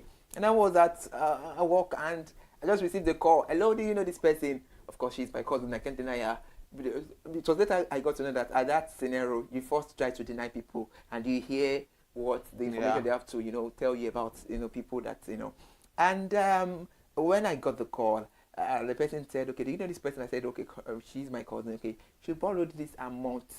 Okay, she borrowed money. So I was thinking, okay, maybe it's something 2,000 or 3,000 again. And when I heard the amount, it was something that was very big for me. And I was like, okay, I didn't know when this my cousin came to you and borrow money from your app. So I know nothing. So why are you calling me? And when she used me as a collateral or whatever, or as a guarantor, or what do you call it? I was not there. She just dropped my number, and the next thing is just to pen my number down. And I said things are not done like that. And the next thing this person said was like, okay, no problem. You don't want to give us the attention, right? We will block your account. Wow. Oh look, okay. He said we'll deduct all the money you have in your account from your account, and we use that to replace the debt your cousin is owing us. And that moment, do you know, I walked to the bank with a call with my friends. When we got to the bank, it was already closing her. But and when it's 4, they do not attend to customers or consumers. But the moment we got there and we told them, the security men were like, okay, it's late already, come tomorrow and all of that. And we told them what is meant to be. You believe that they had sent it to me at that point in time, at the accurate time, the attention, they gave me the attention that time, and I told them to block it, and they did block it. Well, it depends on the bank, and it depends on how understanding they are. These issues are things that happen up several times, and one of the common issues with all these loan apps is, sometimes somebody, you get to, they lend you money, then in the long run, you're meant to pay at a stipulated period of time, then you do not pay. Then before you know it, they begin to make your posters all around, citing different things and all of those things. But as a consumer, you have your rights. You understand? That's just in a way to buttress your point concerning what you said. You understand? But another key thing is that in that kind of scenario, where that woman experienced that at the bank and she had already complained, what they were meant to have done was to, make sure that they give her everything that will satisfy her. They should have, at that point in time, they should have blocked their accounts. First, it was 10,000 naira. Who was going to bear the brunt of all of their carelessness? Because they were careless enough to allow, another amount of money, something huge, to have. And some banks are very, very just stubborn and honest. They would not want to, of course, bear the consequences. I was citing an example of someone that lost close to 1 million naira. The same way he said, they were even not passing the blame on him. They were like, probably you shared your PIN with someone or your BVN. And I was like, no, I didn't. They were like, maybe OTP and all of these things. They were citing different just to clear, to shift blame. And the person was like, no. Until this person started taking some drastic measures to ensure that he was going to get his money. And so it's like you said earlier on, one of the sectors that these things, it happens the most, banking sector. You need to hear customers complain bitterly about issues they face with banks, and then they get no resolutions, no feedback, nobody is to be held responsible. I've been a victim to, just like the way you said, I was going to make a transaction, then Though I was using the ATM at that point, at the end of the day, I realized that I was debited, but the person didn't get the money. So, because I was using another bank ATM, so I went to that particular bank, I was using that ATM. They told me to go to my bank, of which I went to my bank. So, when I got to my bank, they were like, they were going to trace it, they were going to do this and that. Then they told me which bank was I making the transfer. So, I told them the particular bank. So, they were like, so it's 3 banks were involved now, that they will have to trace it. The bank I was using, the machine, my bank, and the person to know. So, I was like, okay, when should I come back? They're like, 2 weeks. I was like, 2 weeks? This money was it was needed urgently. So I had to go back again, like a week. And they were like, and they've lodged the complaint to the headquarters. They were the ones that were going to do this and that. Luckily for me, I got the money before 2 weeks. But not everybody would be so lucky, because I was at that bank when one POS agent came and was making complaint that somebody used her card to, she was the one, the intermediary between the bank and the person, and now she was unable to get back her money. She was not refunded. Now this woman kept complaining like over a month, according to her at that time, and nothing was done. So these are issues that happen every time, and customers sometimes you just close your. There was a particular time a popular actress, she came online and she was like, she just showed that they had to deduct 20,000 naira from her account. She didn't do anything. She was like, please refund my money. Maybe because it was someone popular. She looked into it and all of those things. But this thing that they don't know that they are representing their brand in a very negative way. So as resolution box, all we do is to ensure that these issues are common.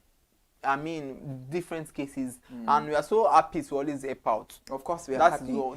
I still started seeing a reference about something that happened to me too. Still talking about banks, because I know when it comes to the service failure, consumer dissatisfaction, I guess a lot of consumers out there.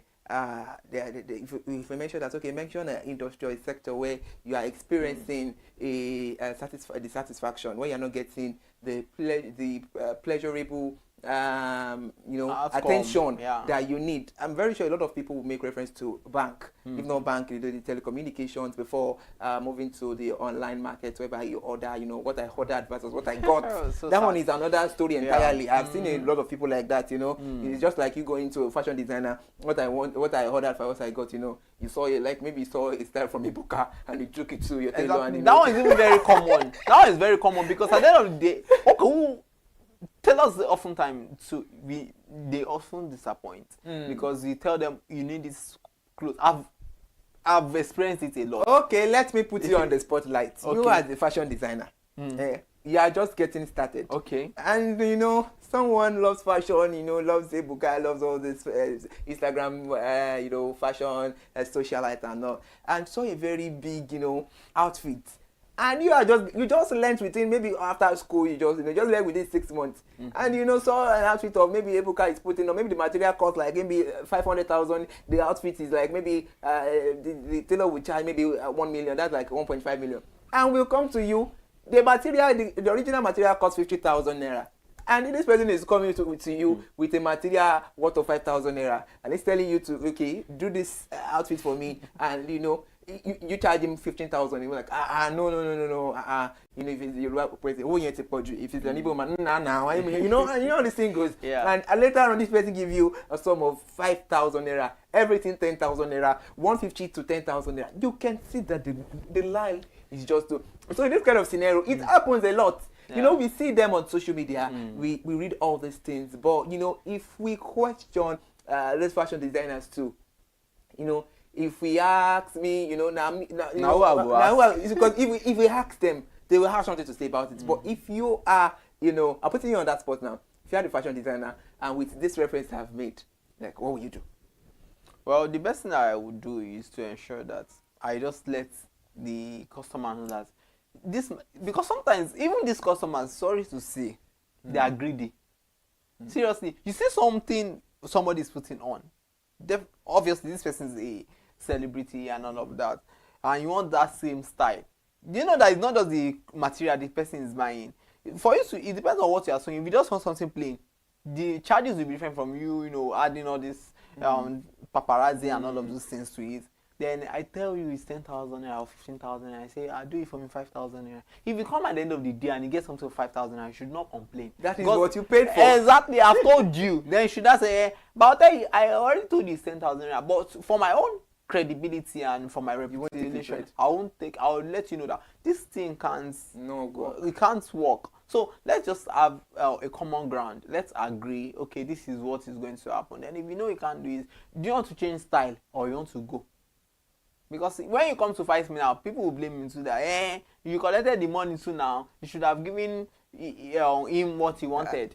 Yes, in reference to what we have right now, I think a body fitting, the body shape too, is very important here. You know, you see some styles and, you know, you want to go for it. Your own physique, your own figure is different from, you know, the person putting it on. So I guess most of the time it's good to, you know, at this person what is style. But you can just, sometimes you can do a little bit of extract, you know, I guess, you know, and you know, your fashion designer might just inject, you know, something that will work. It's not that most of the times you follow what you see. I guess that can, and some people are very, very good. And some people pay well. I've seen a kind of scenario whereby, you know, somebody, the person is in abroad and the person saw a style from a favorite celebrity and the person sent, you know, the style and, you know, it sent a very huge amount of money to a fashion designer in Nigeria.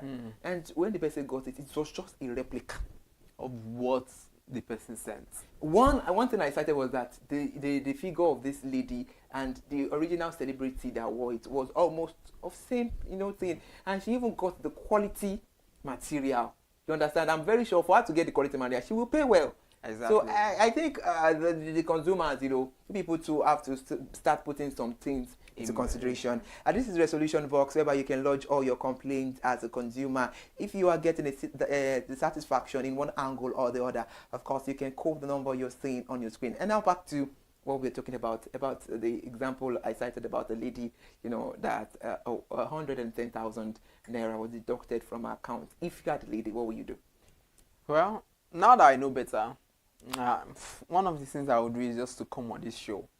Either make a call and, you know, lodge my complaints, and I know I'll get at least 72 hours feedback on, you know, whatever the issue, especially on this one. Whatever the issue you are being bottish about it. Me, I was expecting you to be aggressive. If I'm the one, I would not agree. And me not agreeing is me coming here, you know, to lodge my complaints. Let's go on a commercial break. It's Resolution Box and ConsumerHallaTV.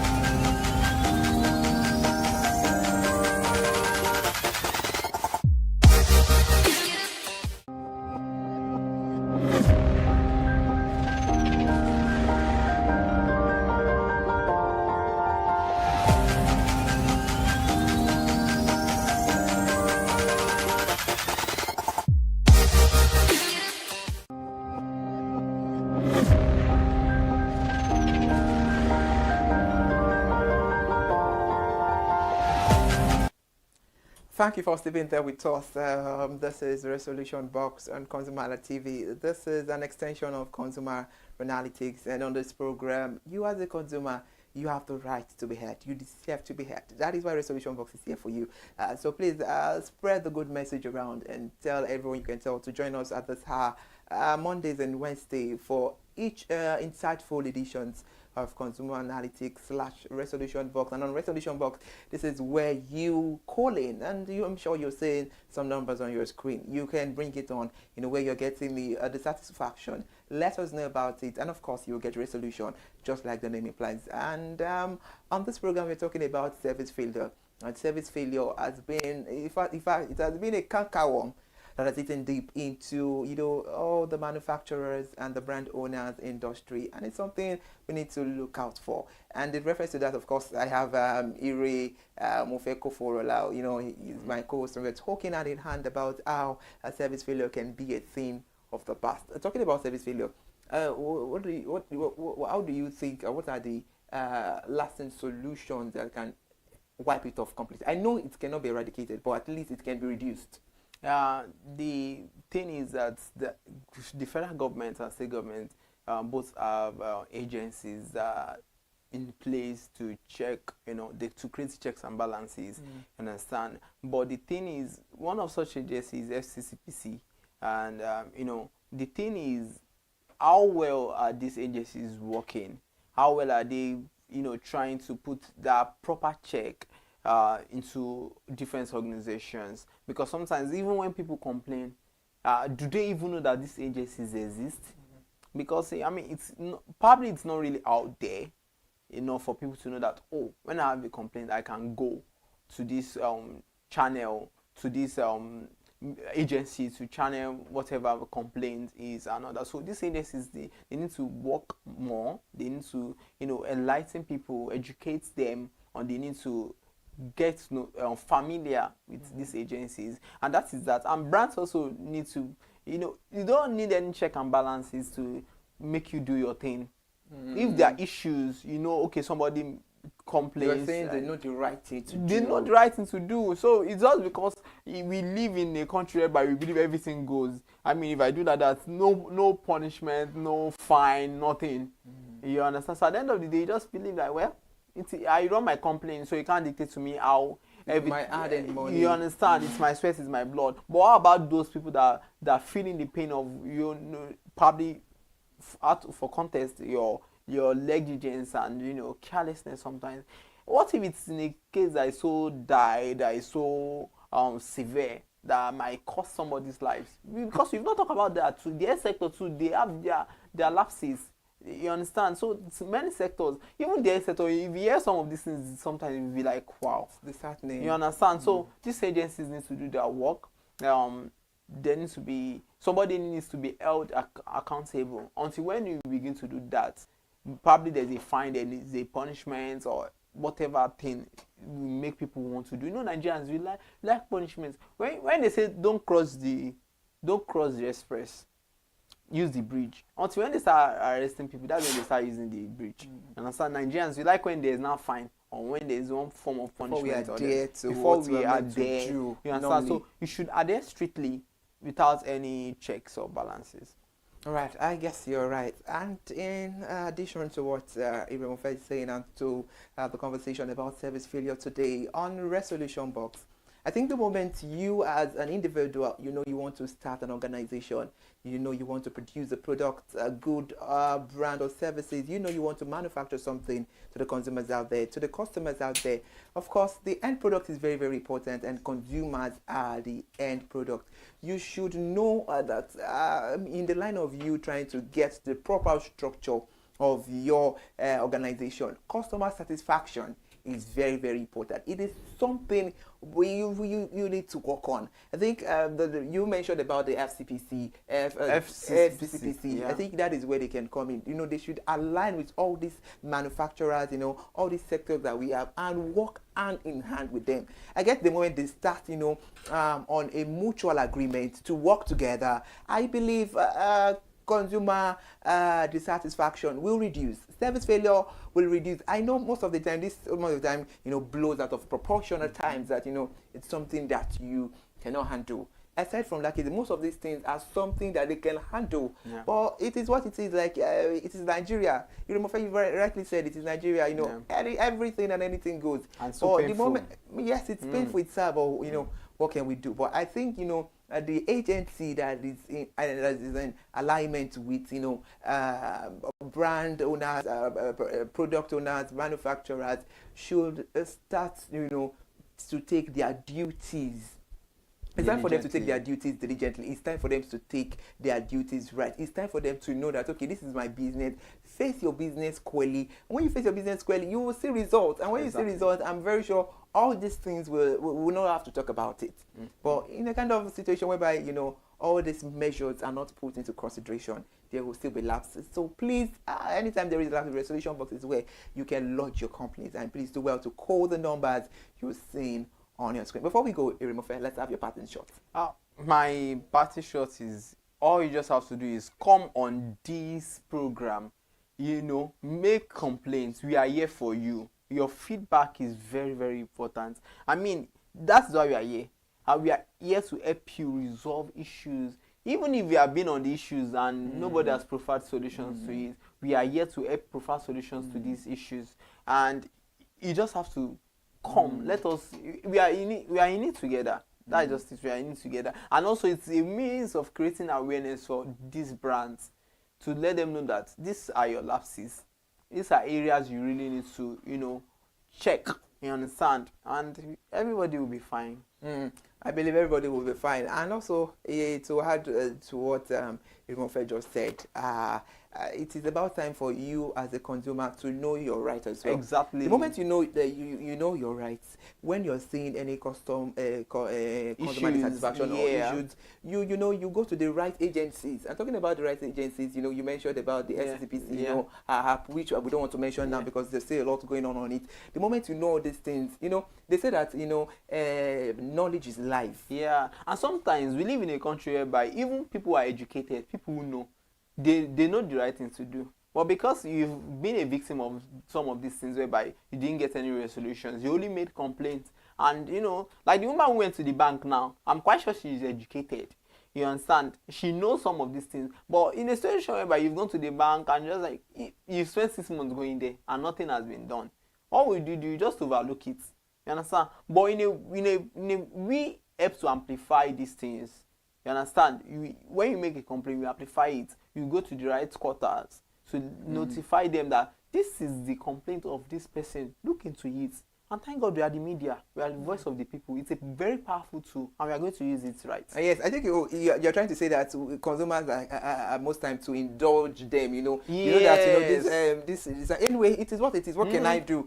The saying that there is a saying that says a child that says his mother will not sleep. The child himself, will not sleep as well. So it's discomfort for both parties. Exactly. So the moment you know that there is a dissatisfaction, you are not getting it right. They are not getting it right with you. You'll be on the edge of hammering all these things till they hear your voice. Of course. And we have a lot of things. We have a lot of medium where you can do that. We have social media. You cry out. You tag them. They do the right thing. Even on social media, do you know the issue? Sometimes people believe you are chasing clout. You understand? You try to hear your opinion. Somebody bought food one time, and the person came out and was like, okay, one thing, and this is the complaints. Even people on social media were like, why are you trying to? I believe if you chase clout the first time, if you do it the second time, and people see that class cheating, by the time you do it third and fourth time, of course, everything you get everything right. I think we have to come to the end of the program resolution box at ConsumerHallaTV. Thank you so much.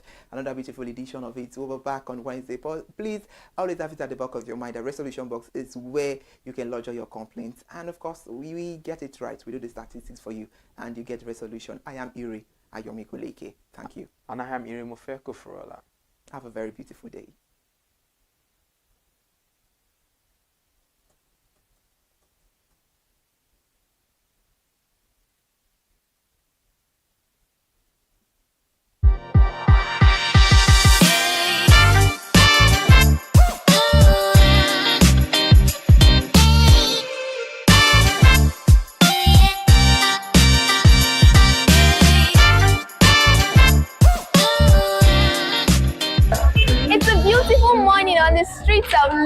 Senyo. Welcome to the first episode of Market Today on ConsumerHallaTV. I am Matilda Omenai. On Market Today, we'll be visiting different markets across Nigeria to check the prices and compare the prices of different products and commodities in the market that we make use of daily. And guess what? Today we are live at Computer Village in Ikeja. Yes, you heard me right. Computer Village in Ikeja. The market popularly known for its entrepreneurial spirit, innovation, and their growth and sales. So today we are here to ask the sellers how much they make daily, how sales has been since the beginning of this year up to now. Because research has shown that they make up to 2.5 billion naira per day, and majorly on phones they make up to 1.2 billion naira per day. So today we are here to hear from the horse's mouth. So stay with me as I ask and go around and make my findings.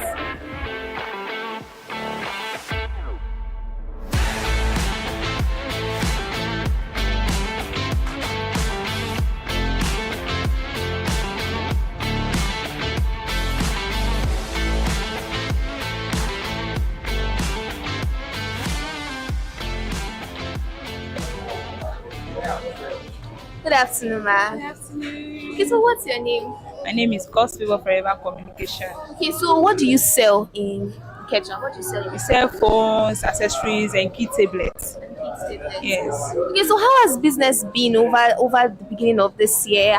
Have you guys made a lot of sales? How has it been? Talking about that one, says that it's kind of dull. It's dull, I'm not like. Compared to last year's sales is more better than this year's sales. It's more better than this year's sales. Okay, so what do you think could be the cause of this low sales and all that? Even though the dollar has actually dropped and the price of phones and tablet has dropped, it is not that effective. So I can't really predict what the exact problem is. Though we know phone is not food. People will actually look for what they will eat before they can be looking for something else they want to get for themselves or for personal use. So I can't really say. Okay, so which brand of phone sells more? The brand phone that sells most is Redmi. Redmi. Yes. It's kind of affordable, and the quality of what they actually produce is on high side. So they have affordable phones. The list, at least, trust me, if I'm talking about list of phone, Redmi is Redmi. better. Okay. So what do you think the government can do about this? Do you think it's their fault? What do you think they can do to help increase the sales of phones in the market? We all know the current state of the economy. We know that even though people are still struggling, phones are still important things that people need. So what do you think could be what do you think the government could do about this? What could they do to help the sales and also help the consumers on their own? Okay, concerning that, I would say loans. Yes, with less interest. So I think with that it can still help for some areas like that. So you get. So that's what I can say about it. So we've heard rumors that they want to move Computer Village to a different place. Have you heard that? Yes, I read about that. So what do you think? Do you think it's something that can still happen or is in the process of happening? And even if it happens, how do you think you guys can cope with it? Yeah. Concerning that, even if it happens, we in Nigeria, they've already know that there's nothing that comes our way that we can get adapt with. So it is very easy for us to adapt with anything that comes our way. But being here again is still quite okay than moving us to another place. So I don't know what government sees that they want to try and relocate us from this particular place to another place. Even though if they do that, it will take time. No, if you are talking about distance, for people to come and buy in a long distance, it will still reduce the sales. So it will still take time before everything will still rapture back. So Okay, so what do you have to say to your customers watching this, or people or your potential buyers? What do you have to say to them? I would say thank you for all the customers that have been patronizing us so far. We love you big. And for other customers too, please, we are begging, I beg with the beg. No, they do shakara. Kindly patronize us at Customer Forever Communication. And trust me, to get your view gadgets or anything you want, we are going to serve you better. To serve you is our own concern, and to give you the best is our own concern. We love you. Thank you so much. All right, thank you very much. Thank you.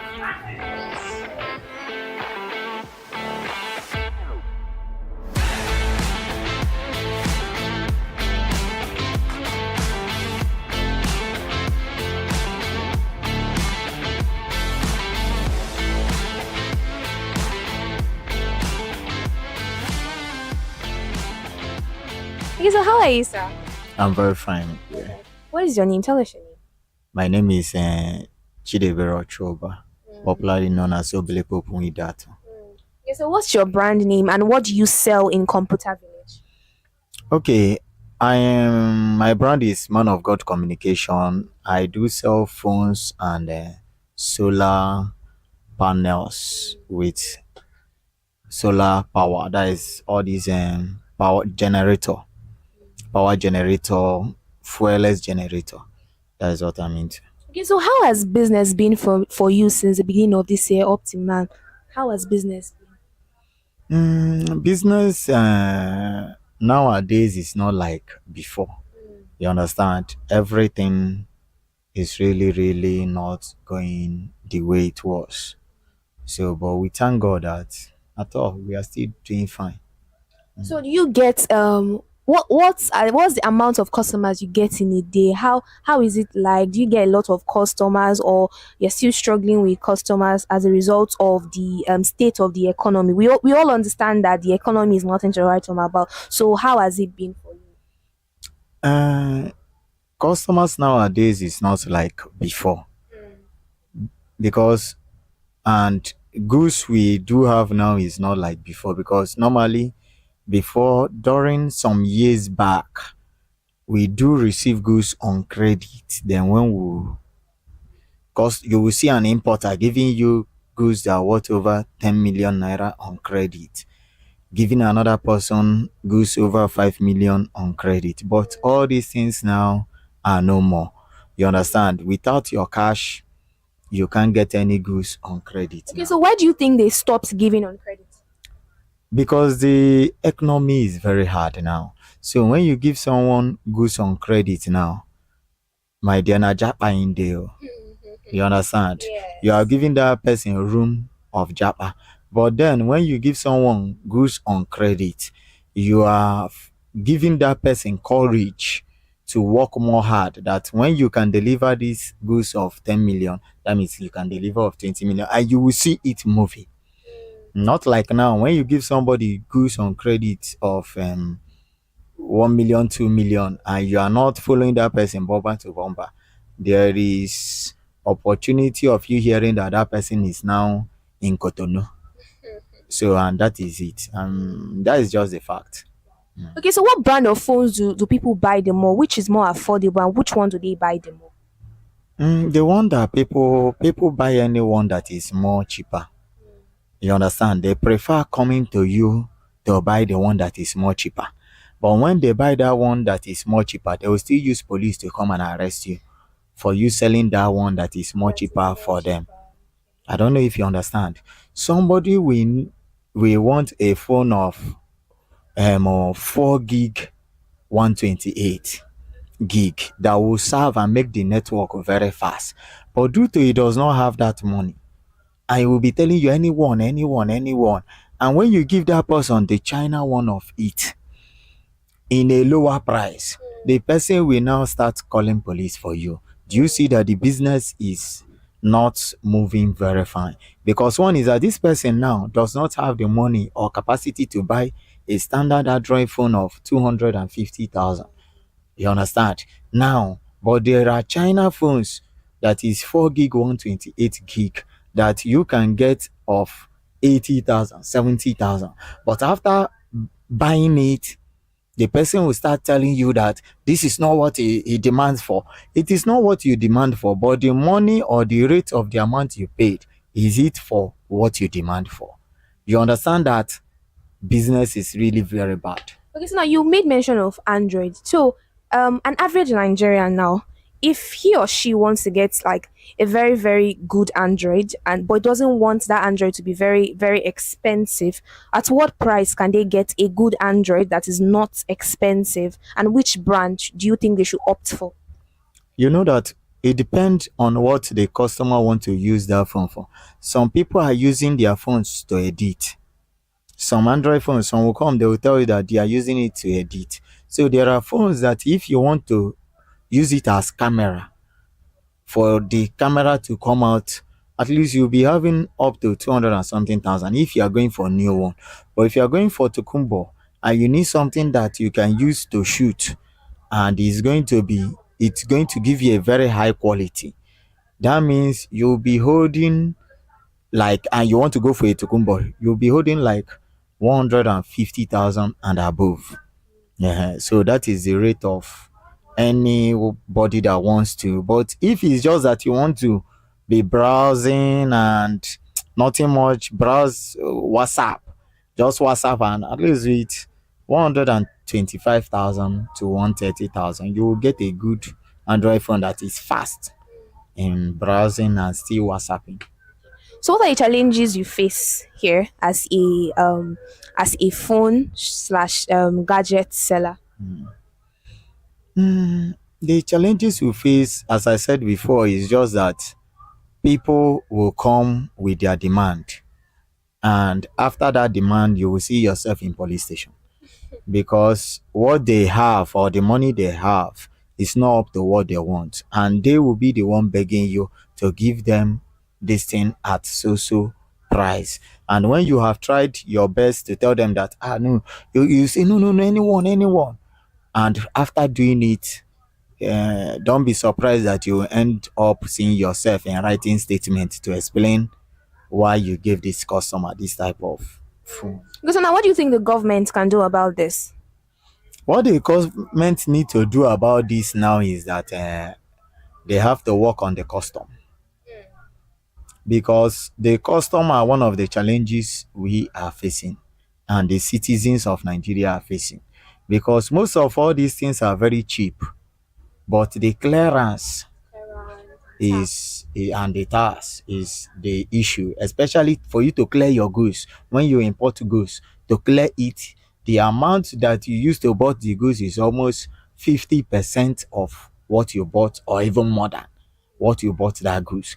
And as a businessman, you must calculate and minus and add all those things to it. So it will start affecting the people, the citizens.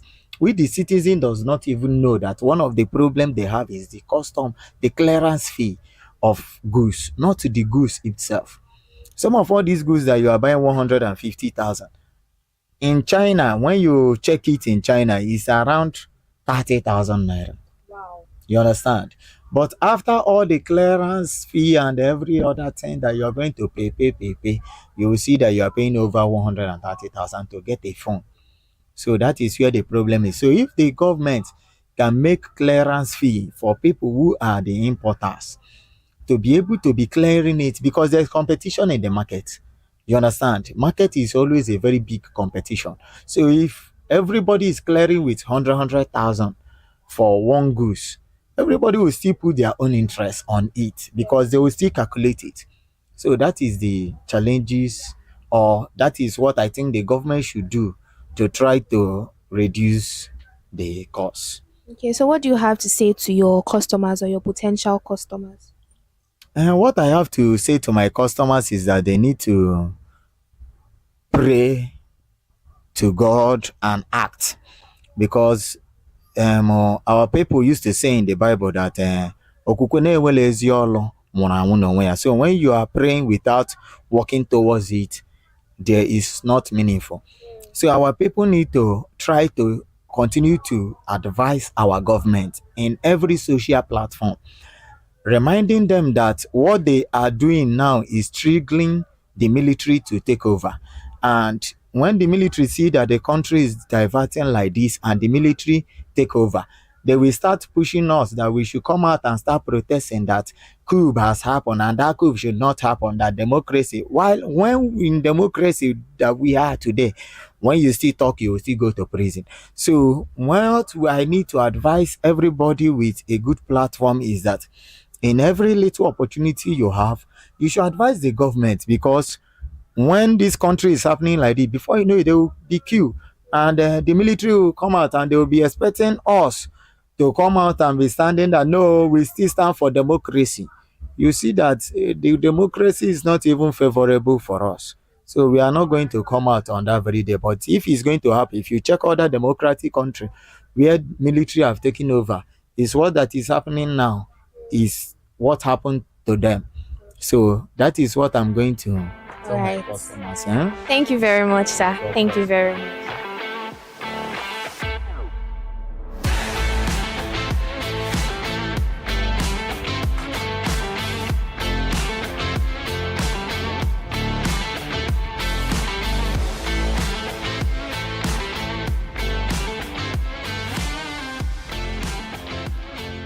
Good morning, sir. How you doing? Good morning, ma'am. I'm very fine. Okay, so tell us your name. What's your name? I'm Kano Emeka by name, but they call me TM Communication in Ikeja. We're located at number 14 Olayeni Street, Computer Village. Okay, so what do you sell? We're into Computer gadgets, laptop and phones, game, PlayStation, PS5 and co, and speakers. Okay, so now we are focusing on phones. How has the business been since the beginning of this year up till now? Beginning of this year, phone has been good on my side, but the sales drop, and I don't know. I don't know if it's the country or the economy or the people tripping into phones are much. Maybe the sellers, the buyers are more than the sellers. Is affecting it or the economy. I don't really know. But normally on the Salah holiday like this, we should be selling frequent. By now will not be a chance to even accommodate two people. Okay, so what challenges do you face in this place? What challenges do you face as a gadget seller and all that? The challenges I face more in this place is the challenges should be maybe because we are looking for customer. We do post on ad online everything, but after pricing online, they will not come. They will not place order. It's a challenge too. So which brand of phone sells more?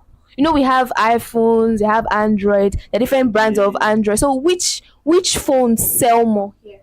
iPhone is number one sales in Nigeria. iPhone. So when it comes to Android, which brand sells more? Android, Techno. Techno. Techno sells more because Techno is affordable for everybody.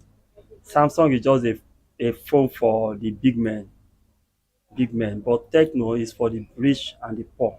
Okay, so when it comes to Android phones, which brand do you think that an average Nigerian can get and it's very affordable for them to get? And they will enjoy the work of the phone and gig. Still fall back on Techno or Itel. Okay, so like how much is it? That particular one that's affordable. If you are getting a Samsung phone for 500,000, that will give you all what you want for phones. Because you will get it in a Techno phone that is 100,000 naira. Yes. Wow. But just that the durability of Samsung will be more stronger than the Techno. Then the accessory for the Samsung is expensive more than the Techno. The parts. Okay, so what do you think the government can do to help, improve the sales in the market, or I don't know, make phones affordable for the consumers? I don't think the government I don't think government can do anything about it. Okay, so you don't think it's the government's fault that phones are expensive? The only thing government could do is to make the money flow. When it flow, people can come and buy phone and cell phone and get anything they want with the money, with the economy, like I said. Okay, so now we've heard rumors, we don't know how true it is, that they want to move Computer Village to a different location. So perhaps it happens, how do you think that you can adapt to it, or I don't know? Moving comfortably, I don't think it's going to be easy. Because why? Comfortably is a very general, a central, a worldwide market. Let me put it like that. So, and it's closer to the airport. So moving it from Ikeja to down there, it will be very difficult. Like it's even I believe the Obas here will not even agree that, or the local government chairman, because they are eating from it too. So nobody will allow you take his sugar from his house to give someone else to Okay, take. so what do you have to say to your potential customers and the customers you already have and the potential ones, the ones that are coming to buy from you? What do you have to tell them? I love them so much because they even till now that up to now that the sales is dropping. My customers for years they still locate me. Wow. Very well, so they are doing a good job for me. Thank you very much, sir.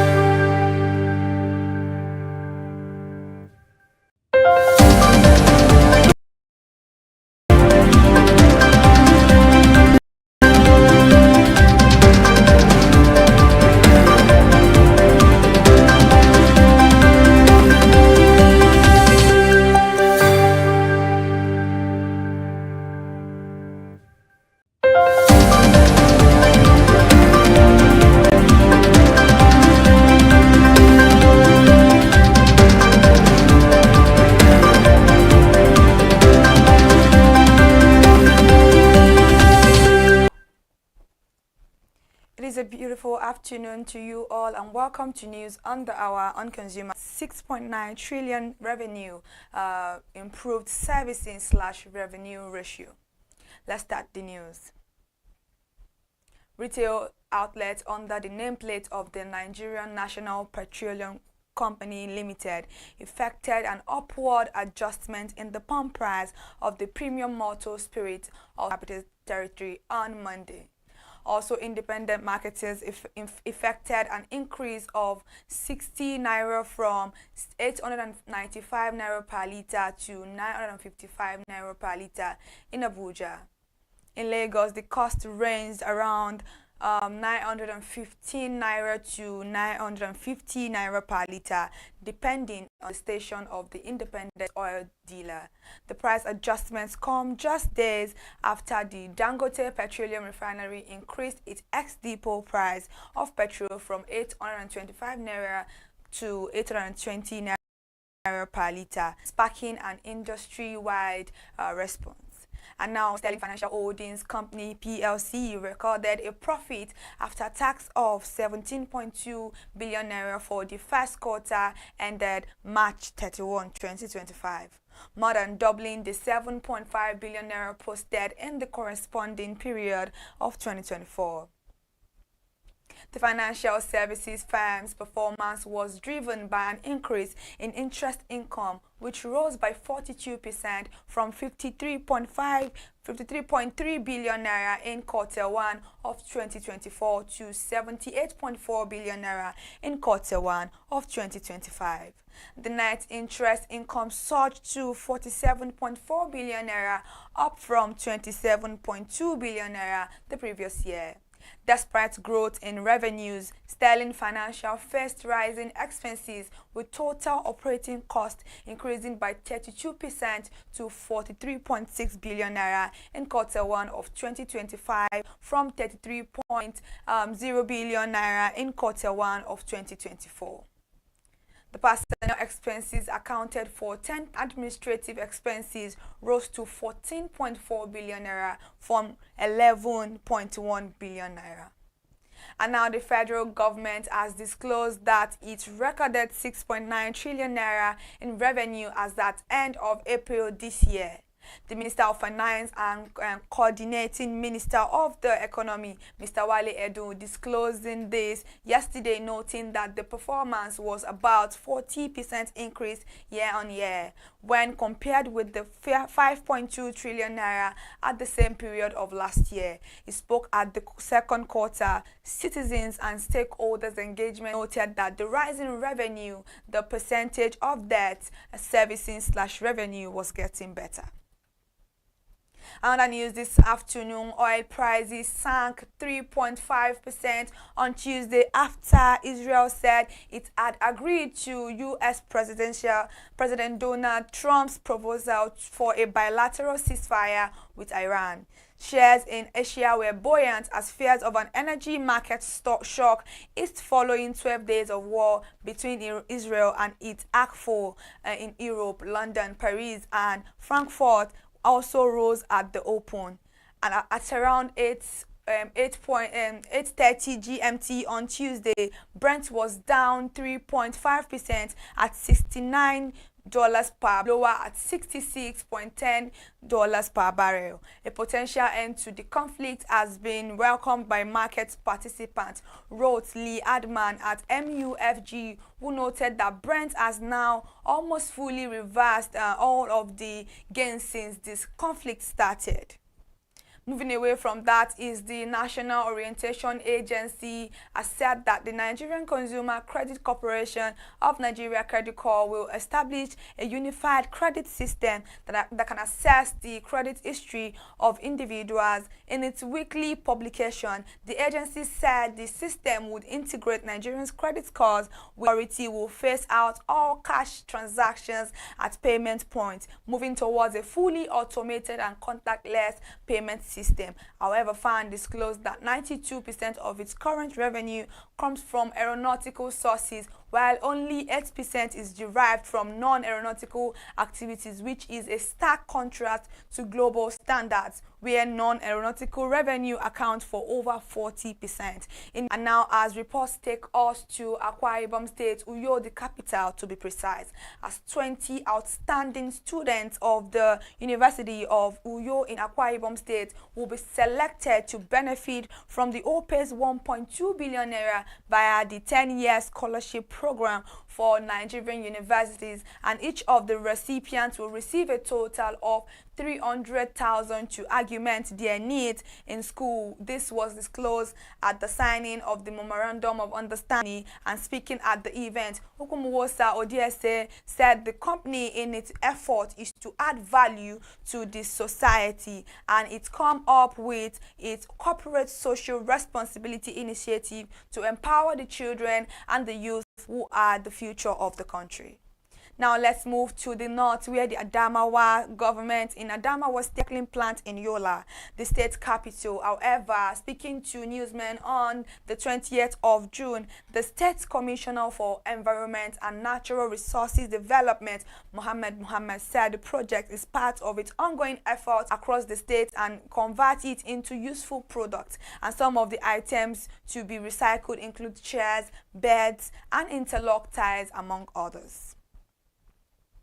Now, on the Manufacturers Association of Nigeria has called on the Lagos State government to urgently reconsider its planned ban on single-use plastics, warning that the move could have far-reaching economic, operational, and social consequences for manufacturers, traders, recyclers, and also end users. The Lagos State Ministry of Environment had announced that a ban on certain SUPs will take effect from 1st of July 2025 as part of its strategy to combat environmental pollution, worsening unemployment and poverty. As we get to the end of the news this afternoon, is the Industrial and Medical Gases Nigerian PFC has received shareholder approval to raise 6.5 billion naira through a rights issue as part of a broader plan to strengthen its capital base and scale up operations. The approval was granted at the company's annual general meeting in Lagos, where other key proposals were also accepted at the meeting. Shareholders endorsed a dividend of 80 kobo per share, along with a bonus issue of one ordinary share of 50. Chairman Aminu Ado highlighted the board's commitment to long-term value creation, saying the IMG board is focused on capital investment, market diversification, production expansion, cost efficiency, and driving customer-centric innovation.